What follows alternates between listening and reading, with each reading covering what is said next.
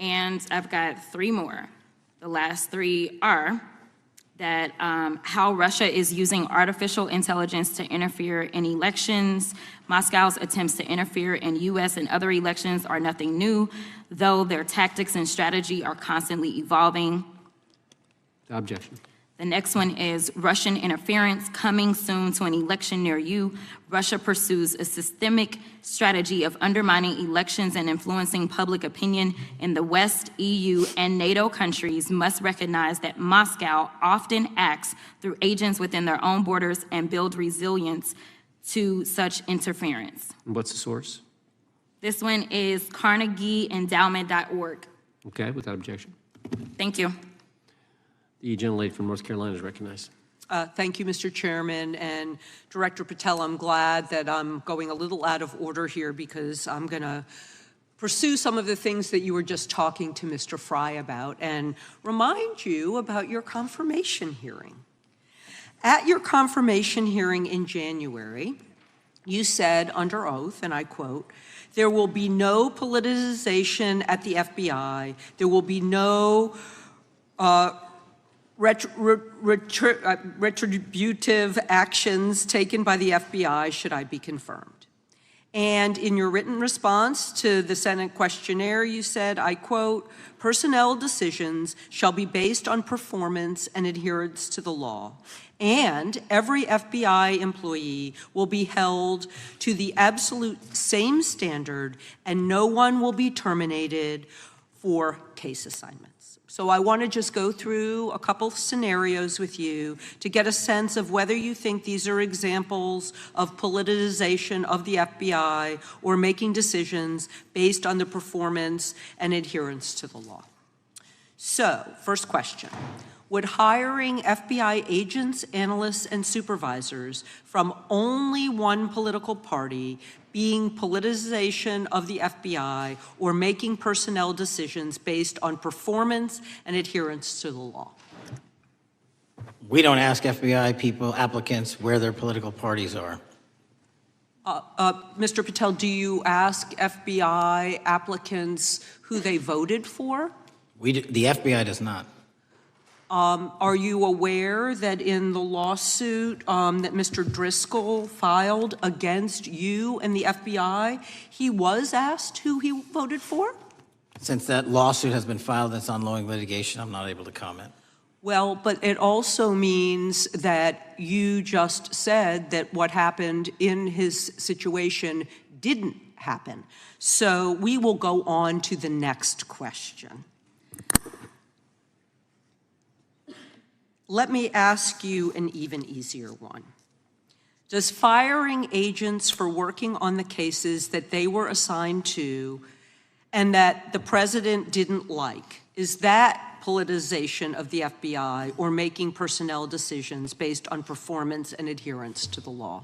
The FBI doesn't terminate anyone based on case assignments alone. Has the FBI ever been sued by somebody who felt that they were terminated based on case assignments? In the entire history of the FBI, I'm sure they have. No, since your tenure. I'm sure there's ongoing litigation. Yes. In fact, there is ongoing litigation. And in fact, people have been asked who they voted for. And in fact, you are running an FBI for the President of the United States rather than the people of the United States, because my questions were not hypotheticals. They are the things you have done during your tenure. And according to a lawsuit filed last week by long-term FBI agents, you fired former acting director Brian Driscoll. He had served with the Bureau for nearly 20 years, earned a Medal of Honor, Medal of Valor for bravery during the dangerous ISIS raid, and had a wealth of crisis response experience and led the FBI's critical incident response group. When the Trump administrations interviewed Mr. Driscoll for that role, they interrogated him about his political leanings and who he voted for in the last 5 elections. Questions Mr. Driscoll refused to answer because those types of questions impermissibly politicized the FBI. You also fired Steve Jensen, who served the FBI for nearly 2 decades and ran critical terrorism, counterintelligence, and organized crime operations, whom you once described as embodying what the American public demands of the FBI. But he was fired because he took part in investigating crimes committed on January 6th. And Trump's MAGA base lambasted you online for keeping him at the FBI. So he's no longer at the FBI. You also fired a decorated combat veteran with decades of experience in the Bureau, Special Agent Walter Jardia, because he worked on the investigation into the Russian interference in the 2016 presidential election and helped investigate Trump's ally, Peter Navarro. Director Patel, it is very clear that you have flunked your own test. You've put saving your job, which I actually believe you were being honest about during your confirmation hearings, over doing what's right for the FBI and the American people. That is not adherence to the law. Thank you, and I yield back. Time of the gentlelady is expired. The chair now recognizes the gentleman from North Carolina. Thank you, Mr. Chairman. Director Patel, it's great to have this opportunity. Thank you for being here. Thank you for your service. And I've got to say, one of the most disheartening components of the previous administration, when I was working with local law enforcement all over the state of North Carolina, all over the country, people rightfully did not really care about the inner workings. It's important for this FBI to be transparent without jeopardizing our investigations. So a little bit of the timeline is important. Charlie Kirk was unfortunately assassinated on September 10th. We immediately, the next day, released images early in the day in local time in Utah to start the public partnership in our manhunt for the assassin and culprits. At approximately 5 p.m. local time, I arrived on the ground and walked the crime scene myself.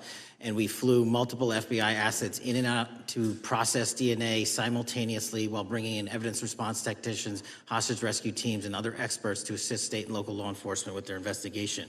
At 8 p.m. local on September 11th, the FBI collected and populated and promulgated at a press conference a video of the suspect on the grounds. We also released enhanced images.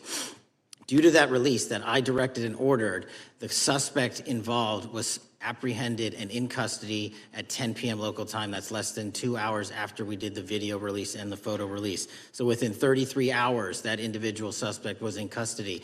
And his family, who has since been interrogated, specifically stated to FBI interrogators that because of the video that the FBI released at my direction and because of the photographs that they released, they identified their son, they confronted their son when he swung by their home, and that's what led to his apprehension. We are still, the FBI has that investigation ongoing, and it continues to be ongoing, and I want to thank the state of Utah and the state and local authorities there. And I also want to thank the Attorney General and President Trump for directing resources to allow us to conduct that investigation as we have.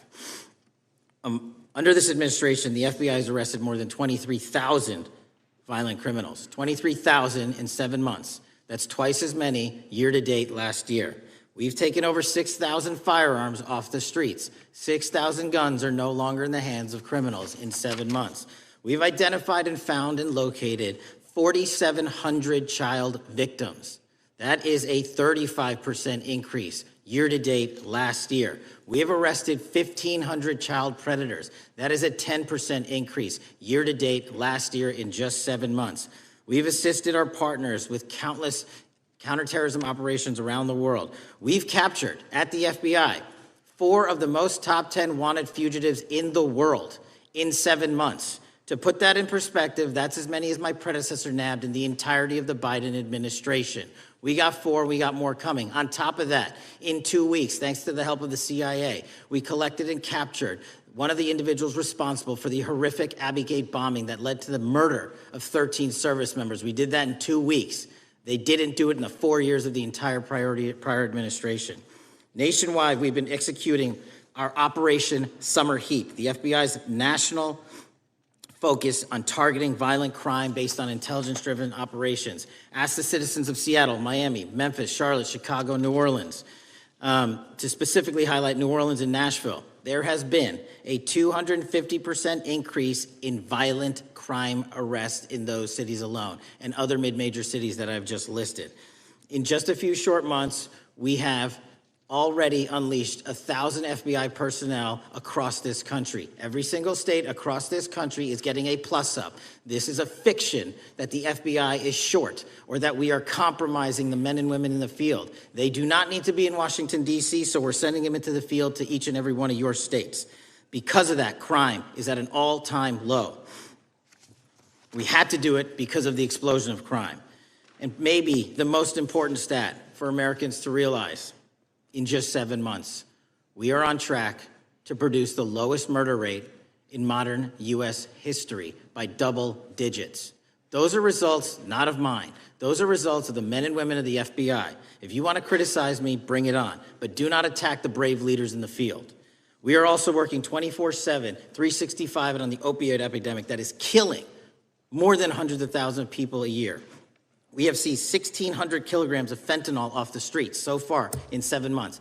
Year to date, 25% increase. To put that in perspective, that's enough to kill a third of the American population, 120 million Americans. 100,000 kilograms of cocaine and meth gone off the streets. Earlier this year, I highlighted in Cincinnati, Ohio, how we're getting creative to chase down those that were willing to do harm to our citizens, not just by striking at the heart of the fentanyl producers, but the fentanyl precursor companies in China. And we indicted for the first time multiple companies and individuals, not just in America, but in mainland China, that are producing the ingredients that produce and make fentanyl that kill our children. And we're going to keep going.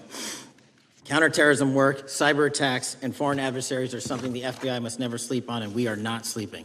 In the counterintelligence space alone, this year, year to date, 30% increase in counterintelligence arrests from the DPRK, Russia, Iran, and China. And I want the American people to know, in this setting, there's a lot of work that the brave men and women of the FBI are doing we just can't get into, but they don't stop. Our cyber threats, ransomware attacks, those harming our children online. We have nearly a 20% increase in indictments arrests in 7 months alone this year. We're going after those that harm our malware, infrastructure systems, telecom systems, and energy structure. Combating SALT and Vault typhoons are just a little bit of the examples we're doing. Maybe most importantly, under the counterterrorism and domestic terrorism umbrella, are nihilist, violent extremists, and those that label themselves 764, who wish to go online and convince children to maim and mutilate themselves and commit suicide. And we are producing record numbers of arrests under that umbrella organization. We even stopped an individual in the 764 network who wanted to conspire to kill an adolescent girl. He is now in custody. Transparency remains one of my main priorities at the FBI.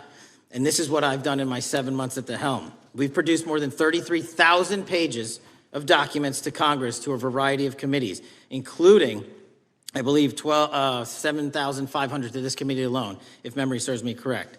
To put the 33,000 in perspective, my predecessor in 7 years produced 13,000 pages in total to the United States Congress. His predecessor in 4 years produced 3,000 pages in total. I repeat, I have produced 33,000 pages in 7 years to this Congress and will continue to do so.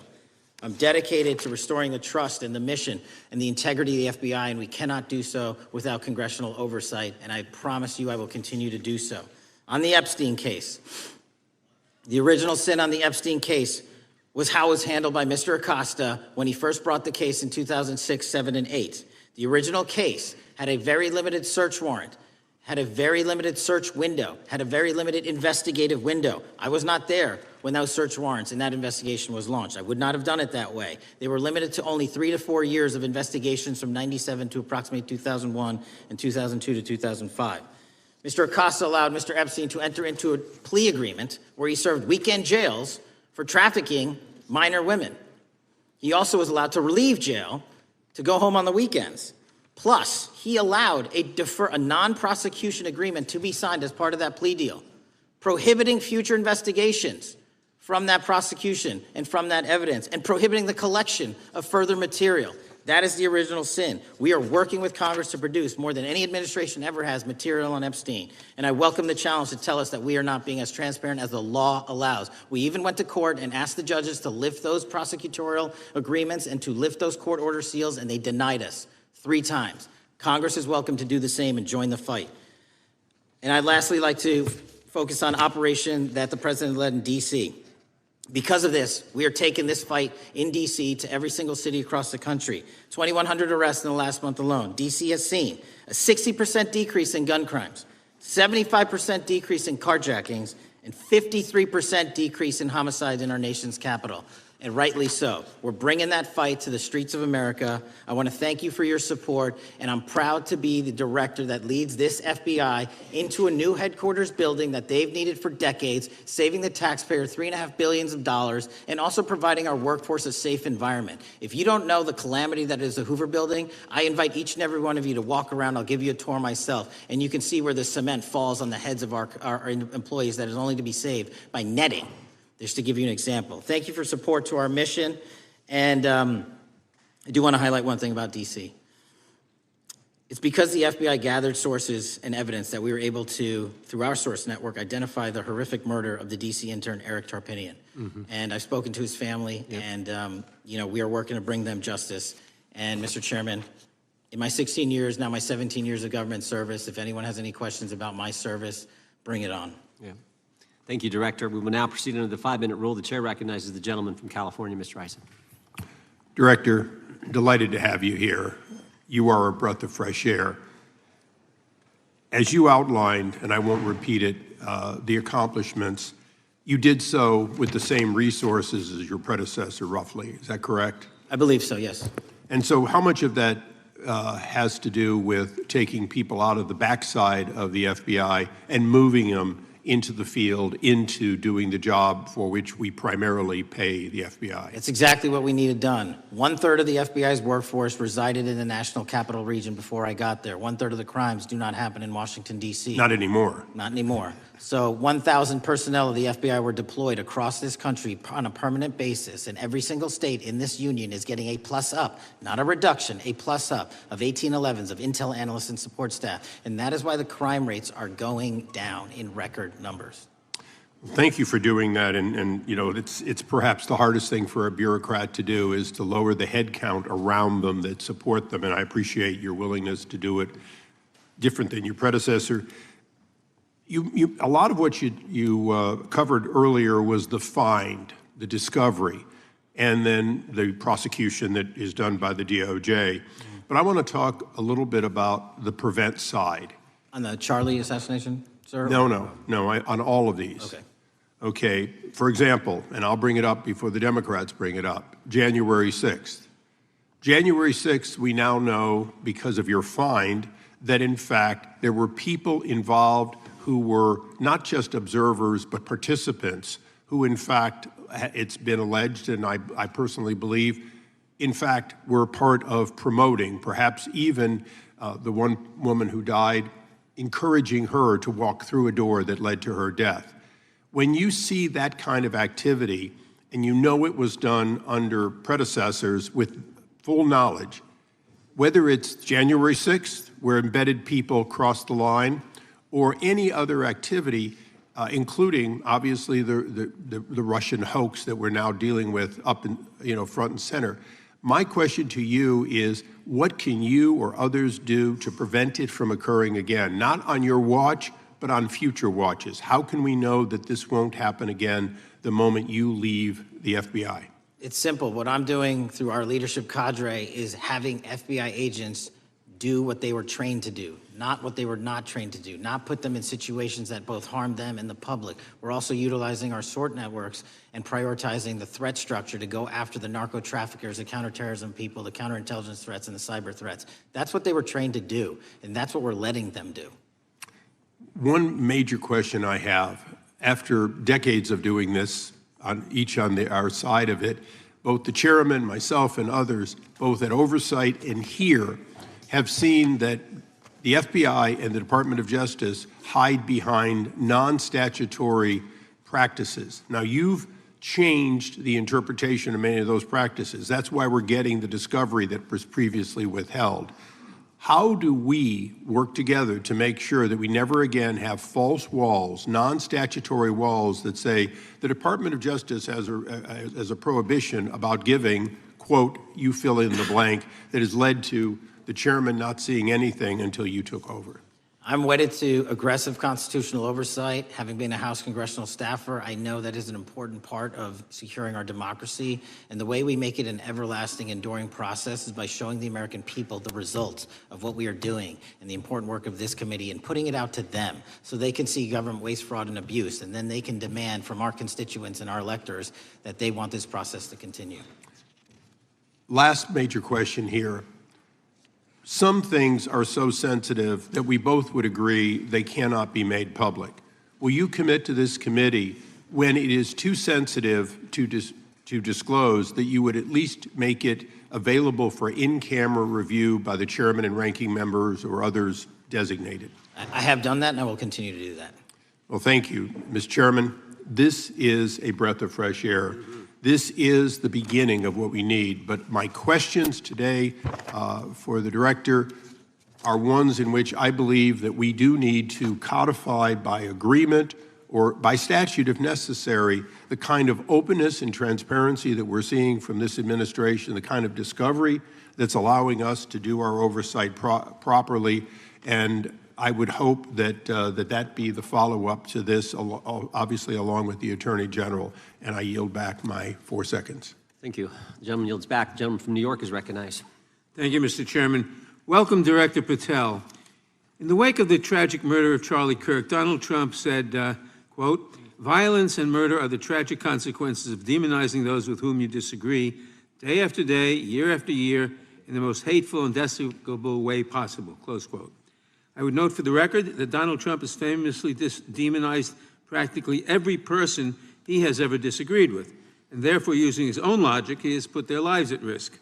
I should know, about 2 weeks ago, when I announced my decision not to my decision not to seek re-election, many people on both sides of the aisle, including the chairman, offered me well wishes and thanked me for my service. Donald Trump, on the other hand, took to Truth Social to call me a, quote, "psychopathic nut job," among other things. Yesterday, I received a threatening note filled with anti-Semitic comments and hateful attacks that mimicked some of the same language used by the president. I am sure many of us on this committee face similar threats every day. We have seen political assaults on both the left and the right. The attack on Charlie Kirk, the attempted assassination of the president, the murder of the Democratic Speaker of the Minnesota House, the assault on Paul Pelosi, and the attack on the Capitol on January 6th, for example. Director Patel, do you agree that there is political violence from both the left and the right? There is too much political violence. Do you agree, yes or no, that there's violence? There is too much political violence based on ideologies from either side. From either side, okay. Are you aware of the study by the Cato Institute, a well-known conservative group, that found that 69% of the violence is from the right? I'm not familiar with that study. You're not familiar, okay. I would commend it to you. Are you aware the administration has threatened to use violence as an excuse to crack down on liberty and freedom of speech? Say that again, I'm sorry? Are you aware the administration has threatened to use violence as an excuse to crack down on liberty and freedom of speech? Nobody at the FBI is doing that. I didn't ask you about the FBI, I said the administration. I speak for the FBI. I would like to enter the record an article from today's New York Times titled, "Trump Invokes Kirk's Killing in Justifying Measures to Silence Opponents." In the wake of Charlie Kirk's killing, President Trump and his allies have laid out a broad plan to target liberal groups, monitor speech, revoke visas, and designate certain groups as domestic terrorists. I ask unanimous consent to insert this into the record. Thank you. Politicizing the murder of Charlie King to go after free speech is not a legacy I believe Charlie King would have wanted. Moving on, I want to address another topic. The FBI has traditionally played a key role in prosecuting public officials for corruption. But I fear that at a time when the president is accepting planes from Qatar for his post-presidential personal use, issuing pardons to major donors, and personally profiting from the office of the presidency, the FBI may be abandoning its commitment to investigating public corruption. Since its creation in the wake of the Watergate scandal, the Public Integrity Section has been one of the crown jewels of the Department of Justice, investigating and prosecuting corruption among the nation's public officials and acting as a key safeguard against politicized prosecutions. This section's work has been supported by an elite squad in the FBI devoted specifically to rooting out corruption. But according to reports, The public integrity section has now been decimated, and the FBI's public corruption squad has been dismantled. I would like to submit for the record a New York Times article entitled, FBI Dismantles Elite Public Corruption Squad. I ask unanimous consent. Thank you. These actions are an invitation to corrupt politicians to break the law, since they know that the government is asleep at the switch. Last month, Senator Warren and I, along with dozens of other members of Congress, wrote to you and Attorney General Bondi expressing grave concern over your decision to effectively legalize corruption and to politicize prosecutorial decisions. And he asks unanimous consent to enter this letter into the record. Thank you. I don't have time today to walk through all your questions, all of our questions and concerns, but will you commit to answering this letter in short order so that we can understand what factors led to this decision and how it has impacted the ability to hold corrupt officials accountable? I will review your letter with my team and respond as soon as I can. You will respond. Thank you. I yield back the balance of my time. Gentleman yields back. Gentleman from Arizona is recognized for 5 minutes. Thank you, Mr. Chairman, and thank you, Director, for being here. I appreciate the change in the FBI and the tone since you've been there. We heard the ranking member, however, describe the FBI under your leadership as being resorting to political enforcement and you personally as being paranoid. I would just suggest that perhaps that is the projections of the ranking member himself and not you, sir. I want to refer to something that was said yesterday in yesterday's hearing by Senator Grassley. He said, it's well understood that your predecessor left you an FBI infected with politics. At your nomination hearing, he gave you records, made public records about whistleblowers regarding something called Arctic Frost. Arctic Frost was the FBI case opened and approved by anti-Trump FBI agent Thibault, and Arctic Frost became Jack Smith's elector case. The new records show that Arctic Frost was much broader than just an electoral matter. In fact, it was expanded to Republican organizations. Some examples of the groups that the Ray FBI sought to place under political investigation included the Republican National Committee, Republican Attorneys General's Association, and Trump political groups. In total, 92 Republican targets, including Republican groups, Republican-linked individuals, were placed under the investigative scope of Arctic Frost.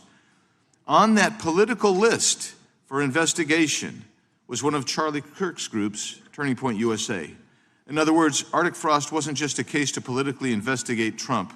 It was the vehicle by which partisan FBI agents and DOJ prosecutors could achieve their partisan ends and improperly investigate the entire Republican political apparatus. I'd ask that, Mr. Chairman, that document be administered. Without objection.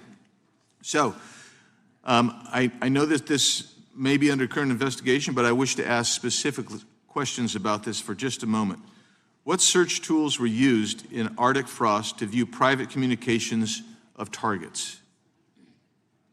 I believe the traditional search tools, search warrants, lawful service of process, and the tools that the FBI has in our infrastructure systems, cybersecurity systems, and counterintelligence systems.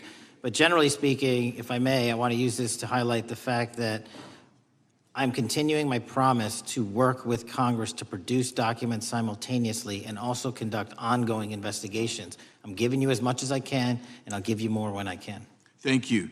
Another question regarding that is, were there any directives from the Biden White House concerning the Arctic Frost investigation? Were there any directives or communications from the Biden White House itself concerning the Arctic Frost investigation? I'll just rely on what was turned over to date, sir. Okay. So I want to add here, the search warrants that were used included the seizing of a U.S. member of Congress, his phone. I think we all know who that was and how that was taken away and used for political purposes, Mr. Chairman, Mr. Director. So we'll leave that for a second, and let's go over to the Charlie Kirk case for just a second. Let's emphasize this. How many hours did it take from the assassination to the arrest of the assassin, Mr. Director? 33. That seems pretty swift, and it was because of the actual release of videos and photographs that you directed to be released, sir. That's correct. And to put it in perspective, the Boston bomber took 5 days and Luigi Mangione took 5 days. Was the platform Discord forthright from the start with law enforcement about the shooter's communications on its platform? Discord, the platform ownership, has been working with our lawful process, and we are obtaining materials from them on a rolling basis. Thank you. And I want to get back here to Article Frost for just a second, Mr. Chairman. I'd like the unclassified document from the FBI released to be admitted to the record. Without objection. And a document from the Economic Times also to be admitted to the record. Without objection. So I'm going to give you the last 30 seconds. We could go on about the Epstein case. I've got a bunch about that, but I'm just going to let you, if you wish to respond to either of the too vitriolic questioning or statement from the Democrats. The work of the FBI speaks for itself. It's on showcase here today. Anyone that wants to attack the FBI can attack me, but leave our leadership structure alone. When you have 23,000 violent felons arrested, twice as many as this time last year, the work speaks for itself. Thank you, Mr. Chairman, and thank you. Appreciate your good work, Director Patel. Yield back. Gentleman yields back. Gentleman from Maryland is recognized. Thank you kindly, Mr. Chairman. Director Patel, before you joined the FBI, you railed against it for covering up Jeffrey Epstein's human trafficking ring. Let me refresh your memory with this clip. Has Epstein's list, they're sitting on it. That doesn't seem like something you should do. You're protecting the world's foremost predator. That seems like an evil thing to do, regardless of who may be embarrassed in the release of that list. Why is the FBI protecting the greatest pederast, the largest scale pederast in human history? Simple, because of who's on that list. So you finished that December 2023 interview with a challenge to the FBI and harsh words for Republicans in Congress for not getting the Epstein files out to the public. You can see this clip. Boy pants and let us know who the pedophiles are. Put on your big boy pants and let us know who the pedophiles are, you said. You emphasized that the president and FBI director each had complete authority to release Epstein's client list. You said Epstein's black book is under the, quote, direct control of the director of the FBI. Look at this clip. This is way off the topic, but who has Jeffrey Epstein's Black book? black book? FBI. But who? That is, I mean, there's... Oh, that's under direct control of the director of the FBI. All right, so you were sworn in as director more than 200 days ago. Now the black book is under your direct control. So why haven't you released the names of Epstein's co-conspirators in the rape and sex trafficking of young women and girls? The Rolodex, which is what everybody colloquially refers to as the black book, has been released. Oh, no, you're talking about what the journalist got 5 years ago? No, that's not what we're talking about. We're talking about what you were talking about there, That's the black exactly book what I under was the direct control of the FBI director. We have released more material than anyone else before. The Biden administration, Obama administration had the exact opportunities to release this material, and they never did. And if you are selling the men and women of the FBI, Why we're do not you going after change your child position? predators. Hang on, you said we're not going after child predators. 1,500 child predators arrested this year, 35% increase, I'll reclaim my time. 4,700 child victims Mr. Chairman, I'm going to found. reclaim my time if you could instruct the witness. Why have you changed your position? There you were saying it's under the direct control of the FBI director and all of it should be released. Why have you changed your position? Everything that has been lawfully permitted to be released has been released. And as I told you, Really? the investigation was limited. And let me make something crystal clear. I never said Jeffrey Epstein didn't traffic other people, other women, and they're not other victims. This is the investigation we were given from 2006, 7, and 8, and the search warrants from 2006, 7, and 8. That's what we're working with. Well, wait, have you released all of the stuff that the FBI has seized from Epstein's house? The computers, the emails, the file cabinets, the documents? What about the financial records? Have you released all of that? Everything the court has allowed us to release. Which court are you talking about? 3 separate federal courts have come in and said... We're talking about the evidence you've got. It's got nothing to do with what those courts have. Do you have any idea how the law works? Wait. Do you want me to break the law in a federal judge's order? No, I want you to follow your own curiosity? word, Director Patel. You said up there it was under the direct control of the FBI director. He had the black book. Everything I have direct control over, we have gone to court. You haven't. Complete your sentence. Everything you have direct control over, you said. Have gone to court, and everything we have direct Director control Patel, over. complete your and sentence. can You said everything. lawfully release. We're releasing. He'd like to complete his answer. You began the sentence, everything you have direct control over, and then you stopped that sentence. You've released everything that you have direct control over? And I have direct control over and can lawfully release. If you're not familiar with the court orders, that's not my fault. Oh, I'm Go perfectly, look at them. I'm perfectly familiar court. with them, but how did we prosecute Ghislaine Maxwell? She was prosecuted with the investigatory material that was collected from 2001 and 2005 because of the non-prosecution agreements and the court orders on the investigations and search warrants. We were not able to develop new information. And oh, by the way, Jeffrey Epstein was out for 12 years, and the Obama and Biden administration did nothing to look at his work, his pedophile network. If you want to blame me, that's fine. But now you're blaming the men and women who conducted this great search. Stop that. I'm not blaming anybody other than you. You're not keeping your word. You said that you would release all of the materials under your direct control. Has anyone released more information on Epstein than I have? Has anyone? Much more. Did Comey? Did Ray? Much more. Did they? Excuse me. Much more has come out in the days since the American people and Congress have been demanding it. But it's coming out in dribs and drabs. Why don't you just release the entire file as you promised to do? I literally just told you, there are multiple federal court orders.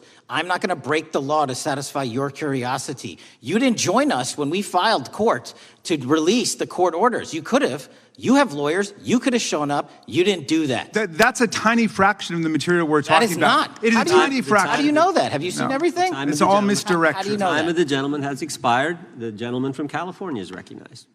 Well, thank you. Mr. Director, just to be clear, how many of the Epstein files were released in the 4 years of the Biden administration? 0. And how many have you released? I don't have the number, but it's got to be thousands of pages of stuff. I was going to ask you to begin whether Americans are safer today than they were 9 months ago, but you cited dramatic increases in criminal arrests since you've taken office, a dramatic decrease in crime that's resulted. Who would have thought that taking criminals off the streets would reduce the crime rate? But somehow we have stumbled upon that new truth. But it begs the question, what was the FBI doing during the 4 years of the Biden administration to see that dramatic an increase in work under your tenure? The simple answer is I'm letting good cops be cops. We're working with our state and local law enforcement. We're energizing our partnerships. We're bringing on more task force officers. When you have more cops in the streets, when you're using ground-based intelligence, when you're not weaponizing law enforcement and focusing on D.C. and focusing on the rest of America, this is what happens. It is not a significant mind shift in terms of how we maneuver the FBI. They've wanted to do this work since they signed up. We're just letting them. And we've seen many prominent Democrats oppose your efforts to restore law and order to the streets of our nation's capital. I mean, all of us here have seen a dramatic change for the better here in Washington, D.C. Why are so many Democrats attacking you for that? Sir, Democrats have been attacking me for a decade, as is the fake news media. They didn't like the fact that I exposed the Russiagate host and the largest weaponization of the FBI, DOJ, and U.S. history. We proved it to be true with congressional oversight. I'm wed to that congressional oversight and will continue to do that work. Christopher Wray repeatedly warned this committee that the Biden open borders policy had produced a significant increase in terrorist threats that he said kept him up at night. A particular concern, he said, was the 2 million gotaways that entered the country during the Biden administration. That's an average of 41,000 every month. What are the monthly gotaway numbers today?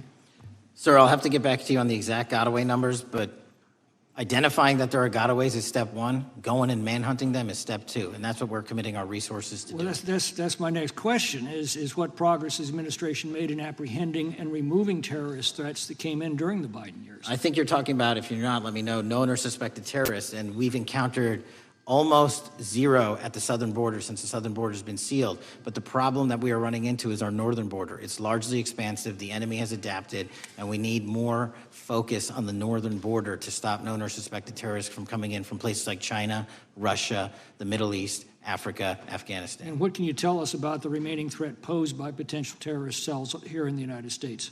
The terrorist threat that continues to be posed by international terrorists here in the United States is one of my highest priorities. We are working through our intelligence community partners to identify those individuals, and we've taken down numerous individuals in numerous rings across this country to neutralize that terrorist threat, including in places like New York City, Los Angeles, and I believe Dallas, Texas most recently. How extensively did criminal cartels like Sinaloa, Jalisco, New Generation, MS-13, Trinidad and others infiltrate our country during the Biden administration? By the tens of thousands. Well, and what progress have you been making in combating their presence? I think the DHS is best to speak to that, but I think I can't remember the numbers of tens of thousands or hundreds of thousands of individuals they found that came in illegally, and the tens of thousands that associations to criminal networks have all been deported. And that effort is being opposed every step of the way by Democratic leaders in our cities, some of our states, and right here in the Congress. Isn't that true? Well, we're just working where we can in every single city we can, and I welcome the opportunity to partner with Republicans or Democrats on fighting violent crime like we're doing. Mr. Biggs asked about Arctic frost. What else can you tell us about that and what we need to do to assure that it never happens again? Continue the congressional oversight work that you're doing on Arctic frost. Let me provide you with more documentation on Arctic frost, and also call in witnesses from the paperwork that we have given you. You have that right, and the American public deserves to hear what those people have to say. As for my ongoing investigation, there's not much I can say. What role did the FBI play in suppressing the Hunter Biden laptop story during the 2024 election? Off the top of my memory, sir, I believe the FBI was in possession of verified information from that laptop, and it was improperly publicized that they did not have information and masked it as Russian disinformation. We now know that was categorically false. I don't know why the FBI did that, when they did that, but we've released all the materials related to that. Thank you. Gentleman yields back. The gentleman from New York is recognized. Mr. Goldman. Mr. Patel, does Donald Trump appear anywhere in the Epstein files? I'm sorry, could you say that again? It's not a complicated question. Does Donald Trump appear anywhere in the Epstein files? I didn't say it was a complicated question. I just didn't hear you, so my apologies. We have released where President Trump's name's in the Epstein files and everybody else, and all credible information that we are legally allowed to release has been released. All right, so let's go through that. You're referring to court orders that prohibit you from releasing grand jury testimony under Rule 6E. Is that what you're referring to when you say as the law allows? That's a piece of it. Really? What other evidence do those three court orders you cited prohibit from being released? Information that was collected pursuant to those search warrants that were limited Wrong. in fashion. Wrong. That's not what the court order says, and that's not under 6E. And you're talking, and I said that's 6E, and I said there was others, and I'm answering that. There are sealed court order documents. There are protective orders. They are unsealed as part of discovery given to Ghislaine Maxwell. They are no longer sealed. That's just not true. We can argue about it all you want. Okay, well, you agree that there are, so your testimony here is that the reason why you are not releasing all of the videos that you have acknowledged, there are so many, and that the FBI spent thousands of hours of reviewing, the photographs, the photographs that you have. You're saying that you're not releasing those because there's a court order requiring them to be sealed? Is that your testimony? Never said that about the videos. On the totality of the videos, of the thousands of images that were seized pursuant to the search warrants executed at the time, the overwhelming majority of that video is pornographic material that was downloaded from the internet and child sexual abuse material. We will never release that. Well, as you should not release the victims. But if there are videos that relate to others who Epstein trafficked to, such as maybe Prince Andrew, or photographs, that you have total control to release. Yes, and if it exists. And so why haven't you released it? Why are you supposing that that is a fact when in fact it is false? Are you saying that You're saying that none of the videos relate to anything relevant to the Jeffrey Epstein trafficking ring? Every single video that we have collected pursuant to the prior search warrants has been examined for the last 10 years. And every single video has been utilized for whatever prosecutions were able to be legally brought. I'm not asking about prosecutions. I'm asking about why you aren't releasing the full Epstein files, including the names of people who were involved in the sex ring that you promised to do before you became FBI director? I just told you, I'm not going to release downloaded porn of I'm children not asking on the about internet. that. Fine. I'm asking about all the other files. What other videos? Tell me. Tell me. That's what I'm asking. Tell me. You're saying there are no videos that would be relevant to anyone else involved in the Jeffrey Epstein sex ring? Pursuant to Mr. Acosta's collection of information based on the search warrants. That's all we have in our I possession. understand. And I'm asking you, that stuff. That's all we got. I'm not asking all you got. I'm asking you, in that stuff, there's nothing that's related to any other sex traffic, any other people engaged with Epstein in underage sex. That's correct. To my knowledge, no. Okay. Let's talk about the witness interviews. 302s of witness interviews. Those are not subject to the court order. Those are not subject to any fictional sealed order for a search warrant. Why aren't you releasing those with the redacted names of the victims?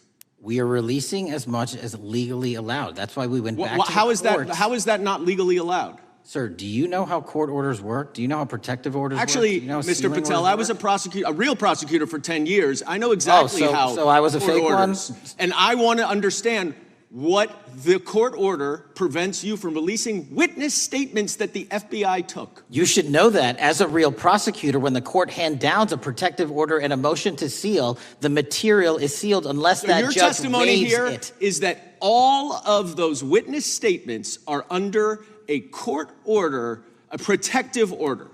We are providing everything we can legally provide. No, that's not my Congress has question. sent us a My subpoena. question is, why are those witness statements that are not grand jury testimony, that if they were under a protective order are no longer under a protective order, why are they not being released? How are they not under a protective Why order? are you not going to the court like you did for the grand jury testimony to unseal those records? The DOJ did go to the court. No, not on those records. Why Time aren't of you the going? gentleman. You just went on grand jury. Time of the gentleman has expired. You are hiding the Epstein files, Time Mr. of the Patel. gentleman has expired. You are part of the cover-up. Can I respond? You sure can. Any allegations that I'm a part of a cover-up to protect child sexual trafficking and victims of human trafficking and sexual crimes is patently and categorically false in the work of my So I hope you will talk to them when they have requested to speak with you. Because the victims have requested and you are not responding to them. Director, yes or no, is the FBI still spying on parents at school board meetings? No, sir. Is the FBI still targeting Catholics? No, sir. Is the FBI still spying on President Trump? I don't believe so. Is the FBI still censoring Americans? No, sir. Is the FBI still targeting Americans for shopping at Cabela's or purchasing Bibles? Nobody is targeted for their faith. Is the FBI still targeting Americans who are pro-life?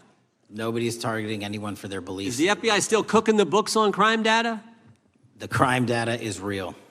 Is the FBI still purging agents for conservative viewpoints? No one at the FBI has asked their viewpoints on politics. Is the FBI still labeling the Betsy Ross flag, the flag of the American Revolution, a hate symbol? No. Well, maybe that's why you've been able to, what was the number? 23,000 bad guys you've arrested, a huge increase from the same time period in the previous administration. I think you said 1,400 predators, 4,000 children rescued. Were those the facts? 4,700, 35% increase on children rescued. Yeah. And you got the guy to Abbey Gate. We got the Abbey Gate guy. We had a guy from the 4th District of Ohio who lost his life there serving our country. We appreciate that. Maybe when you're not focused on politics, you can actually do what the FBI is supposed to do. Go get the bad guys, right? That's what the men and women of the FBI do. Director, did John Brennan lie to Congress? Let me just read a couple things, actually, before you answer that. 2 years ago, we had Mr. Brennan in for an interview, and I asked him, how'd you learn about the dossier in December of 2016? Mr. Brennan replied, I received a copy of it from the FBI, and the CIA was very much opposed to having any reference or inclusion of the Steele dossier in the intelligence community assessment. That's what John Brennan told the United States Congress. 7 weeks ago, the Director of National Intelligence told us this: John Brennan lied and denied using the dossier in the intelligence community assessment because he knew it was discredited. CIA officer told the House Intelligence Committee, Brennan refused to remove it, and when confronted with the dossier's main flaws, he responded, "Yes, but doesn't it ring true?" John Brennan lied to us?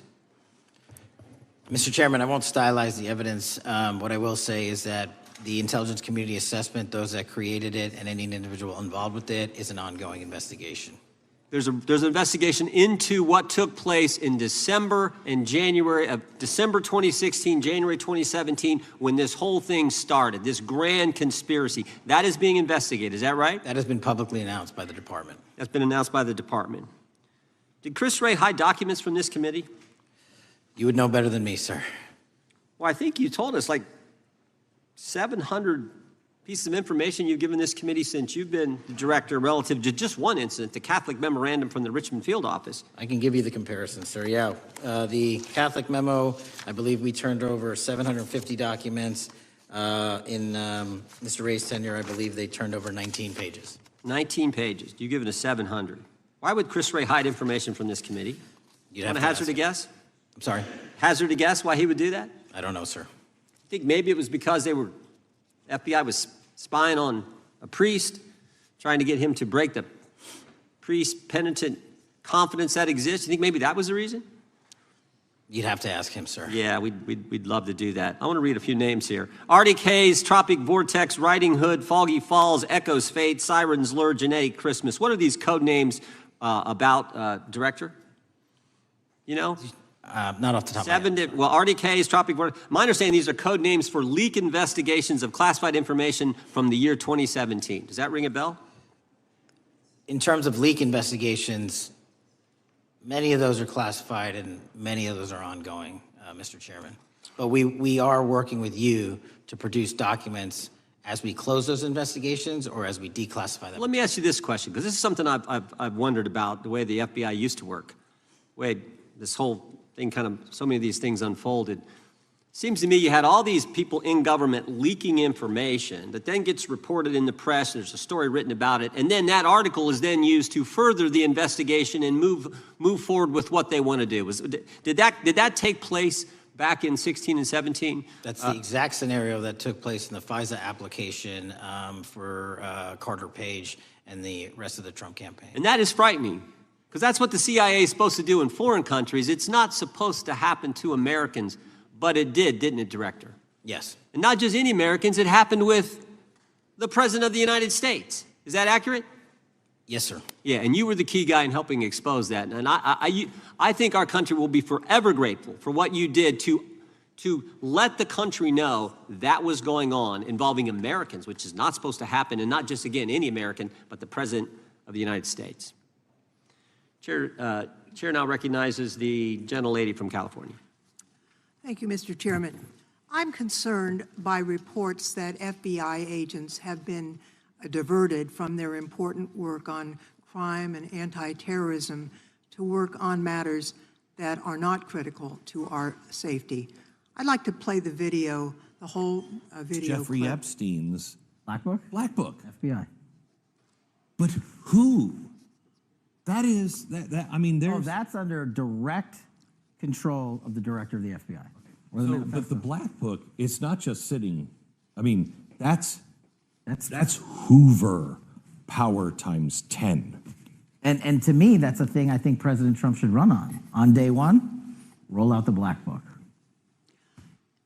In contrast to that attitude of let it all out, we're getting reports of actions that run contrary to getting everything out, and that also involve diversions of FBI resources. For example, an FBI whistleblower reported that you were pressured by the Attorney General to place 1,000 personnel on 24-hour shifts to mine roughly 100,000 Epstein-related records to redact President Trump's name from the files. Bloomberg reported this, that you directed FBI special agents from the New York and Washington field offices to join the Bureau's FOIA employees in Winchester and another building a few miles away, and that while reviewing the Epstein files, FBI personnel identified numerous references to Trump in the documents and people familiar with the matter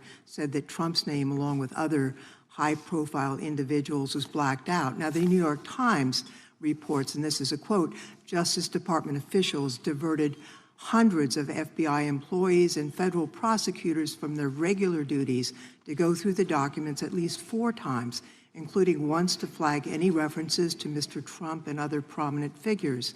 Details of the review were based on accounts by 3 former FBI and Justice Department officials who spoke on condition of anonymity because of fears of retaliation, and further that the FBI finished after they finished its review of the files and materials was sent to a team of Justice Department lawyers who double-checked the FBI's redactions and, quote, were instructed to flag any mentions of Mr. Trump and other celebrities. Now, I have 3 questions for you, Mr. Patel, about this. First, how many times did President Trump's name appear in the Epstein files? Was it more than 100, more than 1,000? Were the agents who were pulled from their duties to redact the president's name from the Epstein files working on criminal cases or national security cases or child sex trafficking cases? And are the number of agents that have been reported diverted for these purposes, is that accurate? No. No what? You asked if it was accurate. I said it wasn't. So you're saying that none of this happened? No, I'm saying it was inaccurate. Okay. How many times did President Trump appear in the Epstein files? More than 100? More than 1,000? No, and what we've been able to release is what we've been legally able to release, and that has No, been that's not the provided to question. public. I asked you, how many times did the president's name appear? I don't know. It's your testimony. You do not know that answer. The number of times, no. Could you tell us how many agents were diverted for this task and what they were working on? When you say diverted, you make it seem as if agents were pulled off what they do all the time. Agents at the FBI masterfully do double duty and triple duty. And because of the public's interest in this case, we flexed resources to make sure that we could answer the public's signal demand. So do you want us to look through the material and provide it to you, or you do not want us to do that? So it's Which your one is it? it's your testimony that no one was diverted from a criminal matter, that this was a top priority to go through these this material to look for Mr. Trump's name. Is that your testimony? That's the highest priority for the FBI? What's one of the most impressive things about the FBI leadership and the careers that are in place is that they make the decisions on who to send where on priorities and make sure the mission needs are not hurt. And that's what happened here. It's shocking to me that the FBI would think that erasing Mr. Trump's name from the Epstein files is a high priority when we have crime, we have national security threats, we have terrorism threats, we have murders such as that occurred, unfortunately, with Mr. Kirk. It's shocking to hear that that's your highest priority. And with that, Mr. Chairman, I That's yield literally back. not what I said. Gentleman yields back. Gentleman from Wisconsin is recognized. Director, is President Trump implicated in any wrongdoing related to Jeffrey Epstein? Based on the entirety of the evidence that we have, absolutely not. The president is not implicated. Correct. Thank you. I want to talk a little bit about China's malign influence here in America. And, we've seen spy balloons traverse the United States. We've seen police stations in communities around America. And sitting in the chair you're in just 2 years ago, there was a sheriff from Cochise County, Arizona, Mark Daniels, that was here, who said that the exponential increase in the amount of fentanyl that is coming into America is directly related to the open borders policies of the previous administration. Do you agree with Sheriff Daniels' characterization? In large part, yes. So since you've been director, has there been a reduction with, we've talked about how the border is largely secure now, right? The southern border, yes, sir. The southern border is largely secure. Has there been a concomitant reduction or a reduction in the amount of fentanyl that is coming into America?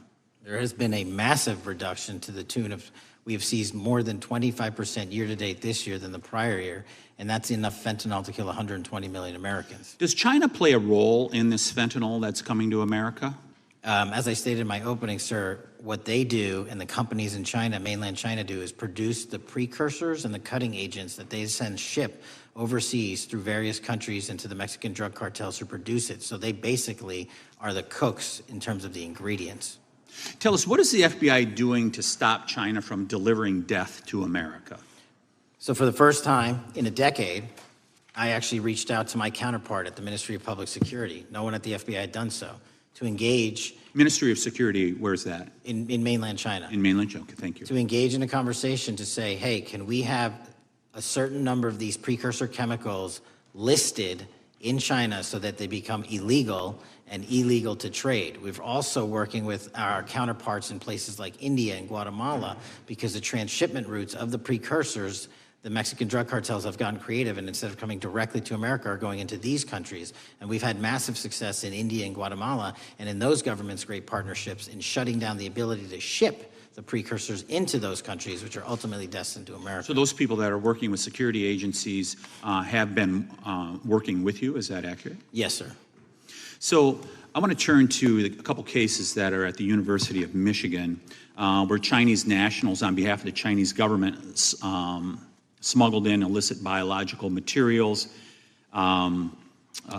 stuff that can harm our agricultural industry. What actions are you taking as we see repeated stories of Chinese nationals doing this in the United States? So just that, sir. In this calendar year alone, as I was mentioning, our counterintelligence operations and cases brought against the Chinese are up by, I think, something like 40%. And specifically, the cases in Michigan show two threat streams, not just against our agricultural industry, which is a threat to national security, but they were also bringing in chemical agents in mushrooms. I'm not the exact expert.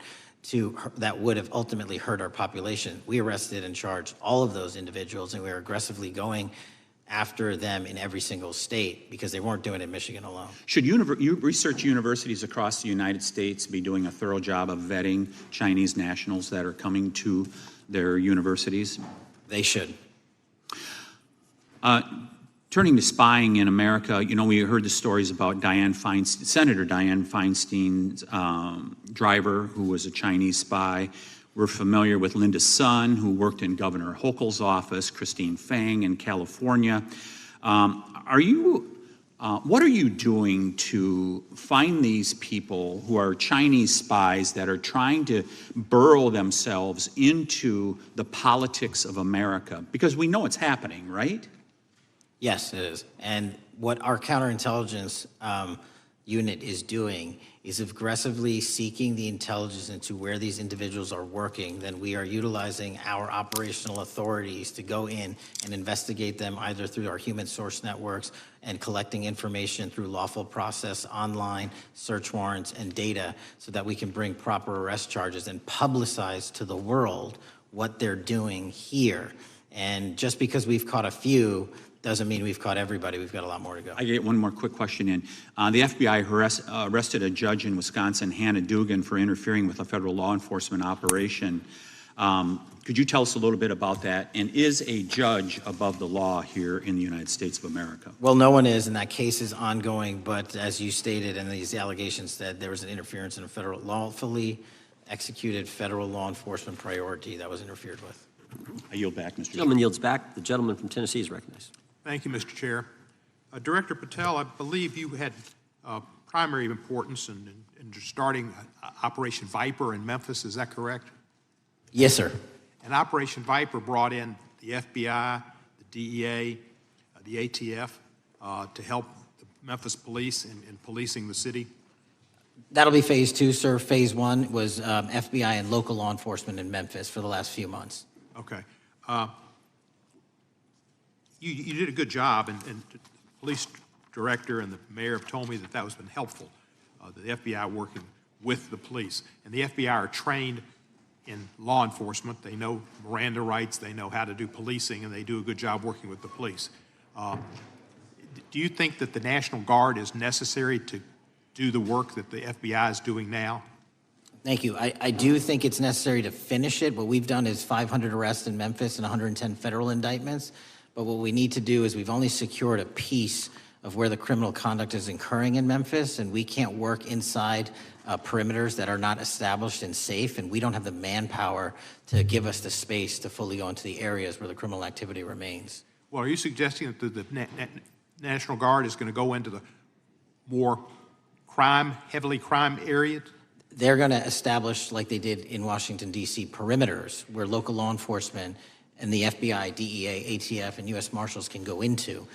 We can't be going into all these areas knowing that they're extremely volatile and jeopardizing the safety of our agents. But did the National Guard do anything in Washington to help the FBI stay safe from these dangerous elements? They established perimeters. Established perimeter, and the criminals knew about it, so they... It was a visible force, sir, so they kind of saw it. Well, what you did, I commend you for what you did, and I think the FBI coming in, we have a crime problem in Memphis. The FBI has helped, DEA will help, and the ATF will help. I don't think the National Guard's going to help, and what I've seen, they're not trained in law enforcement, are they? No, sir. And so that could be a problem. Who will direct the National Guard in Memphis? Will it be, will they have control over your agents? No, sir, they won't. Who will have control over your agents? You? Well, the SAC and then ultimately the chain of command up to Washington, D.C. will control the FBI, but there's a task force that was put together that is going to be led by an interagency. The heads of U.S. Marshals, DEA, and FBI will be working together with DHS collectively on this. Have you visited Memphis before? Yes, sir, I have. So you know how good a city it is. I love Memphis. A lot of us do. And Memphis is a great city, great history, civil rights museum. Might say something about slavery, but that was the history. It needs to be taught. Blues, Elvis. Beale Street. Beale Street, right, barbecue. And people should come. It's not a troubled city. We've got some crime, but it's not a troubled city. We're not troubled, and we love our city, and we hope that the National Guard doesn't come in and cause people to have questions about Memphis because it's a city they should visit. Let me ask you this about, you said that the homicide rates are coming down to an all-time low? In modern recorded U.S. history, yes, When sir. does modern recorded history start? I think the FBI, and I'll get back to you on this, has stats on that going back about 30 years, sir. Okay, I was thinking back to Ozzie and Harriet, and I didn't think you could beat Ozzie and Harriet's time. Secondly, you mentioned the Epstein case. Did any of the women that were victims, and they came up here and had a press conference and all, did any of them contact your office and ask to give information? To my knowledge, no, sir. If they did, let me ask you first, is there a statute of limitations on sex crimes like that, with sex with a minor, rape? The DOJ is the expert, but I do not believe there's a statute on that, limitations on that. So if there's not a statute of limitations, should you not be interviewing those people who know who raped them and the names and the places and give you that information? That seems like that's a treasure trove of information, and it's a serious, serious, serious number of crimes. Sir, I couldn't agree with you more. We've been very public about asking individuals to come forward with new information, and we would run out every single lead on that. Well, I'm sure the women will come forward, especially today, to be sure that they will get an opportunity, because that seems like something we ought to do.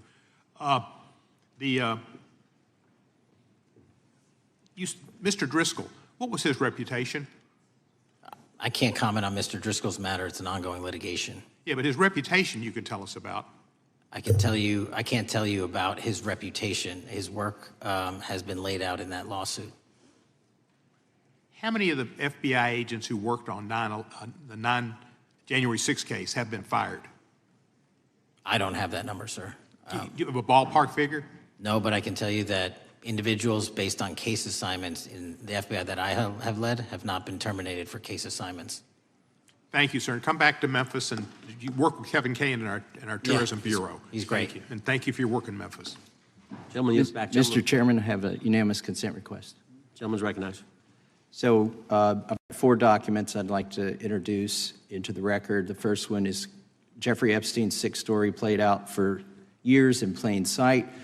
And Acosta is quoted in here saying, "I was told Epstein belonged to intelligence and to leave it alone." The second document is entitled, "What Epstein's Bodyguard Warned About His CIA Connections."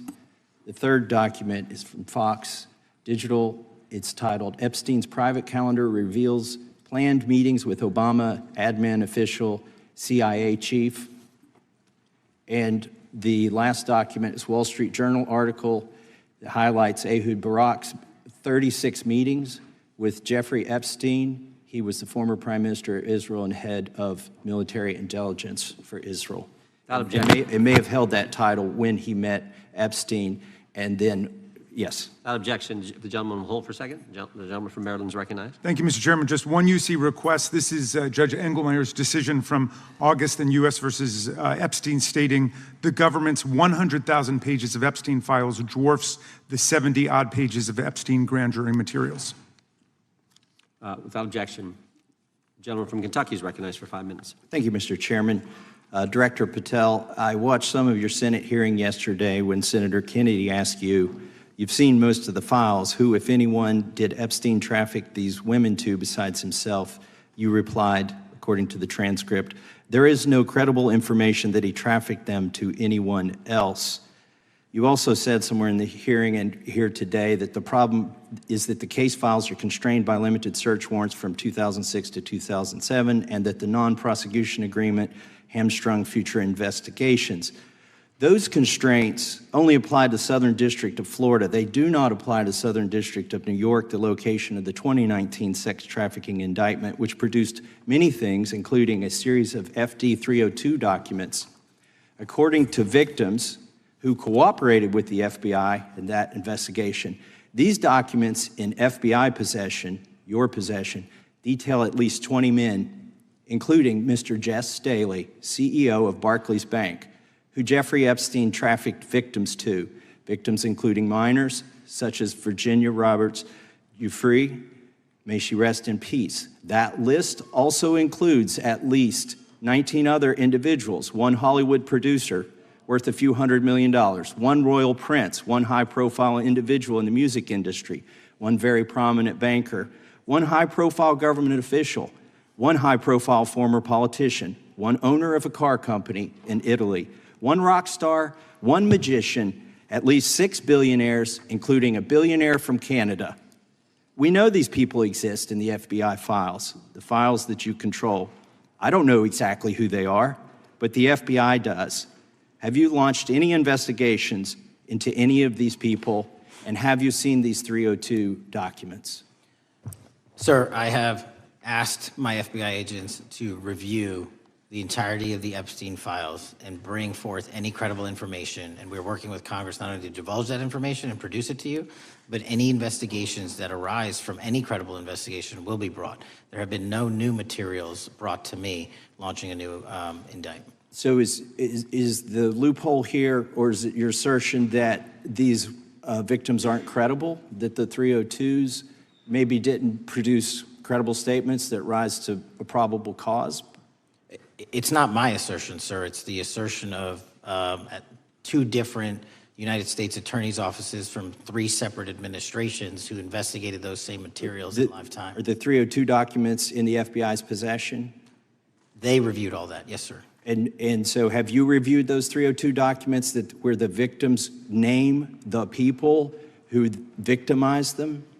If I personally know, but the FBI has. So how can you sit here and in front of the Senate and say there are no names? I said I named one today. I said we are not in the practice at the Department of Justice FBI of releasing victims' names. That is not what we do. We are also not in the habit of releasing incredible information. That's not what we do. But multiple authorities have looked at the entirety of what we have. Okay, I got to move on here. Were you present when the AG had the White House event when she released the binders to the social media influencers? I was, yes. So if you're willing to meet with social media influencers who stood to benefit from the sensational and sad stories of these victims, will you meet with the victims as well? The FBI will meet with anyone who has new information. Will you personally meet with them? The FBI and the professionals who are handling the cases will. Were you instructed that it was important to release the documents to the Oversight Committee on the day of my introduction of the discharge petition to release these files? I don't know what day that was, so no. Well, they were released that day, and there were victims' names who weren't redacted because they were in such a rush, and the victims are not happy about that. Have you investigated any of the CIA connections? Have you seen the CIA file on Jeffrey Epstein? And if you wanted to see it, would they show it to you? Well, I can speak for the FBI. And that's presuming there's a CIA case file. And I've reviewed everything that the interagency, not I, the FBI, that was provided to us. Would you be willing to look at the CIA file on Jeffrey Epstein? If there is such a file, and if it has not already been turned over to the FBI will look at any new investigative leads. Have you made any progress on the pipe bomb investigation January 6th? And have you made any progress on the motive of the Las Vegas shooter? As to the first, it's an ongoing investigation, and we have made progress. As to the second, sir, I'll have to get back to you. All right, thank you. I yield back. Mr. Chairman, I have a unanimous Gentleman consent yields back. request. Unanimous consent request from the gentleman from New York. I ask unanimous consent to introduce an unsigned memorandum from July 7, 2025 that says we did not uncover evidence that could predicate an investigation against uncharged third parties with the insignia of the Department of Justice and the FBI. Without objection. Mr. Chairman, I have a unanimous Gentleman from Georgia. consent request. It's a article entitled DOJ Deletes Study Showing Domestic Terrorists Are Most Often Right-Wing. Without objection. Thank you. Gentleman from Georgia is recognized for 5 minutes. Thank you, Mr. Chairman. Director Patel, thank you for being here today. I want to first talk about the significant role that the FBI plays in combating the national security threats posed by our nation's greatest threat, our nation's greatest security threat, China and the Chinese Communist Party. It's a fact that China is America's most significant national security threat, isn't that correct? I would say so, sir. And you would agree with me that China wants to dominate the United States of America? I think that's largely their plan. And they want to dominate the world, both militarily and economically, isn't that correct? I think so. And sir, you've been FBI director for the last, 8 months? 7 months, yes. 7 months, and during that time, have you held any stock in any companies founded in China? I don't believe so. Well, you do own stock in a company known as Elite Depot, don't you? Which one, sorry? Elite Depot. You own stock. I think that's, I'll have to get back to you. I think it's a law firm and it's a company out of Singapore.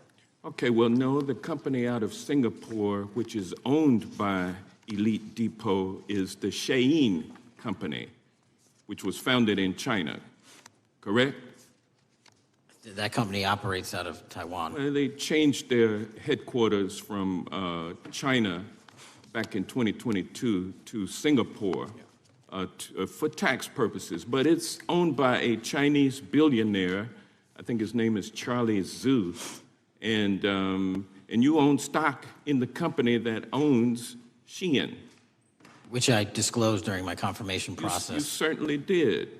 And now, do you still hold that stock in that Chinese company? Pursuant to the Department of Justice, who reviewed my material that was submitted during my confirmation process, I was able to hold certain stocks, and they made the decision. You still hold the stocks that you have? You still hold on to these Chinese stocks, these stocks in this Chinese company? I disagree that it's a Chinese company, but I was in the DOJ, when you're appointed, makes a call on what you can and can't possess. Well, now, let me ask you this. Chinese companies steal trademarks, they produce counterfeit products and sell them over the internet on platforms such as Shein. They steal intellectual property. They steal data from American companies, and to me it seems inconsistent with your role as FBI director that you would own stock in a company that is based in a country that is the nation's premier national security threat. It's like you are putting your own financial security over the security of the nation. I disagree with that characterization. Well, I think the American people look at it like it's a classic situation of the fox guarding the hen house. If the FBI is charged with investigating espionage, economic espionage by companies controlled by the Chinese Communist Party, and you are the director of the FBI, you've got a conflict of interest. Sir, I would just show if there's any intimation that I'm against. Why are you holding on to this stock? It wasn't a decision I made. And it's valued at up to $5 million as of when you last reported, correct? $5 million in stock? No, I don't follow it. You don't follow it, but you're still making money off of it. I don't have any money off of anything. What I have done... Trump's trade policies directly impact the value of that Chinese stock. Won't you agree with that? Which trade policy? I'm not a trade expert. Okay, all right. But I want to tell you this. Crazy on me today. Let me ask you this question. Why are you hiding pedophiles? Why are you shielding pedophiles? Why are you protecting pedophiles? That is maybe the most offensive thing you could say to me, given the numbers. Well, you have not released given the Epstein numbers files of pedophiles. You are aware of the Epstein arrested. client list that was published in the 18,000 The gentleman has emails expired. The gentleman yields back. Can he answer the question? Can I just respond? Of course, the gentleman can answer the question. Since I took over the FBI, there has been a 33% increase. Sir, all of that started under Christopher Your Wray. time is done, but No, it didn't. The witness gets to All of answer that the started question, under and then the we'll go to our previous, next FBI director, sir, and you're coming in here trying to take credit for something that a previous director instituted and largely brought to conclusion. I take no I think it's credit. been clear It's that the director It's offensive. has numbers are so incorrect much also. better than the previous director. It's Dr. deceptive. Patel, if you want to I take- answer the question. I take no credit. The men and women of the FBI have seen a 33% increase in the number of counterintelligence arrests out of the PRC. And so all of a sudden, with you coming in 7 months ago, Gentlemen, his time has heaven on earth. expired. And on the Sir, pedophile American public not gonna accusation, go for that. we have arrested 1,500 child predators in the last 7 months. Under That's investigations more than initiated by anybody the prior Appreciate directorship. the director's good work, and we really appreciate that the time of the gentleman has expired. We now go to the gentleman from Texas. I thank the chairman. I thank the FBI director for coming before the committee. I assume the FBI director, Mr. Patel, I believe you probably agree with me that there is a significant organized effort on the left side of the political spectrum to advance criminal organizations being able to put more criminals out on the streets. That what we've seen this in daily action. Are you familiar with the report that came out this last Monday from the Law Enforcement Legal Defense Fund?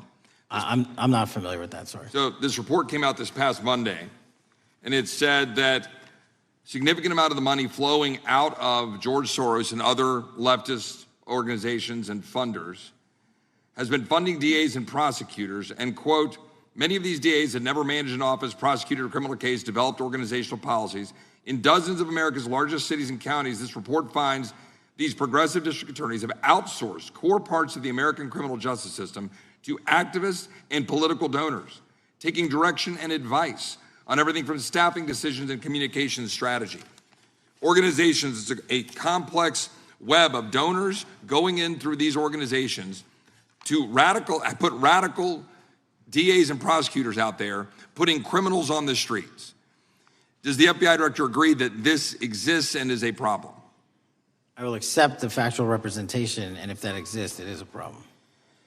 The organizations such as TIDES, the Fair and Just Prosecution, Brenner Center for Justice, Partnership for Safety and Justice, the Vera Institute of Justice, the amount of dollars flowing from George Soros through and to these organizations and to the various prosecutors that have resulted in increased crime on our streets, including the brutal murder of the Ukrainian refugee in Charlotte. I bring that up because that is one component of the problem. In addition, we have an organized effort targeting our border. The NGOs, the nonprofits and the deep pockets, the United Nations, charitable organizations, and a long list of over 250 organizations that the Center for Immigration Studies put out that lays out a complex web of organizations that were moving people into our country, knowing that they're dangerous, knowing that they're criminal, associated with taxpayer dollars flowing through the United Nations and donor dollars flowing through organizations, including ostensibly religious ones, putting these dangerous individuals on the street that resulted in fentanyl in our communities, that resulted in the death of Jocelyn Nungare, of hundreds, thousands even, as the director testified, 100,000 people dying from these narcotics every year. All of this in an organized effort, a complete effort by the radical left to use taxpayer dollars and these dollars to put people on our streets. In addition, the extent to which we've seen now with the Southern Poverty Law Center and their hate map targeting, for example, the Family Research Council, where we had a shooting right here in DC over a decade ago, putting Charlie Kirk, putting a target on TPUSA, Antifa, other radical organizations that are very specifically organized in targeting conservatives and ordinary Americans. Well, how about the organized effort to infiltrate our schools and advance a transgender agenda and advance a radical agenda, perhaps one that we will see exposed further in the individual that actually shot Charlie Kirk? So here's my question. Will you as the director, and are you as the director, pursuing all legal channels to follow the truth wherever it may lead on this organized effort, one? And two, do you agree that Congress should take all action necessary to expose this web of dollars that are flowing to undermine our way of life? I got another minute in my time that I'd like to hear from you on this topic broadly. I'll keep it short. Investigatively speaking, we are doing the following. We are following the money. We are following the money in every organization and every person that is violating the federal code. And it doesn't matter what your background or ideology is, we are following the money. We are using legal process to following that money, issuing subpoenas to follow that money, using grand juries to follow that money. And when we have results to recommend for prosecution to the Department of Justice, we will do that. And we will continue to publicize documents through Congress, yes, when we make these findings. Mr. Chairman, I'd like unanimous consent to insert the record outsourcing justice by the Law Enforcement Legal Defense Fund that I alluded to before. I would ask unanimous consent to add a 2024 list provided by the Center for Immigration Studies on these United Nations and other affiliated groups that are responsible, over 250 of them, for moving individuals into our country in a coordinated effort. I would like a unanimous consent to insert a letter that I sent that currently has 33 members of the United States House of Representatives have signed on it, calling for a special select committee to pursue the organized effort from the radical left to target our way of life and undermine our security by putting criminals on the street and having our borders being wide open and putting us in danger. Without objection. With that, I would yield back. Without objection. Gentleman yields back. Mr. Chairman, I have a couple of unanimous Gentleman's recognized. One is a letter from Senator Tom Cotton, dated last year, urging the U.S. to, quote, ensure that data from U.S. companies is not harvested by the Chinese Communist Party through the purchase of Xi'an software and technology. Without objection. And also a statement by Marco Rubio, then Senator Marco Rubio, which warned our UK allies about, quote, Xi'an's deep ties to the People's Republic of China. Without objection. Also, crime is the record crime is down in 2025. Trump doesn't deserve credit, which demonstrates that the crime rates have been decreasing since 2023, which was published by the Vera Institute. Also, a unanimous consent request to enter into the record a NPR report from July of 2024. GOP vows to make America safe again. Statistics contradict their growing crime claims. Without objection. Also, a report out of the American Presidency Project dated January 17, 2025, record low crime during the Biden-Harris administration. Without objection. Also, Joe Biden is correct that violent crime is near a 50-year low, which was a PolitiFact publication of May 2024. And last but not least, a FBI releases 2024 reported crimes in the nation, statistics, these are FBI statistics published on August 5th, 2025, which details decreases in murder, rape, aggravated assault, and robbery in 2024. Without objection. Gentleman from Kentucky is recognized for unanimous consent. Mr. Chairman, I ask unanimous consent to submit two sets of documents. The first is a series of emails from the victims of Jeffrey Epstein. They are making FOIA requests to get their own FBI files and not having any success. So I want to bring attention to that by submitting that to the record. The second document that I want to submit to the record, for the record, I know we don't usually read these. This one's not readable. It's completely redacted for the most part, the first 50 pages. This is actually the search warrant that was served on James O'Keefe for a diary that he had already given to the government 2 months before. And as it turns out, there were no indictments here, yet he still doesn't know why he was raided, and I think he deserves to know. So, Without objection. Thank you. The chair now recognizes the gentleman from California. Director, the first time you saw Donald Trump's name was in the Epstein files. Did you close the files or keep reading? I have reviewed not the entirety of the files, so I have. You haven't reviewed all of the Epstein files? Personally, no. You're the director of the FBI. This is the largest sex trafficking case the FBI has ever been a part of. Buck stops at the top, and your testimony today is you have not reviewed all of the files. What I've been doing is been busy providing the safest country this country has seen in modern U.S. history in historic speed, because the men and women of the FBI are given the resources to reduce the homicide rate, to reduce the drug trafficking rate, to reduce the amount of children that are being trafficked, and the number of pedophiles. It sounds like those children being trafficked would appreciate the director reviewing the files. You said you don't know the number of times Trump's name appears in the files, so it could at least be 1,000 times. Is that right? The number is a total misleading factor. We have not released anyone's name that we have not released anyone's name in the Epstein files that has not been credible. Director, could it at least be 1,000 times? We have released every piece of legally permissible information. Okay, you can so characterize the numbers however you want it. Reclaiming my time, Director. It sounds like if you don't know the number, it could at least be 1,000 times. Which It's not. leads me- It's not. Is it at least 500 times? No. Is it at least 100 times? No. Then what's the number? I don't know the number, but it's not that. Do you think it might be your job to know the number?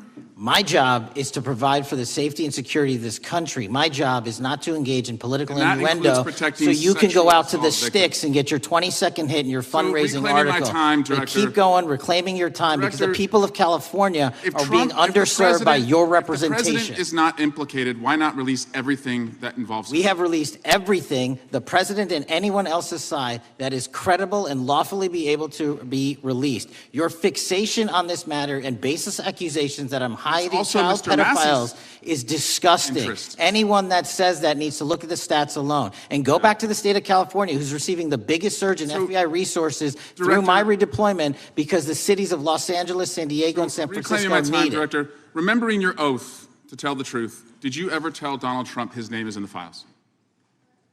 I have never spoken to President Trump about the Epstein files. Did you ever tell the Attorney General that Donald Trump's name is in the Epstein files? The Attorney General and I have had numerous discussions about the entirety of the Epstein files and the reviews conducted by our team. Did you tell the Attorney General that Donald Trump's name is in the Epstein files? And we have released where President Trump's name is in the It's a simple attorney's question. file. Did you tell the Attorney General that the President's name is in the Epstein files? During many conversations that the Attorney General and I have had on the matter of Epstein, we have reviewed. The question is painstakingly simple. Who Did you can tell the Attorney General that Donald Trump's name is in the Epstein files? Yes or no? Why don't you try spelling it out if you're Yes going to mock or me? no, Director? Use the alphabet. Yes or no? No? A, B, C, Director, D, E, F? it Don't sounds wanna do like you don't want to tell us. Did you tell the Attorney General that Donald Trump's name was in the Epstein files? Why don't you try serving your Director, constituency did by you tell the focusing on Attorney reducing General violent that Donald crime in this Trump's country and the number of pedophiles that are Director, legally reclaiming harbored my time, in your Director. sanctuary cities in Director, California? reclaiming I'll my work with time. you on that. Do Regular you order, want to Mr. work with us Chairman. on that? Director, reclaiming Time my belongs time. to the gentleman from California. Did you tell the Attorney General that Donald Trump's name is in the Epstein files? Question has been asked and answered. You've not answered it, and we will take your evasiveness as a consciousness of guilt. Director, did Donald Trump ever say to you, just find and release the entire truth? don't worry if I'm in it? The instructions from the administration were to release all credible information, and we have done that. Did Donald Trump ever provide information about Jeffrey Epstein as an informant? Donald Trump has not been, and I can only speak for the FBI, an informant of the FBI. So, Director, you've played this cute shell game where you say you can't release everything because the court has said that it legally is not allowed to be released, but the court calls bullshit. Judge Richard Berman said that when you went to the court, quote, information contained in the Epstein grand jury transcripts pales in comparison to Epstein investigation information and materials in the hands of the Department of Justice. So let's move on, Director. You wrote a book called Government Gangsters. You identified 20 individuals in that book. You put me on that list, at the top of the list. Thank you. My children find it flattering. 20 of those individuals have been investigated or have had adverse actions. Director, considering that you have identified these people as, quote, government gangsters, will you recuse yourself from making any investigation decisions about these individuals? Anyone that has been terminated at the FBI has been done No, the question they failed to meet the muster in Director, their constitutional I will obligation. work on the audio-visual capabilities. I'm going to borrow your terminology and call bullshit on your entire career in Congress. reclaiming my time, It has been Director. a disgrace to the American Director, I'm people. reclaiming my You time. can reclaim your time all you want. Mr. Chairman, you're going to allow a witness to speak this way? Mr. Chairman, would you give recuse yourself, The gentleman has no time. Mr. Chairman, would you admonish the witness not to insult members? The gentleman has no time. Mr. Chairman, just committee will remember. Quick point of order. Could the gentleman be extended an additional 20 seconds to complete his thoughts, since the witness decided to interrupt him continuously? And the witness will be able to respond if he wants. We'll make sure he has time to do that. My question Gentlemen, is, continue. will you, Director, recuse yourself, yes or no, from investigating or making decisions about the 60 individuals, including myself, that you identified as government gangsters? Yes or no? Time of the gentleman has expired. The witness may respond if he would like. And the answer was no, as I heard. Correct. Okay. The gentleman from Wisconsin, the gentleman yields back. The gentleman from Wisconsin is recognized for 5 minutes. Thank you, Chairman. Thank you, Director Patel, for being here today. I wanted to talk a little bit about the assassination of Charlie Kirk and the FBI's subsequent investigation. I know it's really sensitive, and you know, you can make the call as to whether or not, obviously, it's something that you can respond to, but I think it's still fresh on many people's minds. I want to congratulate you and Utah law enforcement for the work you did in identifying the suspect and apprehending him. According to public reports, and I think this is what maybe it's, I still have questions about, and maybe the public does. According to public reports, the alleged shooter arrives on the Utah Valley University campus nearly 4 hours before the shooting. Was that your understanding? Is that kind of... I'll let the public reports reflect themselves. I don't have the exact timeline. Okay. So we don't have any idea kind of his prep or how he set up or how he utilized that time when he first showed up on campus? All of those are being currently investigated through our cell phone analysis and through our witness interviews. And the state of Utah has now announced charges seeking the death penalty against this suspect. So we're a little limited in what we can continue to say. Sure, I understand. And that suspect, like you referred to, is then captured on security footage jumping off the roof of the alleged shooting location, the Losey Center. Do we have any idea how the suspect got up on the roof in the first place?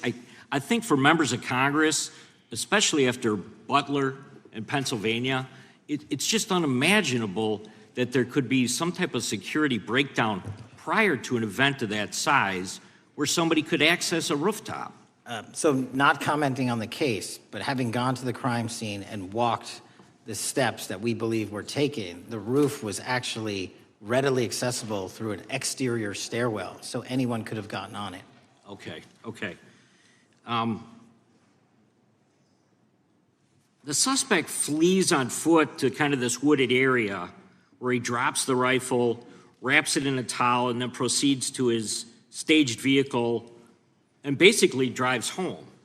So do we have any idea what the towel was about? Was it used later to identify a place where the firearm was left, or do we... What we can tell you is the towel, there was a screwdriver found on the rooftop, which DNA was collected off of, and the towel was found wrapped around the firearm in question in a wooded area next to the campus. All have been processed for DNA. And then, according to the suspect's roommate, there were allegedly messages on instant messaging platforms, specifically Discord, suggesting the towel may have been used to identify that weapon's location. So the public reports have suggested that the shooter acted alone. Do we still believe that that's true? Do we have any idea as to whether or not those Discord messages led us to believe that the shooter may have had help in any way or assistance? I can only speak to the FBI's investigation, and our investigation is ongoing, and we are interviewing any of those individuals involved in that chat and other individuals in the area. Very good. And so my suggestion, if there are accomplices, I'm sure this is something that the FBI is going to continue to investigate fully and thoroughly into the future. Yes, sir. The reason I ask that is because I don't know that that was necessarily the case with Butler, Pennsylvania. So thank you so much for your persistence kind of in this matter. There's still a lot of public questions that need to be asked. Let me shift to another topic very quickly. On July 31st, 2025, the DOJ and the CIA declassified the annex to Special Counsel John Durham's 2023 report on Operation Crossfire Hurricane. The 29-page Durham Annex contains previously classified information about, among other things, the investigative referral of the Clinton campaign plan. Why would somebody place documents in a burn bag related to this case? That case is very much ongoing, so I can't comment on the stylization of the evidence we're collecting. Can you comment at all on the Durham Annex as I described it? The Durham Annex, which has been publicly released thanks to the FBI's commitment to transparency, is one of the documents that's being utilized. And in general terms, speaking for a burn bag, sir, a burn bag is what you use to put classified documents into generally, because that is literally how you destroy them. So it appears that efforts were made by the Clinton campaign to reach out to the FBI agents or the Clinton sympathizers in the intelligence community in order to lead more credibility to the Clinton campaign plan.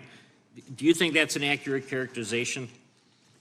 Again, I'm not going to characterize that material because it's part of an ongoing investigation. Thanks for being here today. I yield back. Gentleman yields back.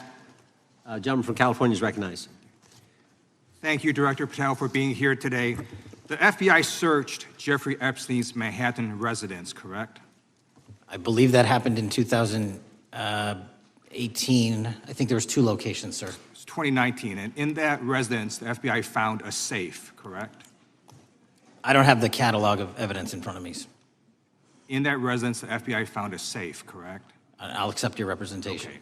And in that safe, the FBI found topless and lewd photographs of girls, correct? Again, sir, I'll accept your representation. I don't know. Thank you. It was all over the media at the time. There's a New York Times article that says Jeffrey Epstein is indicted on sex charges as discovery of nude photos is disclosed, dated July 8th, 2019. And the Times reports a trove of lewd photographs of girls was discovered in a safe inside financier Jeffrey Epstein's Manhattan mansion. Author Michael Wolff has conducted numerous interviews of Jeffrey Epstein. I'm going to play for you a video clip of what Michael Wolff said Epstein told him was in the safe and what he showed the author was in this safe. So let's please play that clip now. Elected. And I was sitting talking to Epstein, and he said, "Wait a minute, I got to show you something." And then he went into his safe, and he came out with photographs. They were Polaroids, I think, and he kind of spread them out like playing cards, and it was Trump.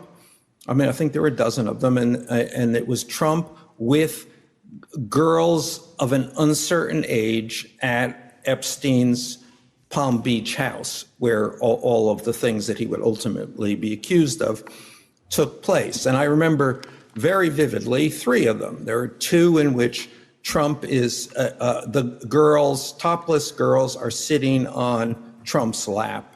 And then a 3rd in which he has a stain on the front of his pants, and the girls are kind of pointing at it, sort of bent over, laughing. So Director Patel, I'm going to ask you a very broad and general question. As you know, Donald Trump and Jeffrey Epstein were friends. There are, of course, photos showing Donald Trump together with Epstein, correct? I don't have the entirety of the photographs, but I think they've been photographed in public together. All right.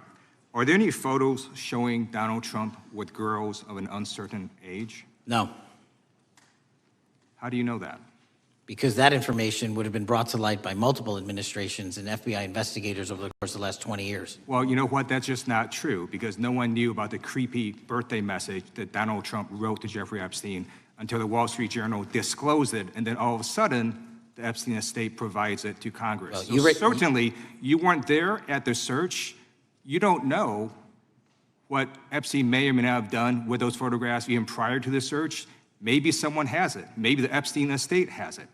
You raise a great point. So I'm going to ask you, have you asked to talk to Michael Wolff? You raise a great point. I haven't personally asked to talk to Has the Michael FBI Wolff, ask? but you the to Michael FBI, Wolff? I'll get back to you if the FBI specifically So Michael Wolff asked has ever.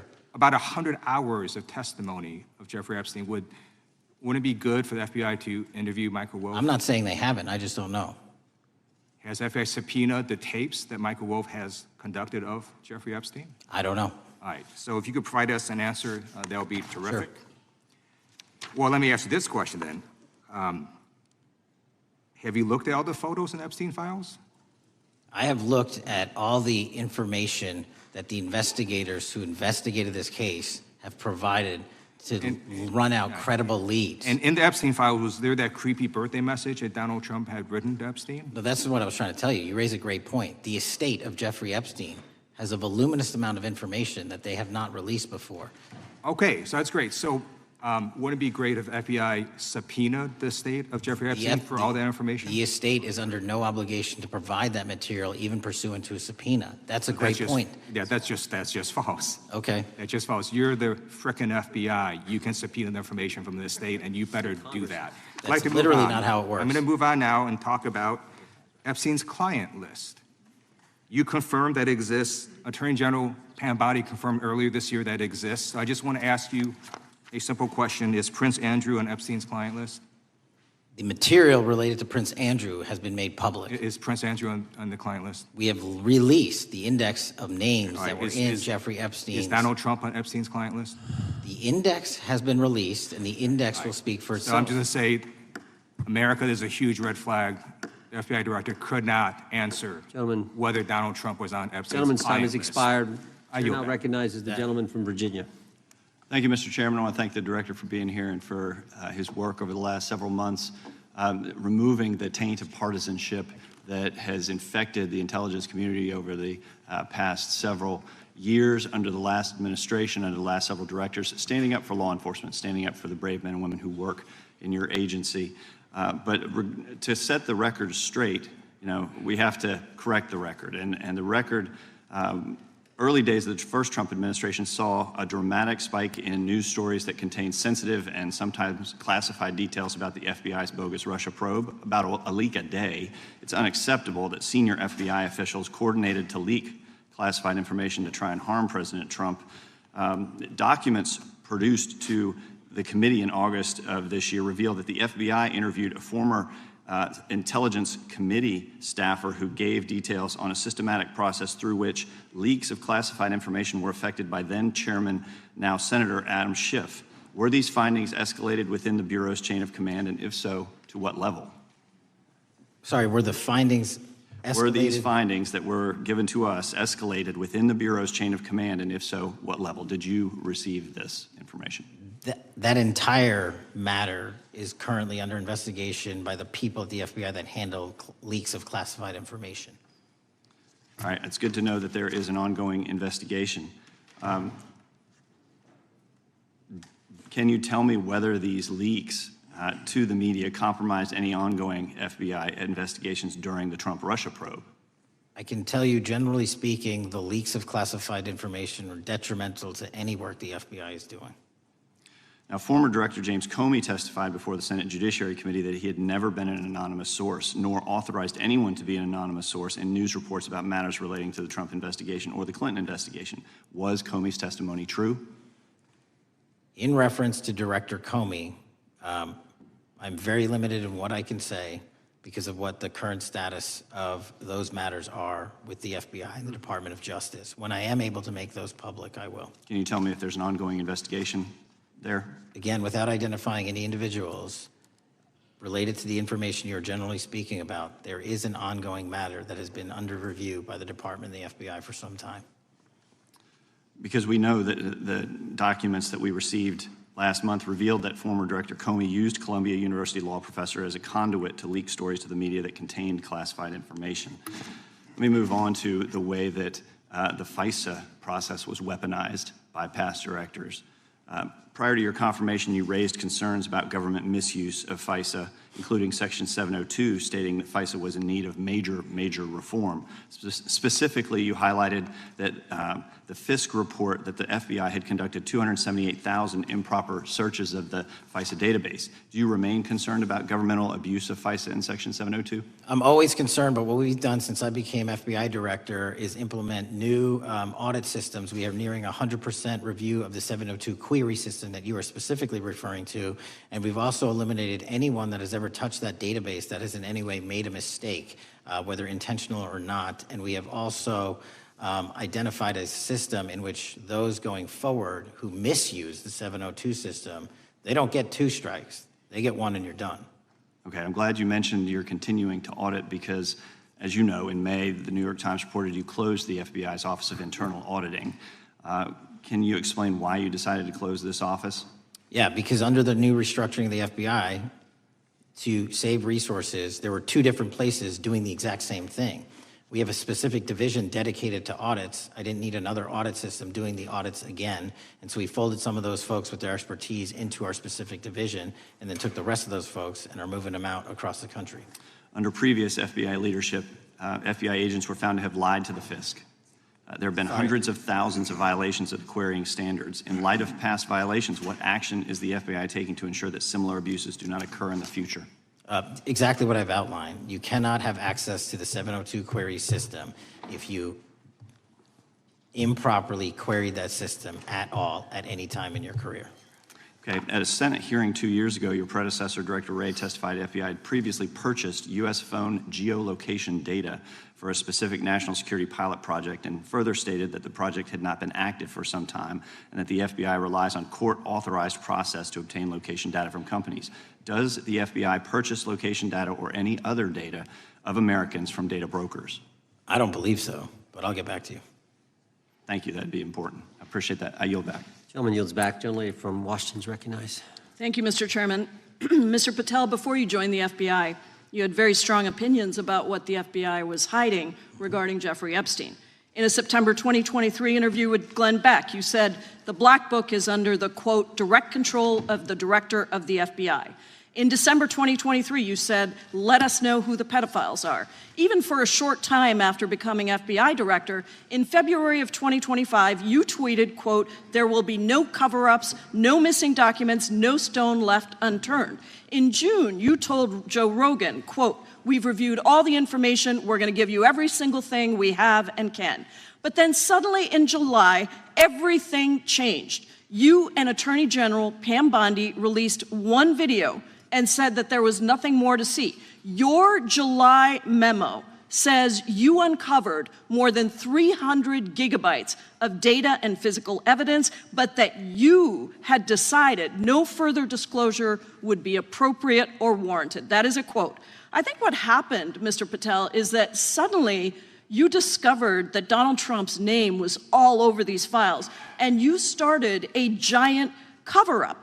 So you are under oath, Mr. Patel. You just testified to Mr. Swalwell that you did not speak to the president about the Epstein files. To your knowledge, did Attorney General Pam Bondi speak to the president about what was in the Epstein files? I can't speak for Attorney General Pam Bondi. So to your knowledge, you don't have any information. The question was, do you have any knowledge? Do you have any knowledge? I can't speak. You are refusing to answer the question, so let me tell you that the Wall Street Journal reported that in May, Bondi told Trump that he was in the Epstein files, and at the same meeting said that the DOJ did not plan to release the files. Yesterday, you testified to Senator Kennedy that there was, quote, no credible information that Epstein trafficked girls to anyone else, and that you have, quote, continuously and publicly asked the public to come forward with more information and we'll look into it. Today, in response to Mr. Massey's question, you appear to say that the survivors were not credible.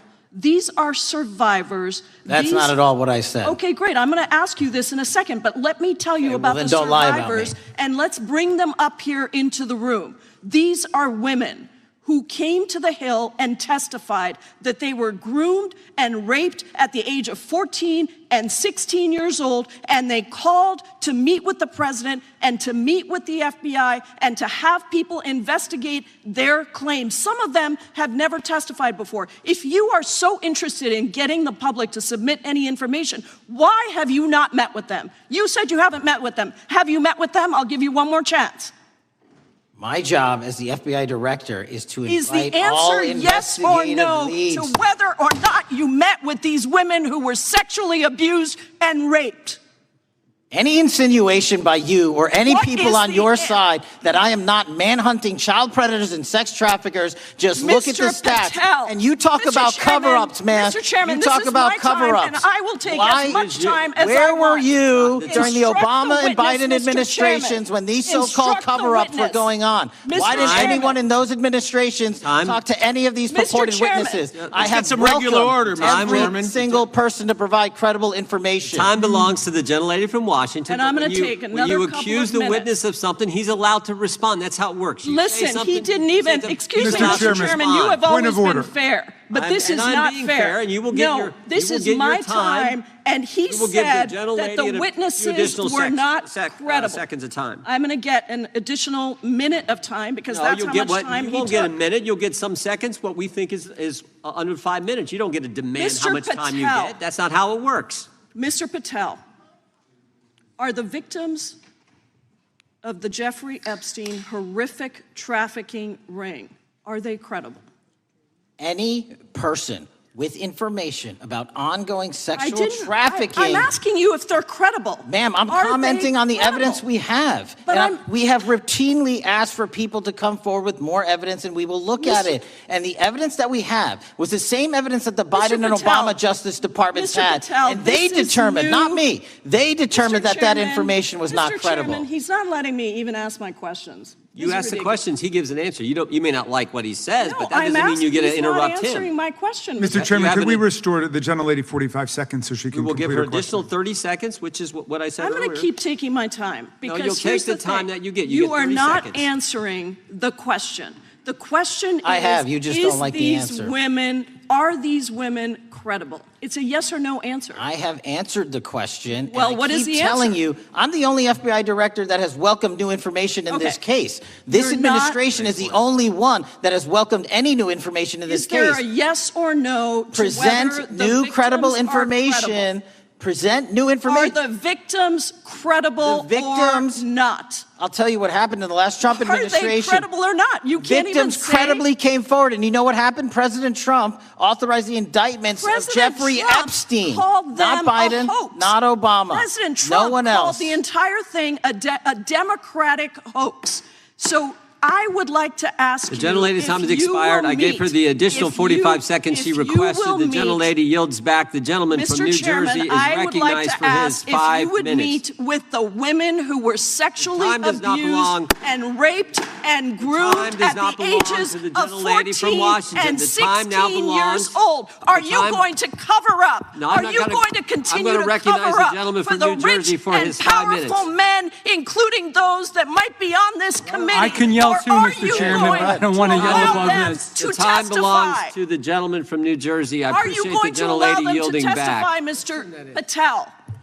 Go ahead. Will Mr. you Angelo. allow them to testify to you, Mr. Patel, Mr. Patel, thank you for being here. I know it's been an interesting and difficult 2 days. And I wasn't going to talk about the Epstein thing because there's a lot of other issues that affect the FBI, but I have to say a few words. I've sat here, I've listened to this, I've watched it, and you know, my Democratic colleagues are so concerned now, Mr. Patel, all of a sudden. Where were they last year? Where were they the year before? Where were they the year before that? Where was the last president in any of this? All I know, the only thing I see is a single letter from the ranking member that was sent in 2019 that he didn't like the plea deal, and some people signed on to that. Most of the truth, the real truth, let's be honest, let's be intellectually honest. The real truth is we didn't hear from them at all. Anybody of them. Hardly any of them ever mentioned it. Some of them didn't mention it at all until the beginning of this year. Earlier in the year it started. Not one Democrat asked Director Wray. We all remember Director Wray was here. Not once, not twice, multiple times. Nobody asked Director Wray about Epstein before this committee. Nobody was that concerned. Where was the concern for the victims then? Where was the moral righteousness then? Where was the outrage then? Where was the sense of duty then? Where was the desire for accountability then? Where was the urgency for justice then? Most of all, where the hell was the integrity then? You know what the truth is. Let's just say it, man. Tell the truth time. The truth is, it's politically useful for them to try to do this now, even though they didn't give a damn about it in the past. And you know what? That's an insult to the victims, and that's an insult to America. Continue to do the work you're doing. Continue to uncover what needs to be uncovered. One real quick thing before I say anything to 9/11. We know that was mishandled by the past director and by the past FBIs. There are family members here. There are family members who are concerned.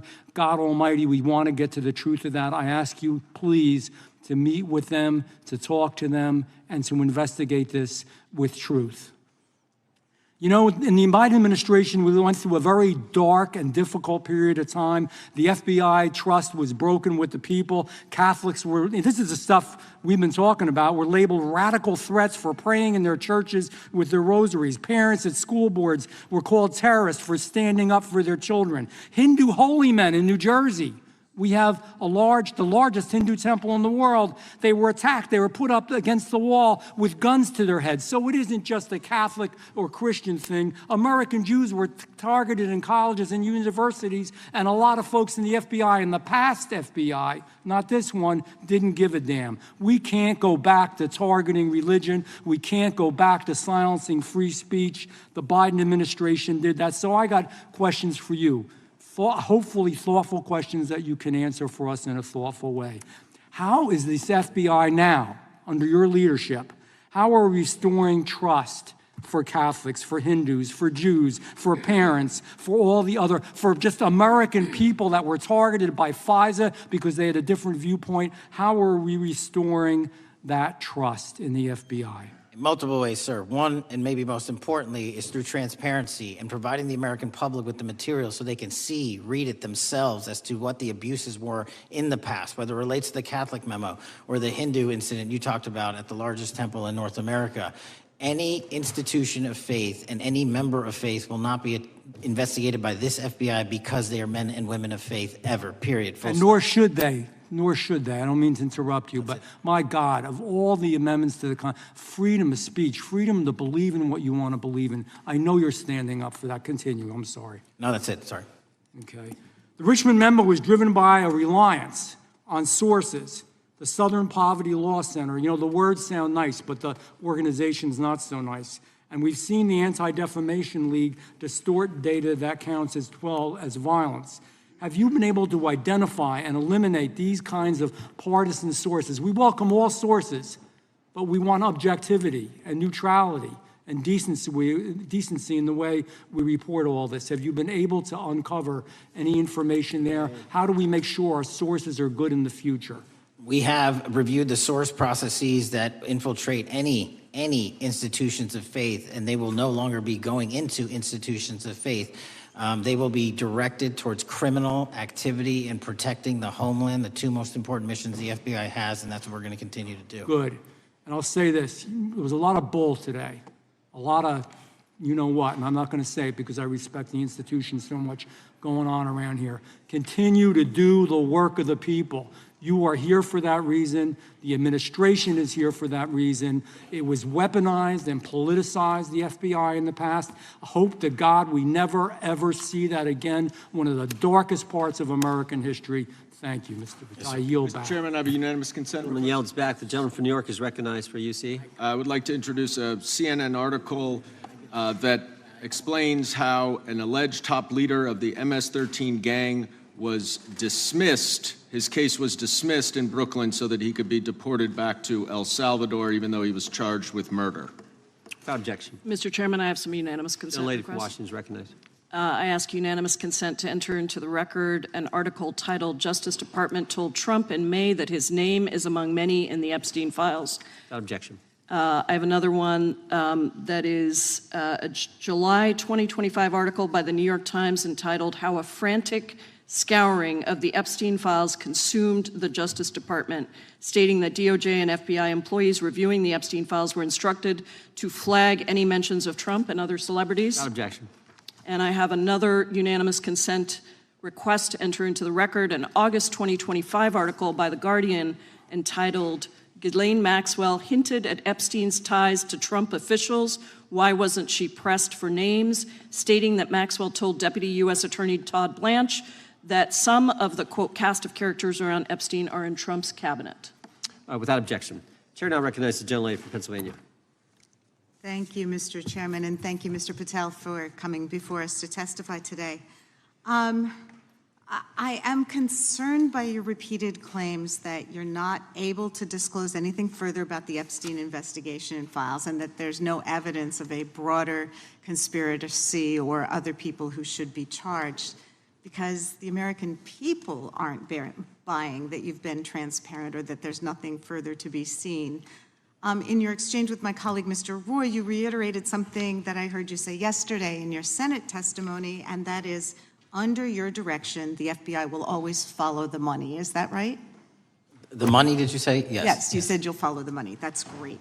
And just now you said you welcome the opportunity to investigate new evidence. So there has been significant recent reporting just in the last couple of weeks that after Jeffrey Epstein was arrested, 4 major banks flagged more than $1.5 billion in suspicious transactions connected to him that suggested a massive conspiracy related to his child sex trafficking activities. Director Patel, has the FBI reviewed the $1.5 billion in suspicious bank transactions flagged to the government relating to Epstein and his co-conspirators? I know the FBI has reviewed numerous SARs. I don't know the totality of that number. Okay, can you provide us with that number? I'll get back to you. Okay. And have you initiated any new investigation of those bank transactions since, say, September 8th when the new reporting came out? I'll check with the Treasury Department because they're the lead on that. Okay, so Director Patel, how many individuals or entities has the FBI interviewed, subpoenaed, or compelled to testify? Can you give us those numbers with respect to these bank transactions? Not off the top of my head. I'll have to work with Treasury. Okay. We're concerned, you see, because you say you're going after child predators, but We are. obviously this is how you follow the money, is if you follow the bank transactions that apparently enabled the child sex trafficking. Would you agree? It's one of the valuable investigative tools is to follow the money. Okay. Have Jeffrey Epstein's victims have asked us to ask you whether or not you've investigated Epstein's lawyers, the lawyers who facilitated those payments. Have you subpoenaed or questioned any of those lawyers? So in 2018 and 19, what I recollect is many, if not every one of those lawyers was part of the investigation. But you weren't there at that time, I wasn't right? there. Okay. So can you get us the names and the numbers of who was investigated then with respect to those lawyers? As long as I'm allowed to release it, absolutely. Okay. Well, if we provide you with subpoenas, I assume you can release it. Is that right? We have a current subpoena and we're working with Congress to provide it.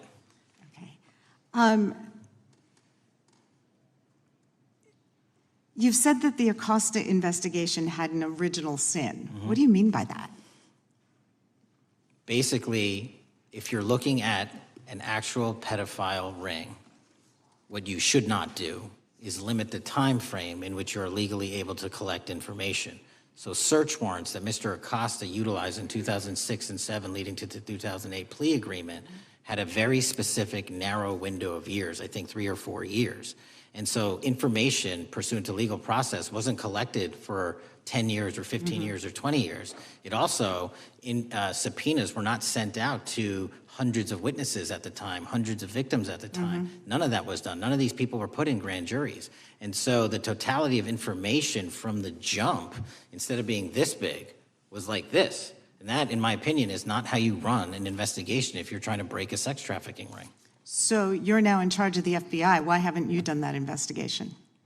Great question, and here's the answer. Simply because I am not able to go back 20 years and collect information that the courts had decided was already subject to search warrants. They have said, this was in the investigation, there's a non-prosecution agreement out of that plea, and when the case was reopened, and this is where it comes into play, when the case was reopened in 2018 and 2019, the search warrants, again, were limited to the conduct of Jeffrey Epstein. Now, whether that's right or wrong, that's a different discussion, but I'm telling you that's the information we I think reviewed. that is a different discussion, and I think the discussion we'd like to have today is why you aren't following the money with respect to the broader conspiracy that it has been reported in the New York Times and elsewhere, and that if you really want to attack the issue, if you wanted to attack the issue, if you wanted to get to the bottom of it, if you wanted to disclose what really was involved in the Epstein files, the Epstein cover-up,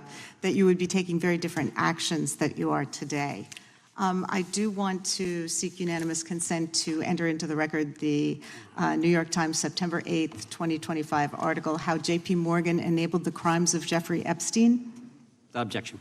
And also an article dated July 17th, 2025, in the Epstein case, Follow the Money. Objection. Okay, thank you. Gentlelady yields back. Mr. Chairman. Gentleman from Maryland is recognized. Thank you much.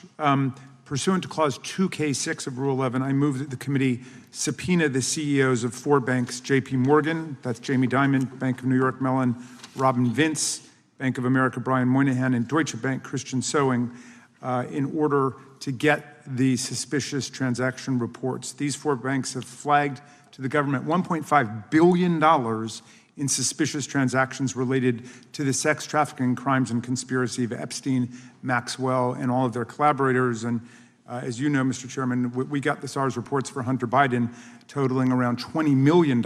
And so these $1.5 billion in SARS reports we should get, especially since the director doesn't seem to be forthcoming. And I request that we do this immediately. I think the director's been very forthcoming. We will hold any motion to subpoena in abeyance until the conclusion of the hearing. The chair now recognizes the gentleman from Texas. Thank you, Mr. Chairman. Thank you, Director Patel, for being here. It is quite clear that certain members of this committee, they want their 15 seconds on TV, stamping and coming.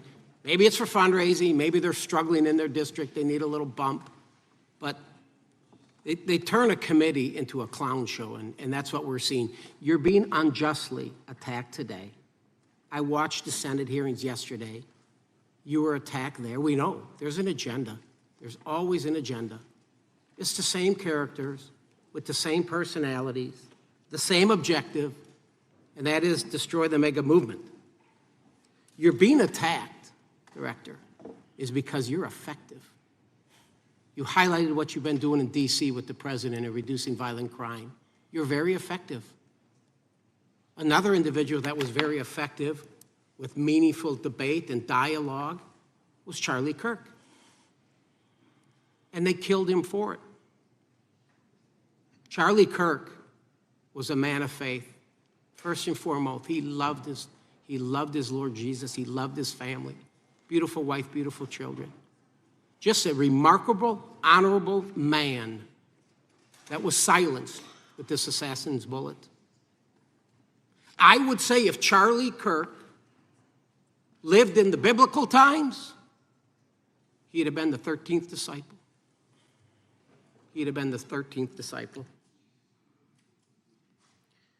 We have a new committee, if you're not aware, a new select committee regarding January 6th. I'm honored to be on that committee. I'm looking forward to working with other members to expose truth, questioning federal agencies that were involved on January 6th, like the FBI, played a role, but we don't really know, Director, to what extent.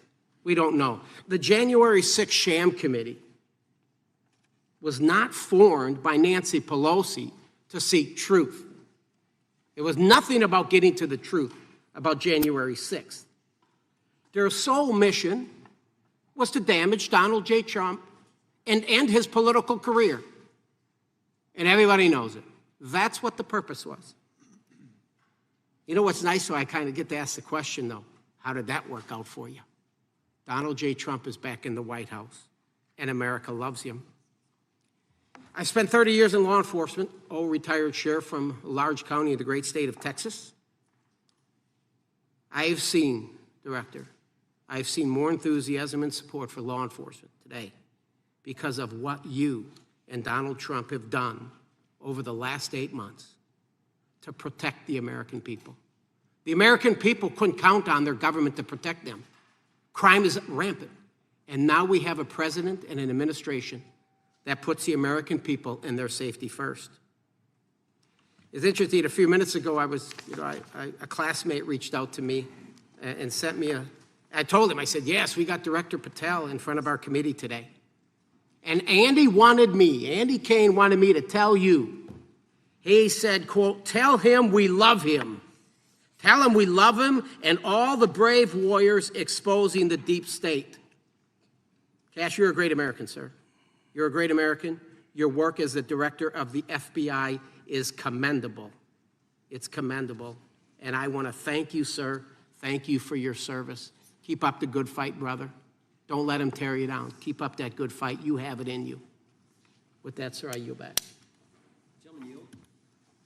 Gentleman yield to me.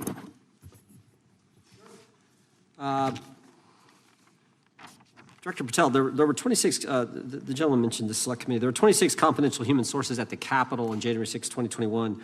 4 entered the Capitol and thereby broke the law. Do you know if those individuals were being paid by the Ray FBI?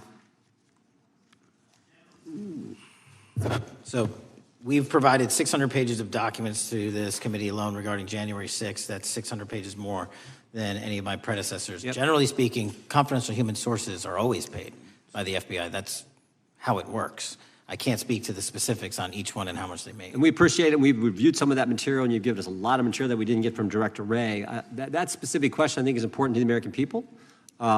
Were people who were confidential human sources of the FBI who broke the law, one was recommended for prosecution, my understanding is, by the information we've received from you. Were they actually paid by the very taxpayers who may have got charged with the same offense? I think that's important for us to understand. I'll get back to you on that. Thank you. Chair now recognizes the gentleman from California. Thank you, Mr. Chair. Welcome, Director Patel. I'm going to focus a little bit on domestic terrorism. We have a graph here, data up to 2021, but as you can tell, domestic terrorism is on the rise.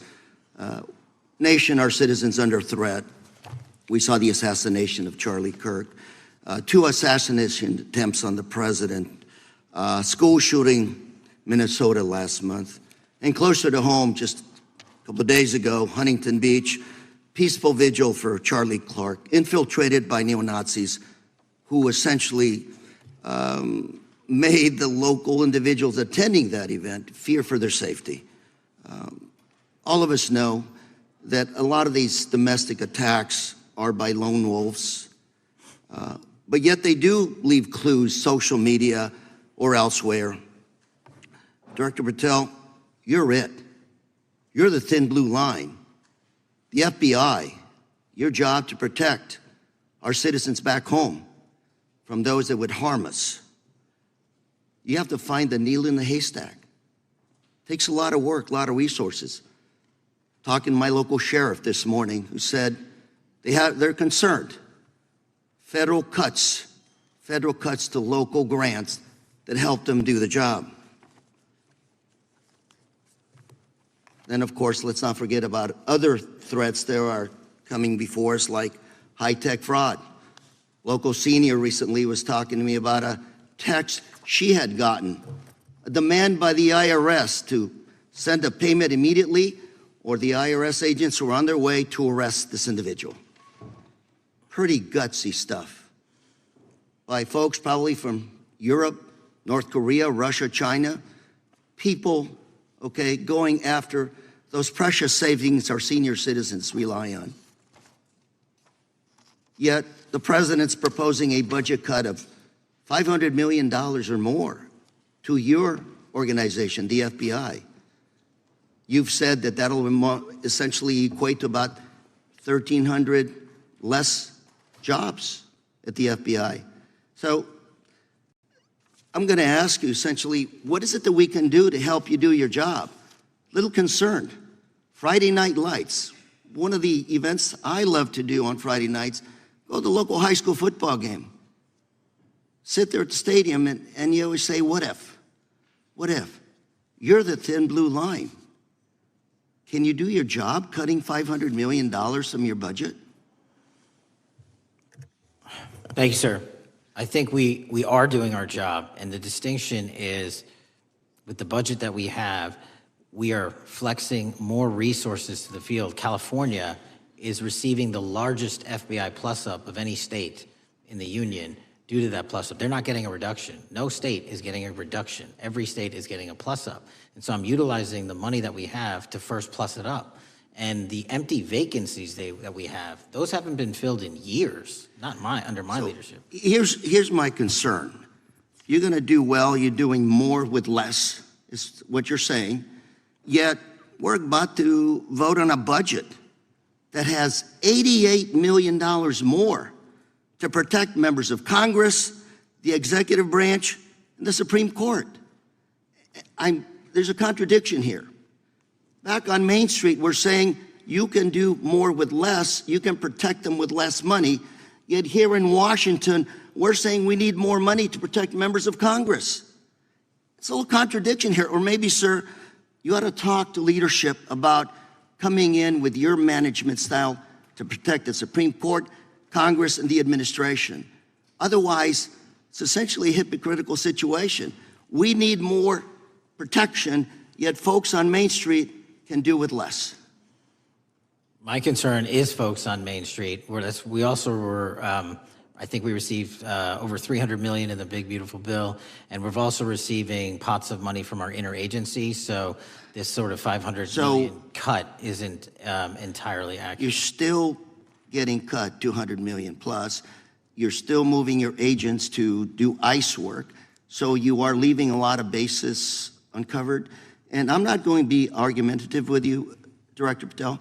I'm just saying, if that thin blue line does not hold, people on Main Street will pay the price. I agree with you, sir. And I just look forward to working with you because I am very concerned that these kinds of budget cuts are short-sighted, especially when my local sheriff calls me and says, we need more support, and we're looking at budget cuts. I'll work with you, sir. Thank you, Mr. Chair. I yield time. Mr. Chairman, I have another unanimous consent request. The gentleman yields back. The gentleman from New York is recognized for unanimous consent. I seek to introduce a December 2024 OIG report from the Department of Justice, which confirms the conclusion of the Bill Barr Justice Department that the so-called whistleblower, a disgruntled former employee of the Intelligence Committee, was not a credible witness and there were no further actions taken. Without objection. Mr. Chair, I'd like to submit some items for the record. You bet. Gentleman from California. First one, Trump's deportation diverts FBI agents off child predator cases. Second one, FBI director backtracks on administration's proposed budget cuts. And number three, Trump administration says 70% of ICE detainees do not have criminal convictions. Without objection. Gentleman from Texas is recognized. Thank you. Director, earlier this year, the committee learned of new documents tied to the Crossfire hurricane investigation and the Russia collusion hoax against President Trump. Your efforts in declassifying key documents tied to this investigation allowed the committee to acquire thousands of pages that it did not have previously. Did any of your predecessors make any effort to declassify these documents? Not to the extent we have. Did any of your predecessors share or leak any details that were classified at the time? There are ongoing leak investigations across the board at the Bureau related to this. I believe one of those is Mr. Comey, and I thank you for continuing that investigation. Among the declassified documents are the Durham Report Annex, the Crossfire Binder, and the Nellie Orr Criminal Referral. Could you summarize for those watching what we know about the Russia collusion hoax so far? Well, sir, I think the record will speak that the Russia collusion matter was perpetrated by a political party to go overseas and obtain information from a foreign intelligence asset, only to have that information, which was demonstrably false, turned over to the FBI, who walked into a federal FISA secret court and asked for a secret surveillance court order and lied to the federal court, and we know that because someone was convicted of it, and only to surveil the political opponent. So that is a massive scandal. We helped expose it. And in terms of the pages of productions, I provided 1,400 pages of production related to Crossfire Hurricane, and my predecessors have provided 0. I appreciate that, and I appreciate your courage and commitment to declassifying these important documents for our review, and hope that you'll continue with this commitment. Can we expect to see more declassification efforts regarding the Crossfire Hurricane and Russia collusion hoax? Yes. Thank you. I yield the remaining balance of my time to Chairman Jordan. Oh, I thank the gentleman for yielding. And Director, that's when it all started, right? The whole Russia, that's when it all began. And then it was Mueller, then it was impeachment, then it was Jack Smith and Fonnie Willis and Alvin Bragg and you name it. But it all started then. And that's why I think the gentleman from Texas wants to make sure we get all the information there. And I want to go back to when it was changed. We talked about this earlier. I just want to read to you what the CIA officer said to the House Permanent Select Committee on Intelligence, quote, Brennan refused to remove the dossier, and when confronted with the dossier's main flaws, he responded, yes, but doesn't it ring true? So that's what he initially said. And then when he was talking to this committee, he said the CIA was very much opposed to having any reference or inclusion of the Steele dossier in the intelligence community assessment. So on one hand, you got a witness who was there who said he refused to remove it even though he knew it was garbage. And then he's, on the other hand, telling the committee, no, we didn't want anything to do with it. It shouldn't have been a part of the intelligence community assessment, which we know it was. You know it was. You found that. Those are two entirely different stories.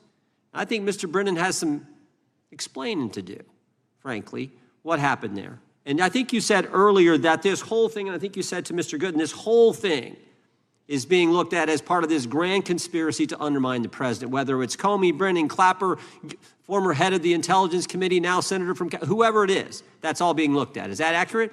Yes, sir. Well, we appreciate that. And part of what's also being looked at, and I think the gentleman from Wisconsin brought this up earlier, what is a burn bag for, by the way? Generally speaking, the intelligence community obviously utilizes and possesses classified documents, but drafts of those classified documents and even ultimate finished products of those classified documents have to be recorded and or discarded. And if they are discarded, the only way we do that, the hard copies, is we literally put them in burn bags that are identified specifically for that purpose, and there is a very exact courier system in which those burn bags are obtained and the material inside is destroyed. So it's to get rid of the material, right? Yes, sir. And it looks like the annex that Mr. Durham in his investigation had was put into a burn bag by your predecessor, I assume, to be destroyed. Is that accurate? Without getting into the stylization of the evidence, anything that's put in a burn bag is for purposes of destruction. Do you find that interesting that the Durham annex was placed in a burn bag, that you would discover that when you took over as the head of the FBI? We found a lot of information in a lot of burn bags. Well, we appreciate you finding that. We'd like to know a little bit more about that, and we look forward to that information coming forward. And I appreciate the gentleman yielding. With that, we now recognize the gentleman from Colorado. Thank you, Mr. Chairman, for holding this hearing. Thank you, Director Patel, for being here today. I have a couple of questions regarding a terrible shooting that occurred in Colorado, a state, as you may know, that I represent.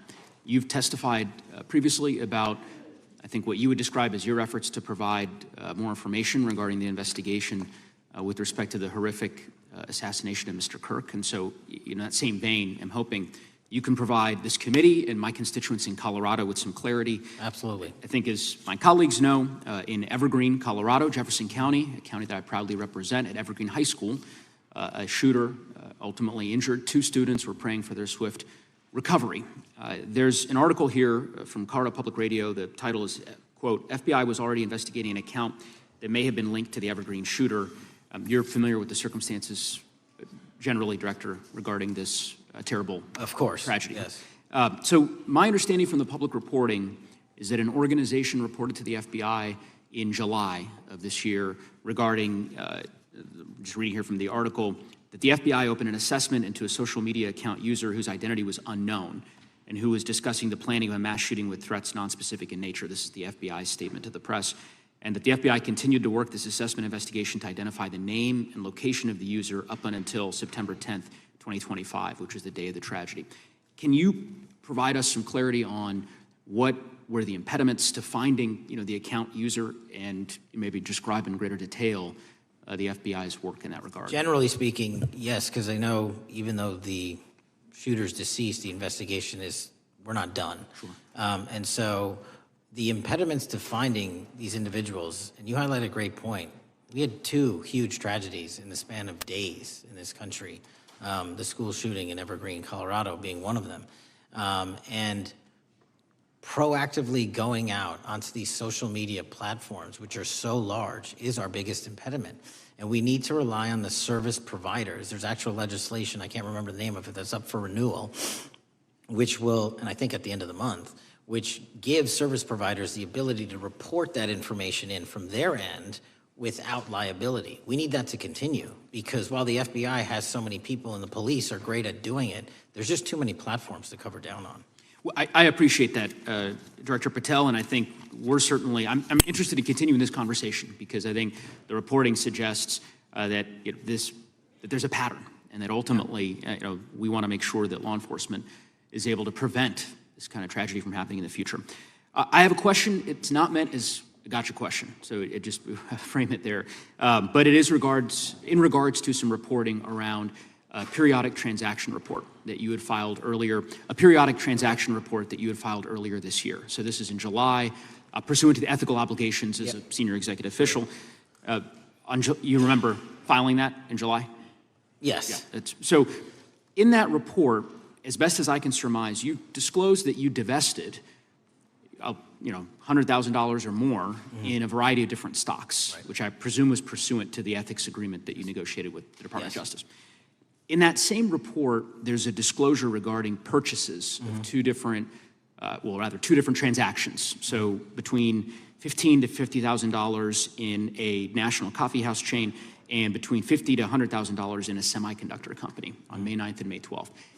Are those transactions that you're doing personally, or are these through a stockbroker, or are these transactions that you're handling yourself? So how they happen is I submit proposals under DOJ guidance to say, hey, I would like to trade this or that, and they run their review, and the FBI runs a review, and then they come back and say yes or no, and then I make the transaction. Is there a reason that you decided to make the purchases into those 2 companies? Generally speaking, before I got this job, I was, trading stocks, but not a lot, like most people, and I just follow certain industries, and I thought they would be a good investment. So the reason why I ask, right, because you had divested in other companies, and I presume that wasn't because there were actual conflicts. It's just that you wanted to avoid an appearance of impropriety. It was both. Both, but not all of the companies were conflicts. Whatever they make divested from. I don't make the call, they make the call. Sure. Yeah. I guess my point would be, the reason why I ask is, why I said it's not a gotcha question, I have for years led an effort here in Congress to try to ban members of Congress, senior executive officials, from trading stocks. And it's bipartisan in nature. We're working really hard to get that done, Republicans and Democrats. And you can understand, I think, given your role, given the nature of the position that you hold as the leader of the largest law enforcement agency in our country, that divesting entirely, not doing day trading now, I think would be something that would be in the interest of the American people. So I just would hope you would consider that, and that moving forward, that perhaps not purchasing stocks in individual companies, I would think would be something that would be worth pursuing. Gentleman's time is... I'm happy to give the witness an opportunity to... Sure. answer. Thank you. I'll work with you on it. Gentleman from Alabama is recognized. Thank you, Mr. Chairman. Thank you, Director Patel, for being here today. Newly declassified documents confirm that the intelligence community under President Barack Obama knowingly relied on unverified and fraudulent evidence to manufacture a false claim that Russia, in fact, meddled in the 2016 election. Is there more to be done to uncover the depths and origins of the Russian collusion hoax? There is, and we're doing it. Why should Americans still care about that, Director Patel? Everybody wants to talk about a weaponized bureaucracy. And when we put out the facts about a weaponized bureaucracy, not because I said so, but because we found the FISA documents, because we found the 302s and the 1023s, then it becomes a political football. My job is to continue to put out that information and let the American public read it for themselves when I'm lawfully able to do so. And that's been my commitment on any subject, Russiagate or otherwise. Wherever the law allows me to do it, I will do it. You know, when I first came in 2020, the number one concern as I was doing town halls was the weaponization of the government against the American citizen. And so are there things that you're doing, structural reforms that implementing so that the FBI cannot be weaponized again, whether it's against President Trump or future elected presidents? It shouldn't be weaponized against anyone. And the structural reform is simple. If you're going to go after a political individual or someone seeking political office, there has to be a grounded basis in law and fact to open up a criminal investigation. And if there's not, the investigation isn't even opened. And I've also gone back and reviewed other cases that were opened in prior administrations related to public officials. And we've closed a number of them because we felt that some of these actions were weaponized on either side of the aisle. I felt it wholly inappropriate for the FBI to be playing umpire and referee amongst these decision makers when there was no factual or legal basis to continue those investigations, so I shut them down. And I think that's so desperately needed because we need to restore trust in law enforcement and certainly in the DOJ and the FBI so that the American people don't fear the very government that's supposed to protect them. And so thank you for doing that. On August 11th, you released to the committee documents concerning leak investigations that began in 2017. Do you believe these leaks were accidental or were they intentional in order to influence public opinion against President Trump? When I can publicly make a final decision on that, either through a recommendation of charging that the DOJ makes or findings that I have, I'm able to do so, but they're still not complete. Why did the FBI under Director Comey want to undermine the Trump administration? I don't know. You'll have to ask him. Think it might have been political? How will Director Comey be held accountable for his leaks and classified information concerning the Russian collusion hoax? Well, anyone. Doesn't matter what you did before or what seat you were in. If you leaked classified information, that's illegal. And we will investigate it fully. And if we can bring enough evidence to recommend charges to the Department of Justice, we will. But as you know, in these leak investigations, it's very difficult to produce the information necessary. We know leaks happen. They literally happen every week. It's one of the most destructive things to this country. Media receives classified information beneficial to one side or the other. I'm a fan of none of it, and I want to shut all of it down. And we need to bring some real cases to deter individuals from doing that, and that's my focus. What was Comey's role in creating the ICA? You know, speaking from my memory, as the head of the FBI, he was charged under then Director Brennan, and Director Clapper and the other IC elements to come in with the NSA, CIA, FBI, and ODNI and put together a collection of information on how the information sort of surrounding Russiagate came together. So he represented the FBI in that. Was former Director of CIA, John Brennan, he's denied that the Steele dossier was used in creating the ICA. Is that true? Well, it's, without commenting on him, the FISA has been released, and the dossier was in the FISA. It was in 4 FISAs. So I'll let the public decide. Well, former Director Brennan actually denied repeatedly that he pushed for the Steele dossier to be included in the ICA. Is that true? Denied. I'll let his testimony speak for itself, but then Deputy Director Andy McCabe also testified to the House Intelligence Committee, which has now been declassified, that were there no Steele dossier, there would have been no FISA.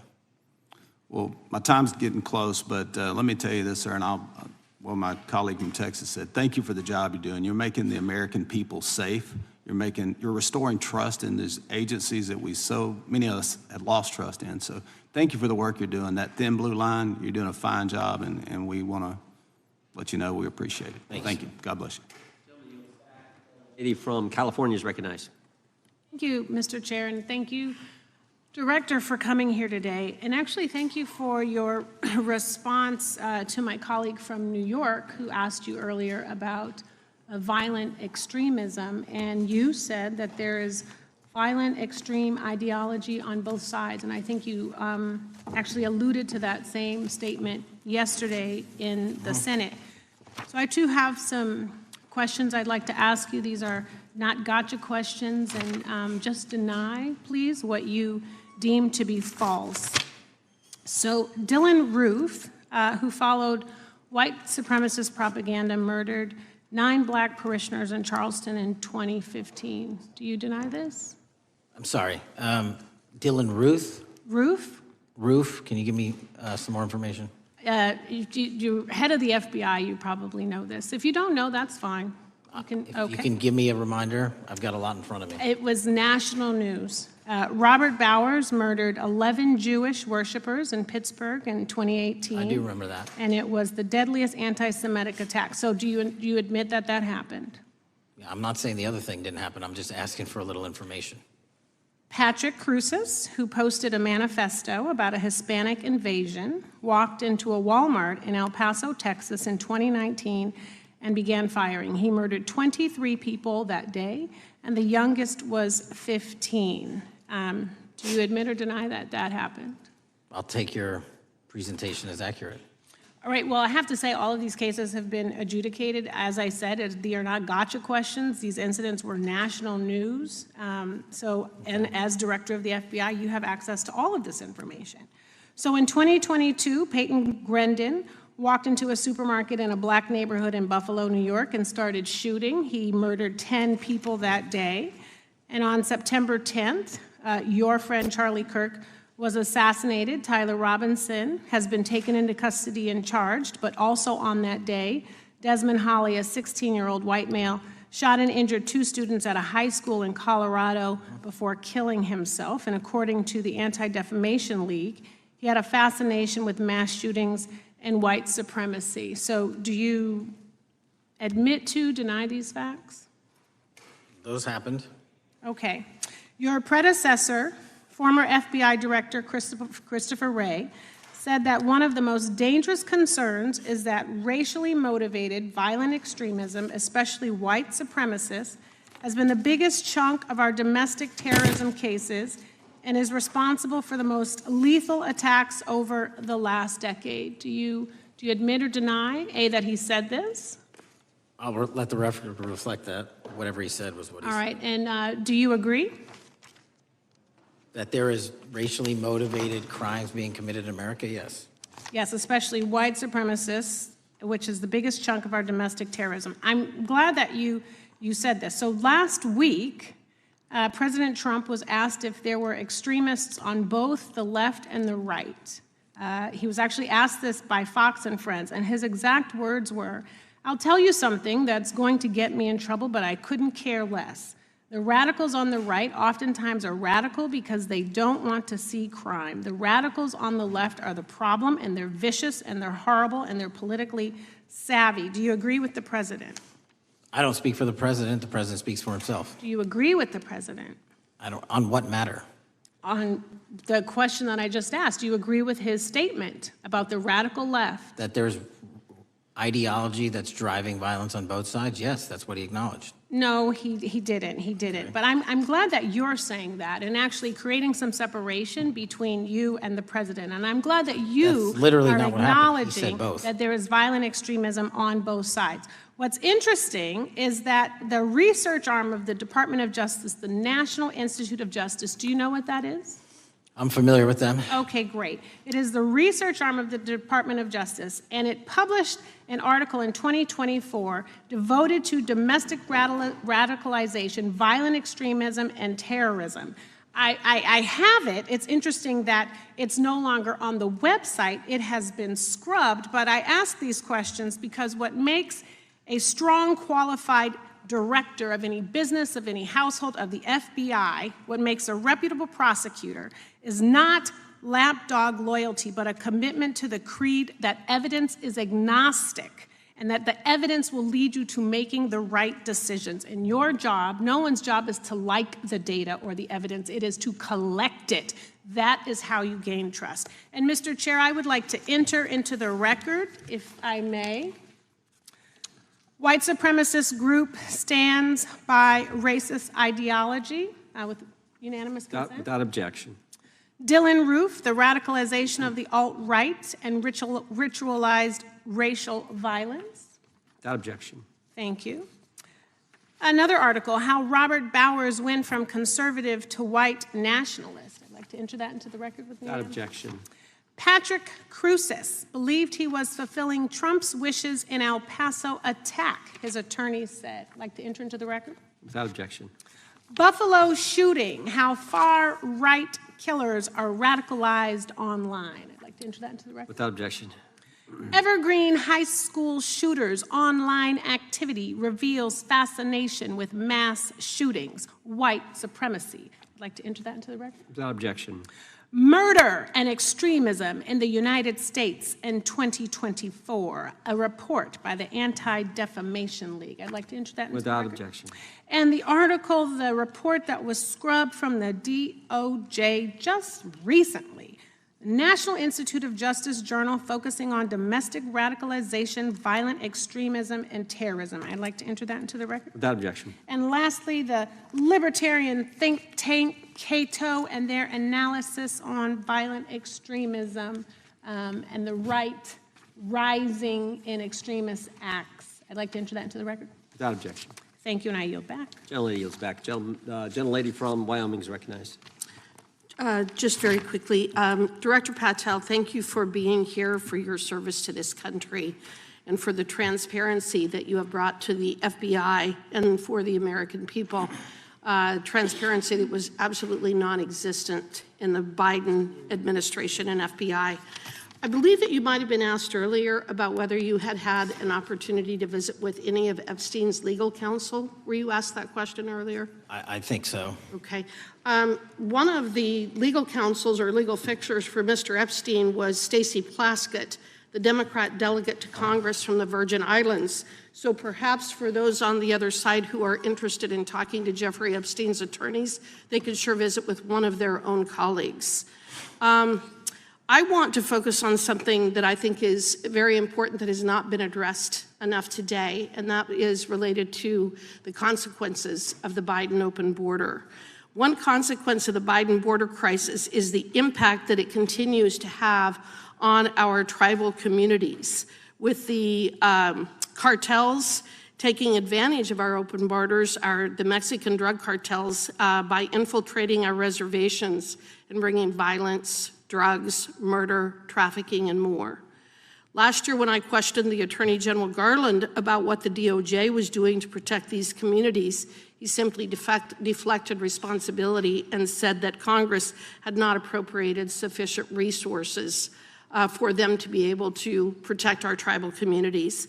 Mr. Patel, what is the Trump FBI doing to counter the drug cartel infiltration and other violent crime targeting our Native American communities? Thank you. It only took more than half of this proceeding to talk about one of the priorities that the FBI has, which is crimes on tribal lands. Every single crime that we have been talking about, whether it's child predators, human trafficking, narco traffickers, murder, they all happen on tribal lands as well. And I've said since the beginning, it is a priority, which is why we launched Operation Not Forgotten on tribal lands. And I'm the first FBI director to meet with the staff and tribal leaders here in Washington, D.C. and elsewhere, and invited them into my office and headquarters to see them, because I need engagement with tribal leadership, and I need our police and FBI agents to be engaging with tribal leadership. Otherwise, we're not going to break through. We have 1,900 Indian country cases open right now. We've got 600 indictments this year alone. We cannot forget tribal lands. Every single one of those people lives in the United States of America, and it is an absolute priority to protect them and their children just as it is anyone else. So I think it's fair to say that what Mary Garland testified to, that the FBI and DOJ did not have the resources to address that. I think that that was an absolutely false statement. Would you agree with me? It's a decision by him not to do so. That's not my decision. At the end of August, the U.S. Attorney and FBI announced that nearly 100 personnel representing members of the Safe Trails Task Force operated near Wyoming's Wind River Reservation to assist with reducing drug trafficking and illegal guns. Director Patel, you have routinely stated that it is your mission to partner with and strengthen local and state law enforcement partners. How does the task force and other FBI efforts bring tribal law enforcement into this process? The major problem with tribal lands is the sheer tyranny of geography and the amount of coverage that they have on land versus the personnel they have to do it. So what we've done is constantly surge resources to tribal lands across this country on a 30, 60, 90-day rotating basis, reporting back to us saying who needs more. And what we found is that most of these lands can be assisted by our counter-UAS program, our drone capabilities, and we're gonna do it because what's happening is the Mexican drug cartels are literally flying overhead, dropping their cargo, their narcotics onto this land where no one's looking, and then it's being disseminated to children, to youth, to adults on that land and killing them. And we gotta stop it before it gets dropped off. Well, and your testimony proves that the Biden administration did not lack the resources to address drug and violent crime in tribal communities or around the United States. It instead expended and wasted these resources investigating parents, Catholics, we now find out Turning Point USA, the RNC, and Republican organizations, rather than protecting our Native Americans by closing the border. Is that fair? I think so. Wonderful, thank you. And I do appreciate the work that you've done in this regard. I was previously the chairman of the subcommittee on Indian and Insular Affairs with the Natural Resources Committee, and safety and security on our reservations and for our tribal members has been one of our priorities, one of my priorities, and I very much appreciate the work that the FBI has done. Let me know if there's anything else I can do to help you, and with that, I yield back. I will, ma'am. Gentlelady yields back. The gentlelady from Georgia is recognized. Thank you, Chairman, and thank you for coming in today, Mr. Patel. In the past few months, the country has experienced a string of horrific, high-profile attacks that have been motivated by racial hatred or political ideology. Shooter attacked the CDC headquarters, firing hundreds of rounds and killing a police officer. An arsonist set fire to the Pennsylvania governor, Josh Shapiro's residence, with the governor and his family actually inside. Minnesota House Speaker Melissa Hortman and her husband were assassinated earlier this year. Clark and Charlie Kirk was murdered last week. Bomb threats have been made against HBCUs and the DNC, and just the list goes on and on. I only have just a few minutes today, so I don't want to take a lot of time to go into all the countless and devastating violent crimes and incidents that have happened at our schools or on our streets and in our communities that have just been happening all year long. Mr. Patel, just yes or no, is this type of political violence ever acceptable in your eyes? No. I'm glad that we agree that these heinous acts designed to instill fear and division in our nation are never, ever acceptable, yet each of these incidents has recently taken place under your watch. The FBI's website states that protecting the United States from terrorist acts is the FBI's #1 priority, including from domestic terrorists. Is this still your #1 priority? Domestic terrorism? Preventing domestic terrorism. Our #1 priorities are protecting the homeland and international terrorism and crushing violent crime, and domestic terrorism sort of interlays between both of those. Okay, so well, then I'm glad that you're giving us the right answer, but unfortunately, your actions kind of tell a different story. Earlier this year, you granted the ranks of the FBI's Domestic Terrorism Operations Section. This is the section of the FBI that is most directly responsible for addressing political violence in our country by preventing attacks from occurring and effectively responding to them if they do. The agents in this section are the ones who stopped an individual stockpiling weapons, who planned to attack schools and churches in Florida and seized bombs made by an ISIS sympathizer in New Orleans. And instead of ensuring that this section has all the resources that it needs at a time when its mission is critical, you fired its decorated veteran FBI agents who have served their country proudly under Republican and both Democratic presidents, and you scrapped the tools that they developed to fight domestic terrorism, including the National Domestic Terrorism Incident Database. I mean, most of that is just not true. We have 1,700 current DT managed programs. We're up 300% in the amount of cases we brought against nihilistic, violent extremists, including 764, wishing to harm our children. The FBI and the men and women are getting after that problem set more than ever because I've unleashed them to do so. And any insinuation that these tragic occurrences across the country are somehow singularly my fault or disgusting because that watershed goes Mr. down to the Patel, men I'm and going to women at the reclaim my FBI, time. Mr. Patel, and they I'm are going to not reclaim my time. responsible Mr. for it. Chairman, I'm I'd happy like to to work enter with a you unanimous to consent- get them what they Gentlelady, need. gentlelady request. controls the time. Unanimous consent request. She'll state a request. Thank you very much. Into the record, an article from Reuters titled FBI Scales Back Staffing, Tracking of Domestic Terrorism, Probes Sources Say. Thank you very much. Without objection. I appreciate that. So, Mr. Patel, and it isn't just the domestic terrorism operations section. Under your watch, agents are fully diverting their attention to these anti-immigrant and city takeover operations, leaving our children vulnerable to dangerous networks of online predators, both domestic and international. You pulled more than 120 FBI agents from their normal duties to operate sobriety checks and conduct traffic stops, exposing the FBI's fleet of unmarked cars and thereby making it harder for the FBI to combat violent criminal gangs, foreign intelligence services, and drug traffickers in the process.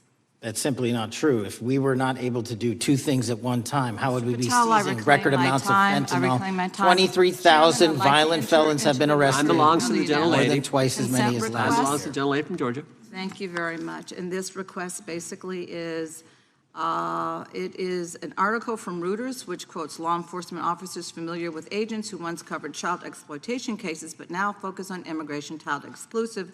Thousands of agents diverted to Trump immigration track down. Mr. Patel, in the short time I have left, your tenure as director of FBI has been somewhat problematic. Americans are left safe, definitely less safe under your watch. You have gutted the FBI's ability to keep safe from domestic terrorism. You have sent FBI agents to conduct traffic stops and round up hardworking immigrants who pose no danger to public safety. People even President Trump referred to as good, long-time workers. Your job is to protect and serve the American public. Time of the You have gentlelady. spent your time protecting heinous individuals and using the FBI to serve as a political circus. You at times have appeared unequipped. Time of This the country gentlelady has deserves better, and I yield. Gentlelady yields May back. I respond? Sure can. Simply put, what is it? Are we failing? If we're failing, how are we arresting 23,000 violent felons? Twice as many as this time last year. Are we failing? Because if we're failing, how are we seizing 1,500 kilograms of meth, 25% increase from last year? Are we failing? Because we captured 4 top 10 FBI most wanted from around the world in 7 months. That's more than the entirety of the last administration. Are we failing? Because we put 1,500 child predators in prison. Are we failing? Because we dismantled 300 human trafficking networks. Which is it? You don't like me, that's fine. But don't you dare disparage the men and women of the FBI that are producing record results in historic fashion to protect this country. They are kicking ass for America, and they're going to continue to do so. And we appreciate your leadership. The gentlelady from Florida is recognized. When I was home recently, I met with the agents leading the Tampa office of the FBI, and I saw what they're focused on in my community: stopping drug traffickers, rescuing children from exploitation, fighting cybercrime, protecting us from acts of terrorism, foreign and domestic. And I know from my time as a federal prosecutor and a judge that this work by the Bureau doesn't make headlines, but it is happening every single day.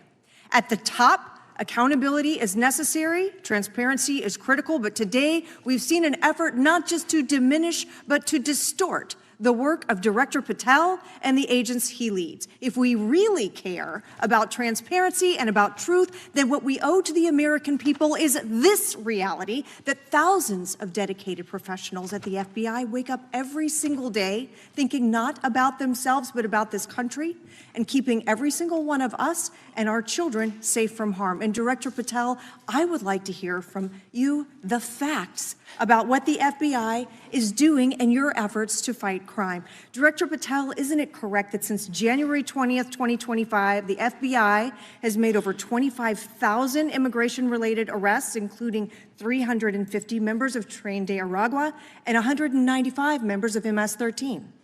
Those numbers are accurate. The Tren de Aragua numbers are up over 350% from the year before. And during that same period, hasn't the FBI seized over 66,000 kilos of cocaine, 6,000 kilos of meth, and 1,500 kilos of fentanyl? Not to be nitpicky, but it's 89,000 kilos of cocaine and 7,300 kilograms of meth. And isn't it also true that the FBI Tampa Division's Panama Express Strike Force specifically seized nearly 67,000 kilos of cocaine valued at more than $1.6 billion from illicit maritime vessels? One of our best operations out of the Port of Tampa, and I was down there in South Florida when Panex did their work. Director Patel, since October 7th, 2023 Hamas attack, the FBI has been a co-leader of the Joint Task Force October 7th. Isn't it correct that this task force is actively working to bring justice for victims and to prevent terrorist infiltration at our borders? Yes, ma'am. Since January 20th, hasn't the FBI arrested 59 foreign intelligence operatives for spying or smuggling dangerous material into the United States? Yes, we have, and that's on track to be more than 25% than ever before. And the FBI has also been leading operations against major cyber threat actors, including those from Russia, China, Iran, and North Korea. Isn't that right? A 17% increase from year to date last year. Director Patel, the FBI's child exploitation task forces continue to investigate predators who target children online and across our communities. How significant is that threat today, and what results have you seen under your tenure in bringing these offenders to justice? We have, under Operation Grayskull, dismantled dark web units that are operating online, not just in the United States, but across the world to do our children harm. We have taken into custody more suspects than ever before on those who seek to harm our children. That is what the men and women of the FBI do, and that's what they're going to continue to do. Those are the real results when you let good cops be cops and when you let us get on these platforms and expose them to the public and show them the harms of these predators on these online gaming systems and social media systems. And we need more help from Congress to allow us more authorities to do that work. The FBI laboratory manages the Combined DNA Index System, or CODIS, which compares over 25 million DNA profiles and aids more than 125 investigations each day. Director Patel, why is this important to law enforcement nationwide? All of law enforcement relies on our CJIS operation out of West Virginia. And what that does is allow 19,000 agencies to come in and say, hey, does this guy have a criminal history? Hey, is this an illegal firearm? Do we have a DNA hit like we did in these recent assassinations? That's what the FBI brings to bear, because local and state law enforcement agencies just don't have that capability, and we're doing it 24/7, 365. CJIS does not close for 1 minute. In your testimony, you noted that the FBI has ongoing counterintelligence investigations into China, Iran, and Russia across all 55 field offices. Why is it essential to maintain that scope of coverage, and what success can you point to in disrupting nation-state actors? Our biggest threats involving nation-state actors are the PRC, Russia, and China, and they are up 33%, 83%, and 60% respectively in arrests alone this year.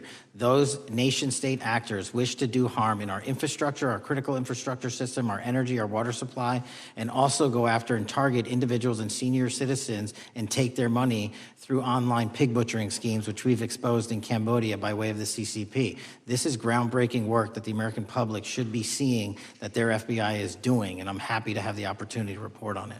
Thank you, Director Patel. I yield back.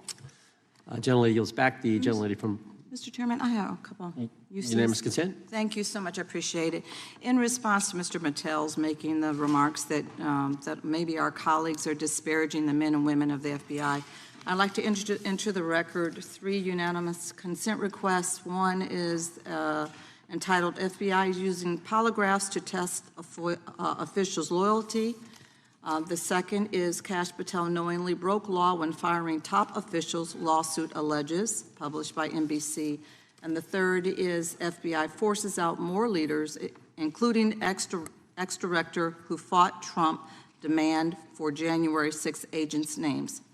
Without objection. Thank you. Gentlelady from Vermont's recognized. Thank you, Mr. Chair. Director Patel, thank you for being with us today. Appreciate your time. Let me say at the top, political violence should have no place in this country, and I strongly, unequivocally condemn the killing of Charlie Kirk last week. And this is exactly the kind of case that warrants a swift and thorough investigation by the FBI.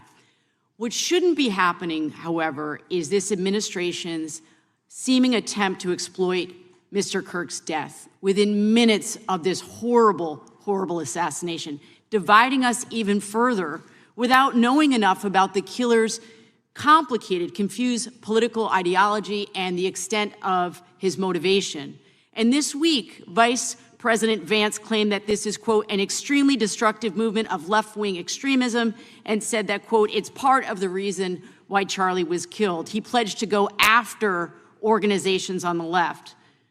But Director Patel, it was just 3 months ago that Melissa Hortman, the Minnesota House Speaker, and her husband, Mark, were shot to death in their home in the middle of the night by a self-identified right-wing extremist and Trump supporter. When that assassination happened, the FBI released a written statement denouncing the killings and pledging to hold the killer accountable. And I thank the Bureau for that. It was clear, concise, to the point. But when you compare that statement to the over 50 mentions of the Charlie Kirk killing and just 4 for the Hortmans on accounts affiliated with the FBI and your personal account, it appears to many Americans that you're valuing some lives more than others, and that's painful. And this is what I'm hearing from my constituents, so I just want to convey that to you. And the Vice President didn't even call on right-wing organizations to tone down their rhetoric after that horrific killing in Minnesota, and he never once spoke about dismantling conservative institutions. This week, when the president was asked by a reporter about Speaker Hortman, he claimed he didn't even know who she was. One of the most high-profile assassinations of an elected official in recent memory, and the president claims to know nothing about it, hasn't even heard of it. It was absolutely devastating for her colleagues and for her family. And I think we all can agree in this room that we have to stop this political violence. So my first question to you is, Director Patel, what is your plan as director of the FBI to turn down the temperature, especially in light of the fact that it seems like members of the administration are reacting to political violence based on party affiliation? What's your plan? I can only speak for myself and the FBI. And what we are doing is, I think I mentioned it earlier, we're following the money, because whatever attack you are describing, and they are all despicable, equally so, people need money to operate. People need money to conduct these attacks, to conduct these investigations. And so what we are doing is finding the people that supported this infrastructure system, because even when you say there's a lone, quote unquote, lone wolf actor, he's not truly a lone wolf actor. Something happened along the way. I agree. And so can I just because we have such little time, are you making a commitment right now to follow where the evidence goes in investigating whether it's violence on the left or the right? Because over the last 10 years, when you look at the ideology, I want to follow up on what my colleague from California said. When you look at the data, you look at the Anti-Defamation League data, 96% of ideological motivated killings were committed by the right wing. When you look at the Institute of Justice report that she cited, it's 5 times the number that 5 times the number of far-left extremist incidents are perpetrated by far right. And it's been reported, and she mentioned this, that as of September 12th, 2025, just 2 days after Charlie Kirk's killing, that the DOJ removed that report from the DOJ website. That's why Americans are concerned that there seems to be a separate system of justice, that if you are a Republican and you are attacked, you will get the full weight and authority of the FBI and this administration. But if you are somebody serving in the Minnesota State Legislature and you are assassinated in your home, that the response is different. And I think to ignore the threats from the right or try to do a both and when there are multiple instances when it's overwhelmingly coming from the right, this is a disservice because Americans want to know that whoever they are, whatever their political affiliation, that the response is going to be the same. And it is going to be done with the same diligence. And I'm wondering if you will commit to me right now that you will be a voice right now standing up to those voices in the administration that are adding to the violent rhetoric right now. That's what I'm asking you. Will you commit to this? Time of the gentlelady's expired. The gentleman can respond. My voice will be through the investigations that the FBI conducts, and we will conduct them all lawfully and equally. Can we expect in the future that your tweets in related to one killing will be the same level of concern? The gentleman from Texas is recognized. Thank you, sir. Director Patel, thank you for being here today, and most importantly, thank you for restoring trust and faith in the FBI, which has been severely eroded under the Biden administration. Thank you for your service and your continued service in this capacity. On April 7th, 2025, Charlie posted on X, "Assassination culture is spreading from the left. 48% of liberals say it would be at least somewhat justified to murder Elon Musk. 55% say the same about Donald Trump. In California, activists are naming ballot measures after Luigi Mangione. The left is being whipped into a violent frenzy and set back. Whether losing an election or losing a court case justifies a maximally violent response," end quote. And unfortunately for Charlie, that reaction also came when they couldn't win a debate on a college campus. You cannot be intellectually honest and say that this problem is on both sides. It's not just what happened to President Trump, it's also what just happened to Charlie. We've gotten to a point in America where violence is encouraged. When you have a former president of the United States that opens up his campaign in 2019, that's Joe Biden, by saying that his opponent is a, quote, existential threat to this country, Houston, we have a problem. People that you disagree with are not existential threats. They are not Nazis. They are not fascist. They are not racist. They are not deplorable. They are not irredeemable. They are your fellow Americans who have a different perspective on how government should run and what government should look like. Whether or not we should have strong sovereign borders, whether or not we should have safe communities, whether or not we should have places to worship our God and not worry about being shot, whether or not we live in communities and cities that are not overwhelmed by drugs and crime, whether or not we have two genders, and whether or not we have common sense in our policies and our values. And people that believe these things are not existential threats. I happen to be one of these people that believes all of the above, and as someone that served this country in combat, I can assure you I am not an existential threat to this country because I swore to protect her. I also want to point out, how many cities have you seen burned to the ground since Charlie Kirk's death? 0. No summer of love, no riots, no nothing, no looting, no killing, none. We simply gathered and prayed for his soul, his family, and this country, because that's exactly what we represent. And while we might be angry, this righteous anger will carry on Charlie's message and legacy. I want everybody to know something very simple. Charlie is not dead because of what he said. He is dead because people listened. My time is limited, so I have a few questions for you, sir. And again, thank you very much for being here. I really appreciate your time and your service. In your experience in the FBI, have you noticed a precipitous rise in political violence and other associated crimes that you have been investigating so far this year? And if so, is this trend in motive left-wing or right-wing violence? I can always speak generally, sir. There is too much political violence, and it has been a precipitous rise on too many fronts. How do we solve this? We solve this by giving the FBI more authorities to go into and work with the private sector. There are too many online platforms. There are too many social media platforms. There are too many gaming platforms. There are too many places for people from America and around the world to get together without their parents knowing anything about it, without their school teachers knowing anything about it, and infesting the minds of our children and infecting them with radical ideology, and that is the root cause of these problems, and we must tackle it. It is not a 1950s America anymore. In 2025, the cyberspace needs to be tackled. Thank you. Switching gears, when your predecessor sat right there in that seat a couple of years, last year in a committee hearing, I asked him a very detailed question about Matthew Thomas Crooks, the shooter responsible for the assassination attempt on President Trump's life. I did get an answer from Chris Wray that day, and I submitted written questions to the FBI and into the record of this committee, and I want to resubmit those questions today because I think we are still awaiting answers to those questions. So, Mr. Chairman, I'd like to submit them for the record, please. I'd like to ask you, sir, and the FBI, under your leadership, would you please respond to these questions, and can you commit to doing that? As soon as the trial's over. Thank you very much. I will end with this.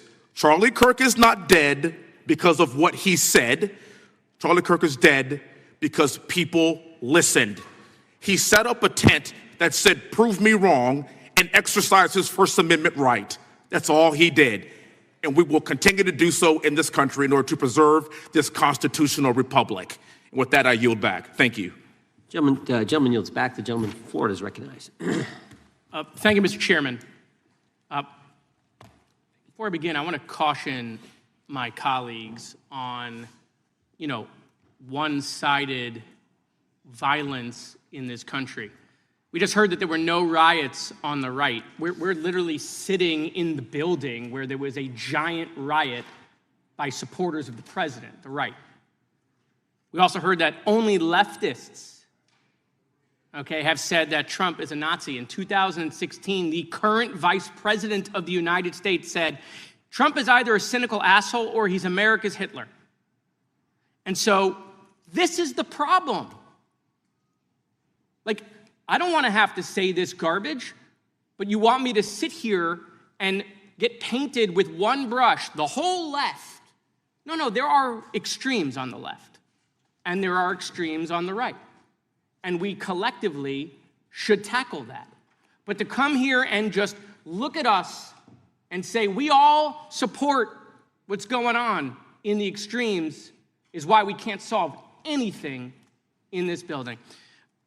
Director, let me say first, thank you for being here, and my condolences on the loss of your friend. And I'm happy to hear that you want to do more on the social media platforms. It's crazy what's going on the social media platforms.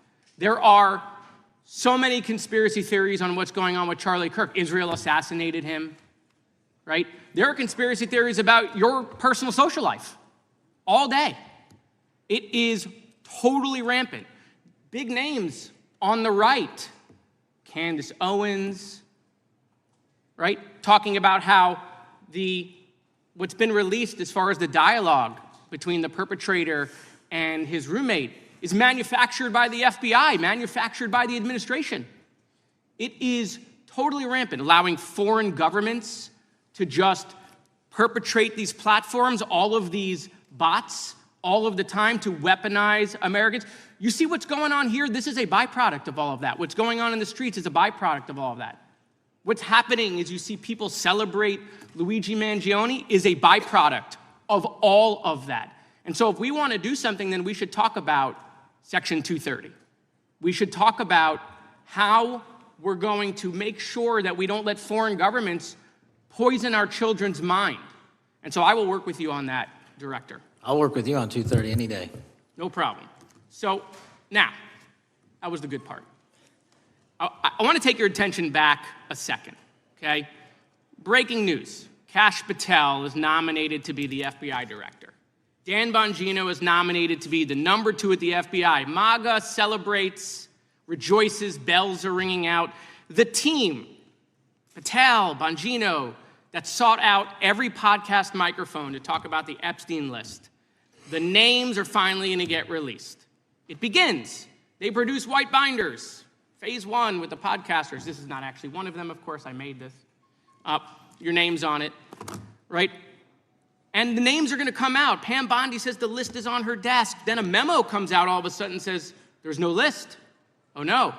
No phase 2. Phase 2 binders never happen. You said the conspiracy theories around Epstein just aren't true. They never have been. And yesterday, in an answer to Senator Kennedy, you said the FBI is not in possession of any credible evidence that Epstein trafficked girls to anyone but himself. So according to your testimony yesterday and in this committee, according to the evidence the FBI has, the number of names on the list are 0. No, zero. The index has been released, and the number of people involved in that trafficking operation were charged in 2018. Other than Epstein and Ghislaine Maxwell, your testimony in the Senate and here is that according to the evidence you have, the number of other names is 0. That were charged based on credible evidence. Well, who are the other names? Give me the other names that weren't charged. We are not releasing the names of anyone because the Department of Justice never does that of anyone that didn't have any credible information to attack them. Let me move forward. The president has, you've seen the picture of the woman's body with the writing and the president's signature. The president says that's not his. Okay? President says it's not his. The Republican colleagues say it's not his. The administration say it's not his. Will you be opening up an investigation into the Epstein estate for putting out a fake document with the president's signature linking him to the world's largest pedophile ring? Will you be opening that investigation into that? On what basis? On what basis? They literally put out a fake document, according to the president, with a fake signature. It's a forgery of the president of the United States signature. That's the basis. Sure, I'll do it. Okay, I look forward to that investigation. Am I over? Thank you, Mr. Chairman. I appreciate your diligence. Gentleman's time has expired. Chair now recognizes the gentleman from California. Director Patel, as you know, my state, California, is home to the worst public infrastructure failure in U.S. history, known as California High-Speed Rail, although the name is probably a misnomer.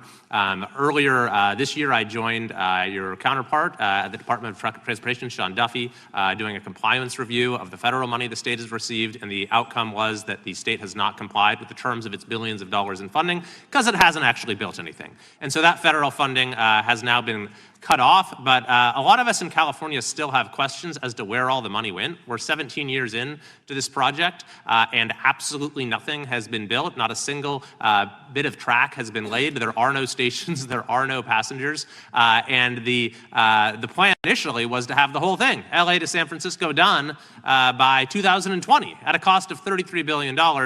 Yet here we are in 2025, nothing has been built. And according to the New York Times, the project won't even be completed this century, and the total cost is now estimated to be over $130 billion. So I just wanted to ask you, do you think this is something that bears scrutiny, or can you confirm whether there's any kind of investigation going on at the FBI? The FBI certainly can't investigate incompetence, but the FBI certainly can investigate and does investigate waste, fraud, and abuse. And so if we have any information that indicates that that happened in this situation or anything else, we'll look at it. Thank you very much. We've also, been talking some today about the issues that occurred at the border during the Biden administration. And you might not agree with your predecessor on everything, but you probably would agree with some of the statements he made in testimony before this and other committees, raising alarms about the risk of terrorism from illegal border crossings.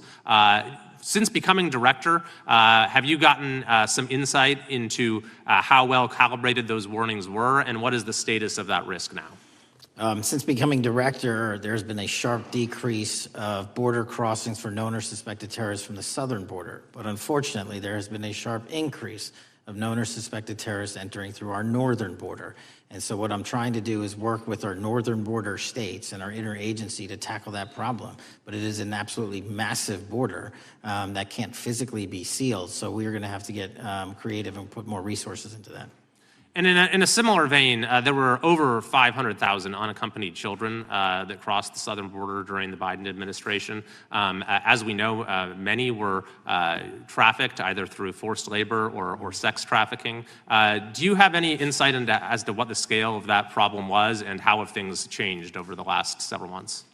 Other than what you outlined in terms of how it was described, I don't have any additional details. In terms of how many people are being trafficked into this country, especially unaccompanied missing children, that number has drastically reduced because the coyotes that smuggle these children for their criminal activity are the same ones that smuggle in narcotics, or the same one that traffic older age women. They're all interconnected, and because of the sealing of the southern border by this administration, that has come to a near halt. That is a very important point, that we have seen far fewer victims of human trafficking because we finally prioritized border security. And by the way, you have children who are getting rescued because of the immigration enforcement activities that unfortunately some politicians in my state are trying to stop, thereby stopping those kids from getting rescued. We've seen, of course, a substantial reduction in crime here in Washington, D.C. since the FBI and the National Guard got involved. I'm kind of asking you to state the obvious here, but what is the mechanism there? Why have we seen a reduction of crime when D.C. has had such a huge crime problem for years, and then almost overnight we see such a big difference? Because of the dedication and resources from President Trump's administration to utilize all federal, state, and local assets in a heavily crime-ridden area. I mean, if we did not have a crime-ridden area, then homicides, carjackings, and gun violence would not be dropping by 40, 50, 60%. And when you allow the police, the MPD, to work with federal authorities and allow the National Guard to set up your perimeter, this is what you can do in a few short weeks. And we at the FBI, under Operation Summer Heat, have set those Phase 01 operations in motion 4 months ago, quietly at the direction of President Trump. So we are scattered across cities across this country doing just that. But we're going to need more help to complete the job. Yeah, in too many places in this country, crime has just been treated as sort of a norm, that this is the way things have to be. What's happened in D.C. shows that is not the case if we have the right policies and the right priorities. Finally, this is tragically the second time in as many years that we've had an FBI director here following either an assassination or an assassination attempt. And so since there's been some time now since from the attempted assassination on President Trump at Butler, would you say that the public's understanding of what took place on that day is fairly consistent with all of the facts as you know them, or do you believe there's still material facts that have not been made public or are not fully understood by the public? No, I think it's fairly consistent. Thank you. I yield. Gentleman yields back to the lady from Texas, is recognized. Man, oh man, there has been so much today, and I truly don't know where to start. So I'm just going to make sure that we start off with a few facts. So a couple of facts that we need to make clear for everyone is that, number one, Director Christopher Wray, when he was appointed to be the head of the FBI, was appointed by Donald Trump. Now, I will agree that I definitely take issue with a number of decisions that Donald Trump makes, especially when it comes to the people that he decides to appoint to very important positions, including this one, because I did have to make sure that I wasn't going crazy. But when I say that you are the least qualified FBI director in the history of the FBI, that is real, because you are the only one that never even served with the FBI prior to joining, yet we are supposed to believe that That's you are false. the greatest thing since sliced bread. I didn't ask you a question.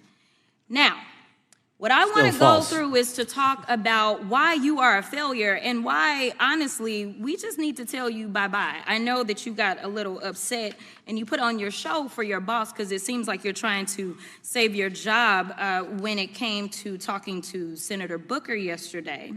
But let's go through some of your failures. So before you were even confirmed, and I think one of my colleague from Georgia, pointed out that you are already targeting career officials so that you could direct illegal firings. Mind you, these cases that you were so upset about, which are the ones tied to Trump, the cases came through his handpicked FBI director.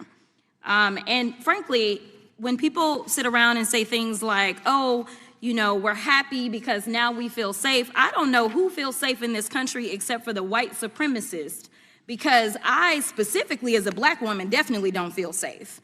And frankly, my colleagues have been real nice to you today, and I applaud them, but I don't have the same demeanor because I know that multiple colleagues on this side of the aisle have faced death threats. In fact, somebody tried to kill one of my colleagues. And frankly, I don't know if this FBI or under your leadership if those people would have been caught. I don't have any confidence in you. And if we start talking about the reasons that I lack confidence, we could start with you not just wanting to acknowledge some simple facts.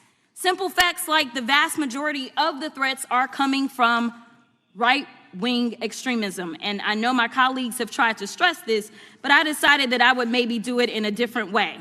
Number one, I have a couple of UCs. Kim Buck, one of multiple Republicans receiving death threats for voting against Jim Jordan as House Speaker. Without objection.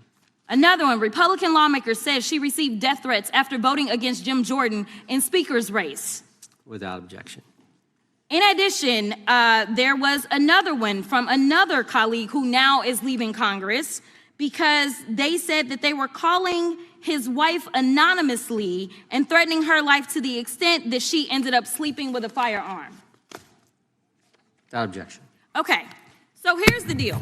How are we supposed to have confidence when you're sitting up here telling the Senate yesterday that it will take you 14 years before you can get the FBI fully staffed to do their jobs? You're also now redirecting resources so that they can go and play ICE agents on the streets. You're getting rid of your most qualified people. And even when it came down to somebody that you consider to be a friend, you were posted up having some fancy dinner to the extent that you posted not only once erroneously, you posted twice erroneously as it relates to catching somebody. And then you want to go and say, let me take a victory lap.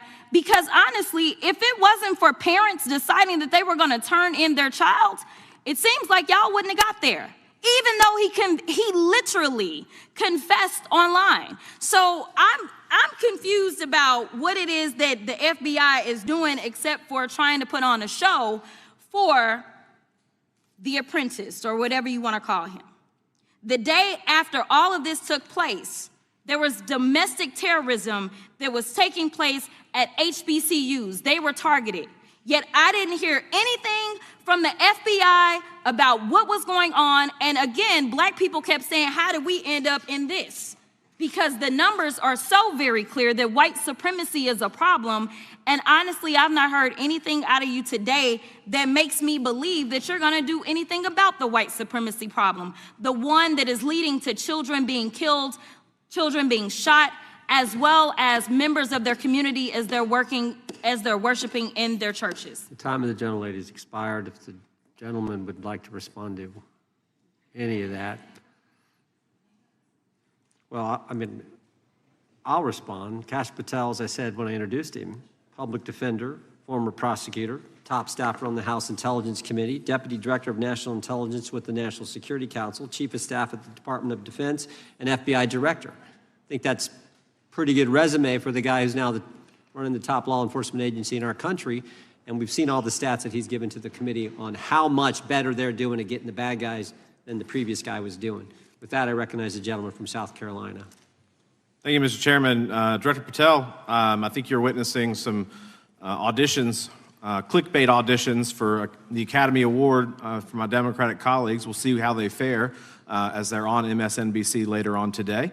But do you care, before I launch into my line of questioning, to respond to Ms. Crockett from Texas on that very elaborate and theatric display? Here's what I've learned in my government service. I don't give a damn what they say about me as long as I'm succeeding in the mission. We're succeeding in the mission because the men and women of the FBI have never been empowered to do more work and to hit the streets harder than by President Trump's authorities and resources he's given us. And so all I care about is that we are capturing more child predators than ever before, taking more drugs off the streets than ever before, that we are capturing murderers at a significantly historic rate, and we're delivering this country the lowest murder rate in recorded history. That are facts that you cannot dispute. But you can come at me all you want. I don't care. Thank you, Director, for that, and we appreciate your service. We appreciate the results speak for themselves, I think, pretty plainly, and your commitment not only to results, but to transparency, so we do appreciate that. Director, who was John Durham? He was a former federal prosecutor, United States attorney, and ultimately appointed special counsel in the first Trump administration. Correct. And there was a document that he released in his findings called the Durham Report. What was the Durham Report briefly, and what were the findings very briefly? It was every special counsel that's appointed produces a report to the Attorney General. Special counsel's Durham Report largely focused on Crossfire Hurricane and included extensive summary findings in classified and unclassified manner. And we released the classified version, finally declassifying it for the American public in this committee. Correct, and you released that in July of this year. I think so. Yes, sir. Isn't it true that in the classified Durham Annex, as it's referred to, that in 2016 the Obama administration obtained intelligence information from a source contained in two separate memoranda, one in January of 2016 and one in March? The two memoranda described confidential conversations between DNC Chair Debbie Wasserman Schultz and two individuals from the Soros Open Society Foundation. Isn't that true? As written in the report, I'll let it speak for itself. In the Durham Annex in January of 2016, the memorandum noted in part that President Barack Obama intended to scuttle the FBI's investigation into Hillary Clinton's private email server and mishandling of highly classified information during her time as Secretary of State. Isn't that found in the report? I believe so. Isn't it also found in the report that in March of 2016, the memorandum also included references to the same Obama effort to shut down the Clinton investigation, but additionally outlined a plan to falsely connect Trump to Russia? Isn't that in the Durham Annex? I think it's in more than the Durham Report, but yes.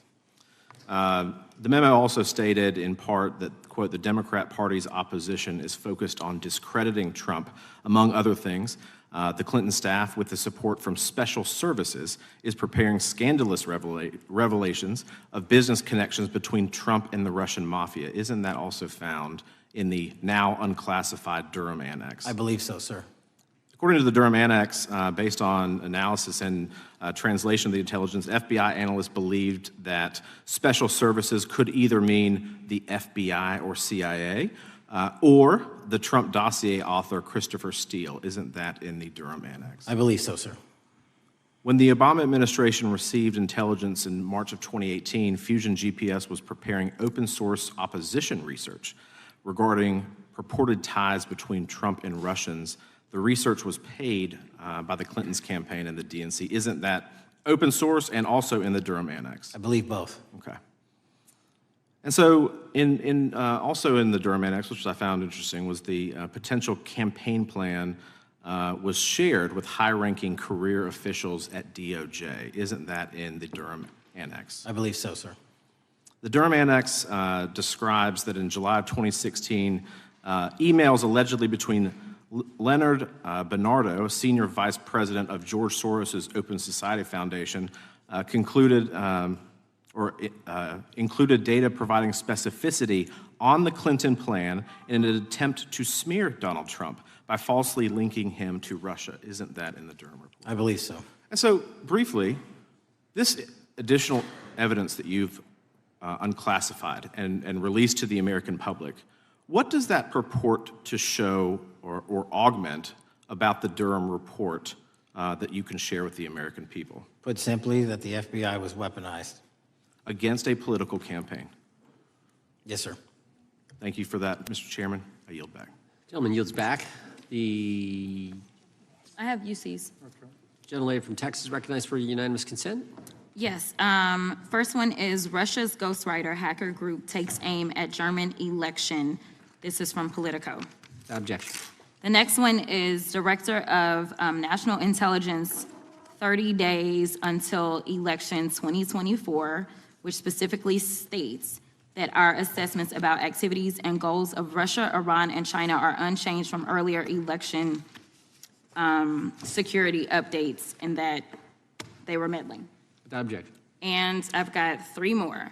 The last three are that how Russia is using artificial intelligence to interfere in elections.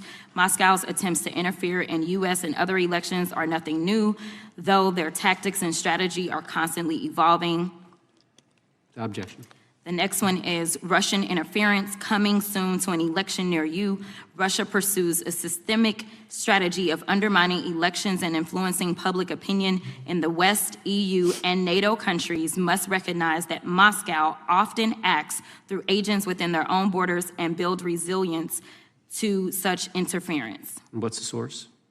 This one is carnegieendowment.org. Okay, without objection. Thank you. The gentlelady from North Carolina is recognized.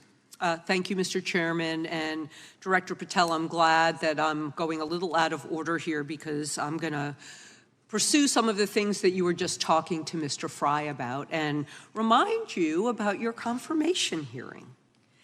At your confirmation hearing in January, you said under oath, and I quote, "There will be no politicization at the FBI. There will be no retributive actions taken by the FBI should I be confirmed." And in your written response to the Senate questionnaire, you said, I quote, "Personnel decisions shall be based on performance and adherence to the law. And every FBI employee will be held to the absolute same standard, and no one will be terminated for case assignments." So I want to just go through a couple of scenarios with you to get a sense of whether you think these are examples of politicization of the FBI or making decisions based on the performance and adherence to the law. So, first question. Would hiring FBI agents, analysts, and supervisors from only one political party being politicization of the FBI or making personnel decisions based on performance and adherence to the law? We don't ask FBI people, applicants, where their political parties are. Mr. Patel, do you ask FBI applicants who they voted for? The FBI does not. Are you aware that in the lawsuit that Mr. Driscoll filed against you and the FBI, he was asked who he voted for? Since that lawsuit has been filed and it's ongoing litigation, I'm not able to comment. Well, but it also means that you just said that what happened in his situation didn't happen. So we will go on to the next question. Let me ask you an even easier one. Does firing agents for working on the cases that they were assigned to and that the president didn't like, is that politicization of the FBI or making personnel decisions based on performance and adherence to the law? The FBI doesn't terminate anyone based on case assignments alone. Has the FBI ever been sued by somebody who felt that they were terminated based on case assignments? In the entire history of the FBI, I'm sure they have. No, since your tenure. I'm sure there's ongoing litigation. Yes. In fact, there is ongoing litigation. And in fact, people have been asked who they voted for. And in fact, you are running an FBI for the President of the United States rather than the people of the United States, because my questions were not hypotheticals. They are the things you have done during your tenure. And according to a lawsuit filed last week by long-term FBI agents, you fired former acting director Brian Driscoll. He had served with the Bureau for nearly 20 years, earned a Medal of Honor, Medal of Valor for bravery during the dangerous ISIS raid, and had a wealth of crisis response experience and led the FBI's critical incident response group. When the Trump administrations interviewed Mr. Driscoll for that role, they interrogated him about his political leanings and who he voted for in the last 5 elections. Questions Mr. Driscoll refused to answer because those types of questions impermissibly politicized the FBI. You also fired Steve Jensen, who served the FBI for nearly 2 decades and ran critical terrorism, counterintelligence, and organized crime operations, whom you once described as embodying what the American public demands of the FBI. But he was fired because he took part in investigating crimes committed on January 6th, And Trump's MAGA base lambasted you online for keeping him at the FBI. So he's no longer at the FBI. You also fired a decorated combat veteran with decades of experience in the Bureau, Special Agent Walter Jardia, because he worked on the investigation into the Russian interference in the 2016 presidential election and helped investigate Trump's ally, Peter Navarro. Director Patel, it is very clear that you have flunked your own test. You've put saving your job, which I actually believe you were being honest about during your confirmation hearings, over doing what's right for the FBI and the American people. That is not adherence to the law. Thank you, and I yield back. Time of the gentlelady is expired. The chair now recognizes the gentleman from North Carolina. Thank you, Mr. Chairman. Director Patel, it's great to have this opportunity. Thank you for being here. Thank you for your service. And I've got to say, one of the most disheartening components of the previous administration, when I was working with local law enforcement all over the state of North Carolina, all over the country, people rightfully did not really care about the inner work. It's important for this FBI to be transparent without jeopardizing our investigations. So a little bit of the timeline is important. Charlie Kirk was unfortunately assassinated on September 10th. We immediately, the next day, released images early in the day in local time in Utah to start the public partnership in our manhunt for the assassin and culprits. At approximately 5 p.m. local time, I arrived on the ground and walked the crime scene myself. And we flew multiple FBI assets in and out to process DNA simultaneously while bringing in evidence response technicians, hostage rescue teams, and other experts to assist state and local law enforcement with their investigation. At 8 p.m. local on September 11th, the FBI collected and populated and promulgated at a press conference a video of the suspect on the grounds. We also released enhanced images. Due to that release that I directed and ordered, the suspect involved was apprehended and in custody at 10 p.m. local time. That's less than 2 hours after we did the video release and the photo release. So within 33 hours, that individual suspect was in custody. And his family, who has since been interrogated, specifically stated to FBI interrogators that because of the video that the FBI released at my direction and because of the photographs that they released, they identified their son, they confronted their son when he swung by their home, and that's what led to his apprehension. We are still, the FBI, has that investigation ongoing, and it continues to be ongoing. And I want to thank the state of Utah and the state and local authorities there. And I also want to thank the Attorney General and President Trump for directing resources to allow us to conduct that investigation as we have. Under this administration, the FBI has arrested more than 23,000 violent criminals. 23,000 in 7 months. That's twice as many year to date last year. We've taken over 6,000 firearms off the streets. 6,000 guns are no longer in the hands of criminals in 7 months. We've identified and found and located 4,700 child victims. That is a 35% increase year to date last year. We have arrested 1,500 child predators. That is a 10% increase year to date last year in just 7 months. We've assisted our partners with countless counterterrorism operations around the world. We've captured, at the FBI, 4 of the most top 10 wanted fugitives in the world in 7 months. To put that in perspective, that's as many as my predecessor nabbed in the entirety of the Biden administration. We got 4, we got more coming. On top of that, in 2 weeks, thanks to the help of the CIA, we collected and captured one of the individuals responsible for the horrific Abbey Gate bombing that led to the murder of 13 service members. We did that in 2 weeks. They didn't do it in the 4 years of the entire prior administration. Nationwide, we've been executing our Operation Summer Heat, the FBI's national focus on targeting violent crime based on intelligence-driven operations. Ask the citizens of Seattle, Miami, Memphis, Charlotte, Chicago, New Orleans, to specifically highlight New Orleans and Nashville. There has been a 250% increase in violent crime arrests in those cities alone and other mid-major cities that I've just listed. In just a few short months, we have already unleashed 1,000 FBI personnel across this country. Every single state across this country is getting a plus-up. This is a fiction that the FBI is short or that we are compromising the men and women in the field. They do not need to be in Washington, D.C., so we're sending them into the field to each and every one of your states. Because of that, crime is at an all-time low. We had to do it because of the explosion of crime. And maybe the most important stat for Americans to realize, in just 7 months, we are on track to produce the lowest murder rate in modern U.S. history by double digits.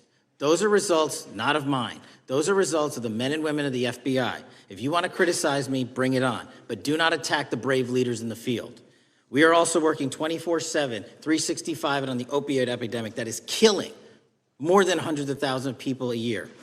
We have seized 1,600 kilograms of fentanyl off the streets so far in 7 months. Year to date, 25% increase. To put that in perspective, that's enough to kill a third of the American population, 120 million Americans. 100,000 kilograms of cocaine and meth gone off the streets. Earlier this year, I highlighted in Cincinnati, Ohio, how we're getting creative to chase down those that were willing to do harm to our citizens, not just by striking at the heart of the fentanyl producers, but the fentanyl precursor companies in China. And we indicted for the first time multiple companies and individuals, not just in America, but in mainland China, that are producing the ingredients that produce and make fentanyl that kill our children. And we're going to keep going. Counterterrorism work, cyber attacks, and foreign adversaries are something the FBI must never sleep on, and we are not sleeping. In the counterintelligence space alone, this year, year to date, 30% increase in counterintelligence arrests from the DPRK, Russia, Iran, and China. And I want the American people to know, in this setting, there's a lot of work that the brave men and women of the FBI are doing we just can't get into, but they don't stop. Our cyber threats, ransomware attacks, those harming our children online.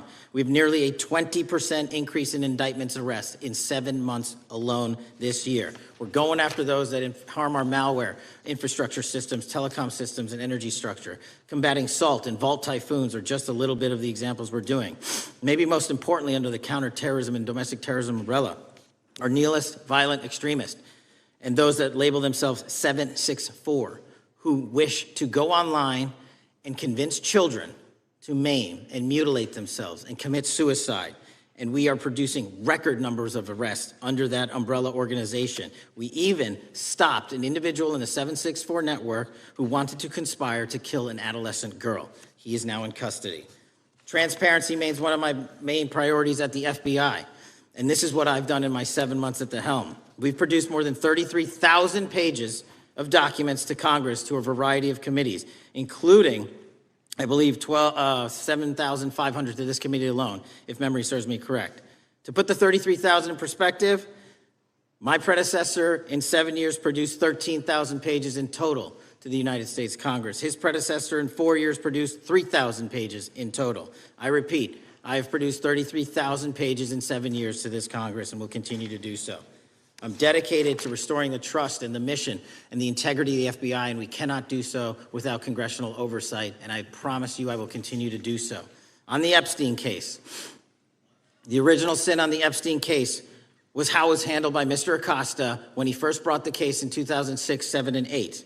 The original case had a very limited search warrant, had a very limited search window, had a very limited investigative window. I was not there when those search warrants and that investigation was launched. I would not have done it that way. They were limited to only 3 to 4 years of investigations from 97 to approximately 2001 and 2002 to 2005.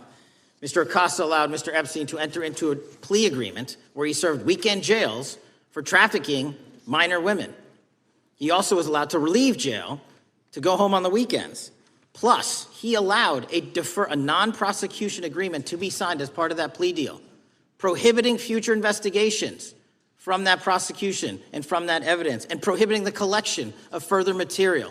That is the original sin. We are working with Congress to produce more than any administration ever has material on Epstein. And I welcome the challenge to tell us that we are not being as transparent as the law allows. We even went to court and asked the judges to lift those prosecutorial agreements and to lift those court order seals, and they denied us 3 times. Congress is welcome to do the same and join the fight.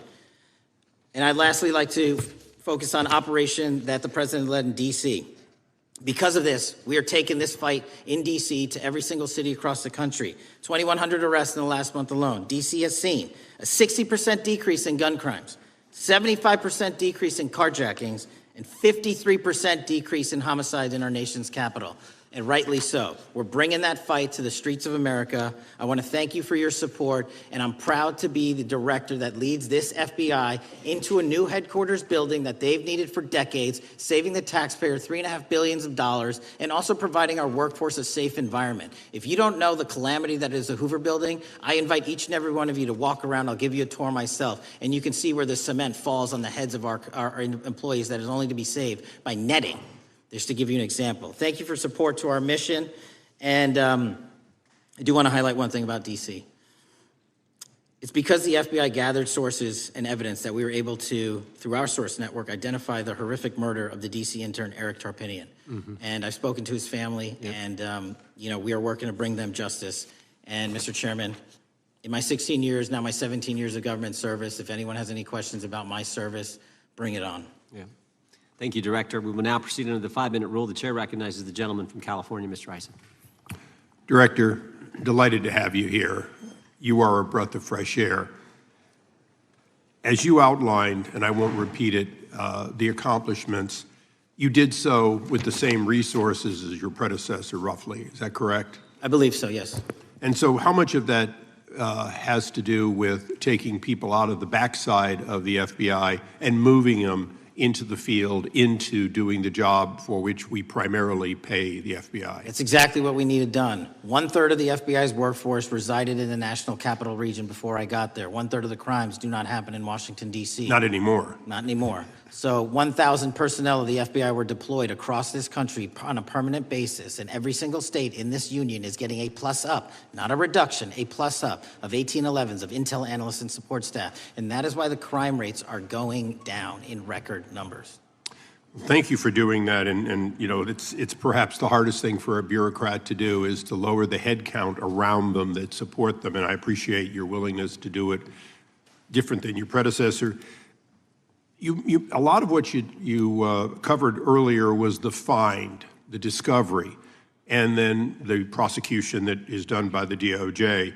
But I want to talk a little bit about the prevent side. On the Charlie assassination, sir? No, on all of these. Okay.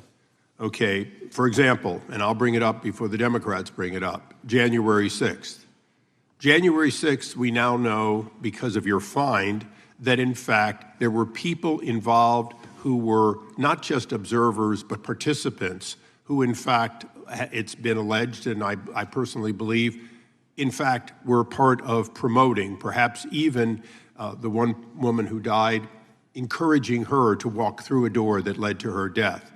When you see that kind of activity, and you know it was done under predecessors with full knowledge, whether it's January 6th, where embedded people crossed the line, or any other activity, including obviously the Russian hoax that we're now dealing with up in front and center. My question to you is, what can you or others do to prevent it from occurring again? Not on your watch, but on future watches. How can we know that this won't happen again the moment you leave the FBI? It's simple. What I'm doing through our leadership cadre is having FBI agents do what they were trained to do, not what they were not trained to do, not put them in situations that both harm them and the public. We're also utilizing our SORT networks and prioritizing the threat structure to go after the narco traffickers, the counterterrorism people, the counterintelligence threats, and the cyber threats. That's what they were trained to do, and that's what we're letting them do. One major question I have, after decades of doing this, on our side of it, both the chairman, myself, and others, both at oversight and here, have seen that the FBI and the Department of Justice hide behind non-statutory practices. Now, you've changed the interpretation of many of those practices. That's why we're getting the discovery that was previously withheld. How do we work together to make sure that we never again have false walls, non-statutory walls that say the Department of Justice has a prohibition about giving, quote, you fill in the blank, that has led to the chairman not seeing anything until you took over? I'm wedded to aggressive constitutional oversight. Having been a House congressional staffer, I know that is an important part of securing our democracy. And the way we make it an everlasting, enduring process is by showing the American people the results of what we are doing and the important work of this committee and putting it out to them so they can see government waste, fraud, and abuse. And then they can demand from our constituents and our electors that they want this process to continue. Last major question here. Some things are so sensitive that we both would agree they cannot be made public. Will you commit to this committee when it is too sensitive to disclose that you would at least make it available for in-camera review by the chairman and ranking members or others designated? I have done that, and I will continue to do that. Well, thank you, Mr. Chairman. This is a breath of fresh air. This is the beginning of what we need. But my questions today for the director are ones in which I believe that we do need to codify by agreement or by statute, if necessary, the kind of openness and transparency that we're seeing from this administration, the kind of discovery that's allowing us to do our oversight properly. And I would hope that that be the follow-up to this, obviously along with the Attorney General. And I yield back my 4 seconds. Thank you. The gentleman yields back. The gentleman from New York is recognized. Thank you, Mr. Chairman. Welcome, Director Patel. In the wake of the tragic murder of Charlie Kirk, Donald Trump said, quote, "Violence and murder are the tragic consequences of demonizing those with whom you disagree, day after day, year after year, in the most hateful and despicable way possible," close quote. I would note for the record that Donald Trump has famously demonized practically every person he has ever disagreed with, and therefore, using his own logic, he has put their lives at risk. I should know, about 2 weeks ago, when I announced my decision not to my decision not to seek re-election, many people on both sides of the aisle, including the chairman, offered me well wishes and thanked me for my service. Donald Trump, on the other hand, took to Truth Social to call me a, quote, psychopathic nut job, among other things. Yesterday, I received a threatening note filled with anti-Semitic comments and hateful attacks that mimicked some of the same language used by the president. I am sure many of us on this committee face similar threats every day. We have seen political assaults on both the left and the right. The attack on Charlie Kirk, the attempted assassination of the president, the murder of the Democratic Speaker of the Minnesota House, the assault on Paul Pelosi, and the attack on the Capitol on January 6th, for example. Director Patel, do you agree that there is political violence from both the left and the right? There's too much political violence. Do you agree, yes or no, that there's violence? There is too much political violence based on ideologies from either side. From either side, okay. Are you aware of the study by the Cato Institute, a well-known conservative group, that found that 69% of the violence is from the right? I'm not familiar with that study. You're not familiar, okay. I would commend it to you. Are you aware the administration has threatened to use violence as an excuse to crack down on liberty and freedom of speech? Say that again, I'm sorry? Are you aware the administration has threatened to use violence as an excuse to crack down on liberty and freedom of speech? Nobody at the FBI is doing that. I didn't ask you about the FBI, I said the administration. I speak for the FBI. I would like to enter the record an article from today's New York Times titled, "Trump Invokes Kirk's Killing in Justifying Measures to Silence Opponents." In the wake of Charlie Kirk's killing, President Trump and his allies have laid out a broad plan to target liberal groups, monitor speech, revoke visas, and designate certain groups as domestic terrorists. I ask unanimous consent to insert this into the record. Thank you. Politicizing the murder of Charlie King to go after free speech is not a legacy I believe Charlie King would have wanted. Moving on, I want to address another topic. The FBI has traditionally played a key role in prosecuting public officials for corruption. But I fear that at a time when the president is accepting planes from Qatar for his post-presidential personal use, issuing pardons to major donors, and personally profiting from the office of the presidency, the FBI may be abandoning its commitment to investigating public corruption. Since its creation in the wake of the Watergate scandal, the Public Integrity Section has been one of the crown jewels of the Department of Justice, investigating and prosecuting corruption among the nation's public officials and acting as a key safeguard against politicized prosecutions. This section's work has been supported by an elite squad in the FBI devoted specifically to rooting out corruption. But according to reports, the The public integrity section has now been decimated, and the FBI's public corruption squad has been dismantled.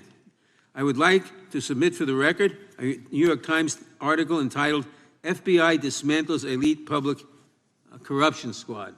I ask unanimous consent. Thank you. These actions are an invitation to corrupt politicians to break the law, since they know that the government is asleep at the switch. Last month, Senator Warren and I, along with dozens of other members of Congress, wrote to you and Attorney General Bondi expressing grave concern over your decision to effectively legalize corruption and to politicize prosecutorial decisions. And he asks unanimous consent to enter this letter into the record.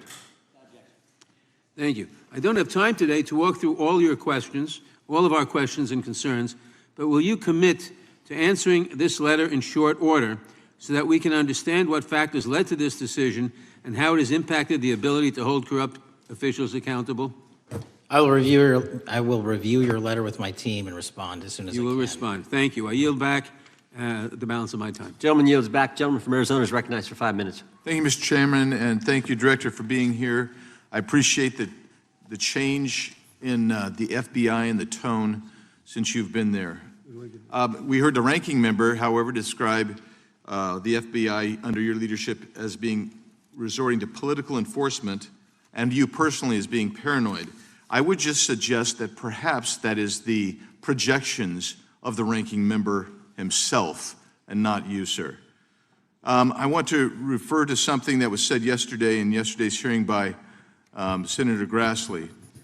He said, it's well understood that your predecessor left you an FBI infected with politics. At your nomination hearing, he gave you records, made public records about whistleblowers regarding something called Arctic Frost. Arctic Frost was the FBI case opened and approved by anti-Trump FBI agent Thibault, and Arctic Frost became Jack Smith's elector case.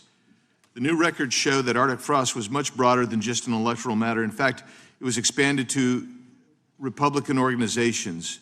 Some examples of the groups that the Ray FBI sought to place under political investigation included the Republican National Committee, Republican Attorneys General Association, and Trump political groups. In total, 92 Republican targets, including Republican groups, Republican-linked individuals, were placed under the investigative scope of Arctic Frost. On that political list for investigation was one of Charlie Kirk's groups, Turning Point USA. In other words, Arctic Frost wasn't just a case to politically investigate Trump. It was the vehicle by which partisan FBI agents and DOJ prosecutors could achieve their partisan ends and improperly investigate the entire Republican political apparatus. I'd ask that, Mr. Chairman, that document be administered. Without objection. So, I know that this may be under current investigation, but I wish to ask specific questions about this for just a moment. What search tools were used in Arctic Frost to view private communications of targets? I believe the traditional search tools, search warrants, lawful service of process, and the tools that the FBI has in our infrastructure systems, cybersecurity systems, and counterintelligence systems. But generally speaking, if I may, I want to use this to highlight the fact that I'm continuing my promise to work with Congress to produce documents simultaneously and also conduct ongoing investigations. I'm giving you as much as I can, and I'll give you more when I can. Thank you.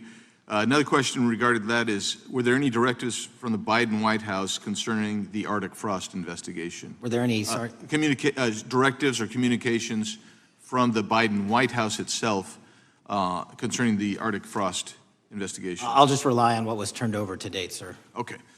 So I want to add here, the search warrants that were used included the seizing of a U.S. member of Congress, his phone. I think we all know who that was and how that was taken away and used for political purposes, Mr. Chairman, Mr. Director. So we'll leave that for a second, and let's go over to the Charlie Kirk case for just a second. Let's emphasize this. How many hours did it take from the assassination to the arrest of the assassin, Mr. Director? 33. That seems pretty swift, and it was because of the actual release of videos and photographs that you directed to be released, sir. That's correct. And to put it in perspective, the Boston bomber took 5 days and Luigi Mangione took 5 days. Was the platform Discord forthright from the start with law enforcement about the shooter's communications on its platform? Discord, the platform ownership, has been working with our lawful process, and we are obtaining materials from them on a rolling basis. Thank you. And I want to get back here to Article Frost for just a second, Mr. Chairman. I'd like the unclassified document from the FBI released to be admitted to the record. Without objection. And a document from the Economic Times also to be admitted to the record. Without objection.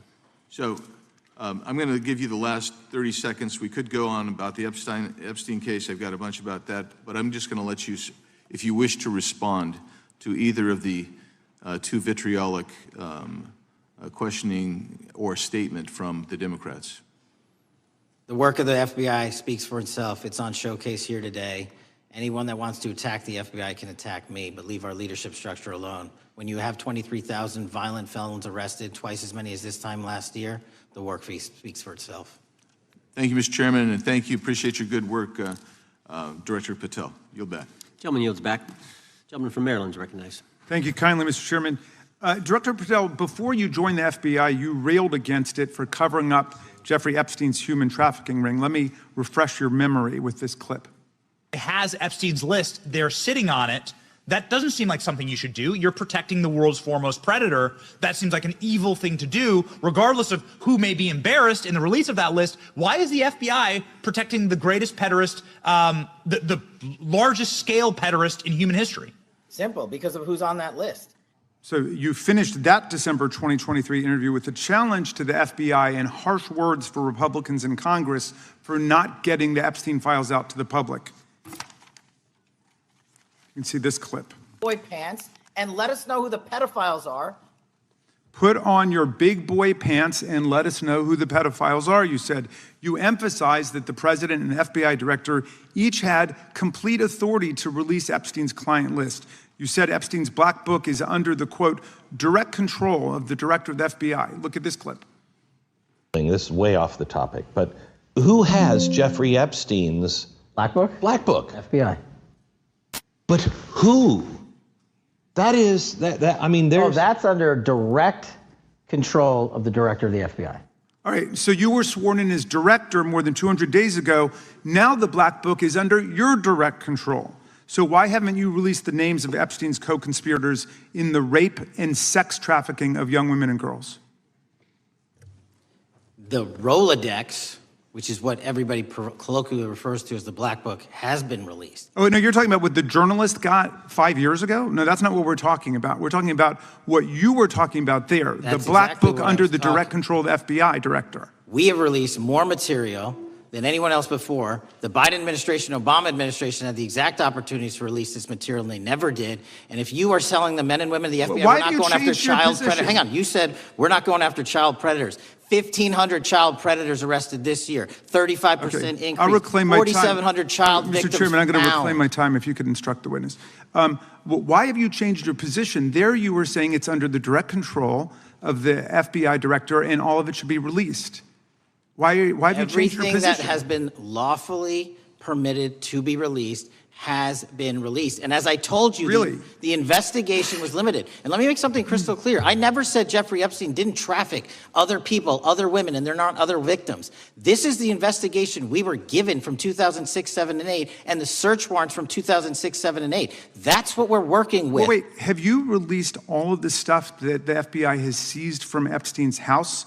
The computers, the emails, the file cabinets, the documents? What about the financial records? Have you released all of that? Everything the court has allowed us to Which release. court are you talking about? 3 separate federal courts have come in and said. We're talking about the evidence you've got. It's got nothing to do with what those courts have. Do you have any idea how the law works? Do you want me to break the law in a federal judge's order? No, I want you to follow your own word, Director Patel. You said up there it was under the direct control of the FBI director. He had the black book. Everything I have direct control over, we have gone to court. You haven't. Complete your sentence. Everything you have direct control over, you said. Have gone to court, and everything we have direct control over. Complete your sentence. You said everything. Release. We're releasing. He'd like to complete his answer. You began the sentence, everything you have direct control over, and then you stopped that sentence. You've released everything that you have direct control over? And I have direct control over and can lawfully release. If you're not familiar with the court orders, that's not my fault. Oh, I'm Go perfectly, look at them. I'm perfectly to familiar court. with them. But how did we prosecute Ghislaine Maxwell? She was prosecuted with the investigatory material that was collected from 2001 and 2005. Because of the non-prosecution agreements and the court orders on the investigations and search warrants, we were not able to develop new information. And oh, by the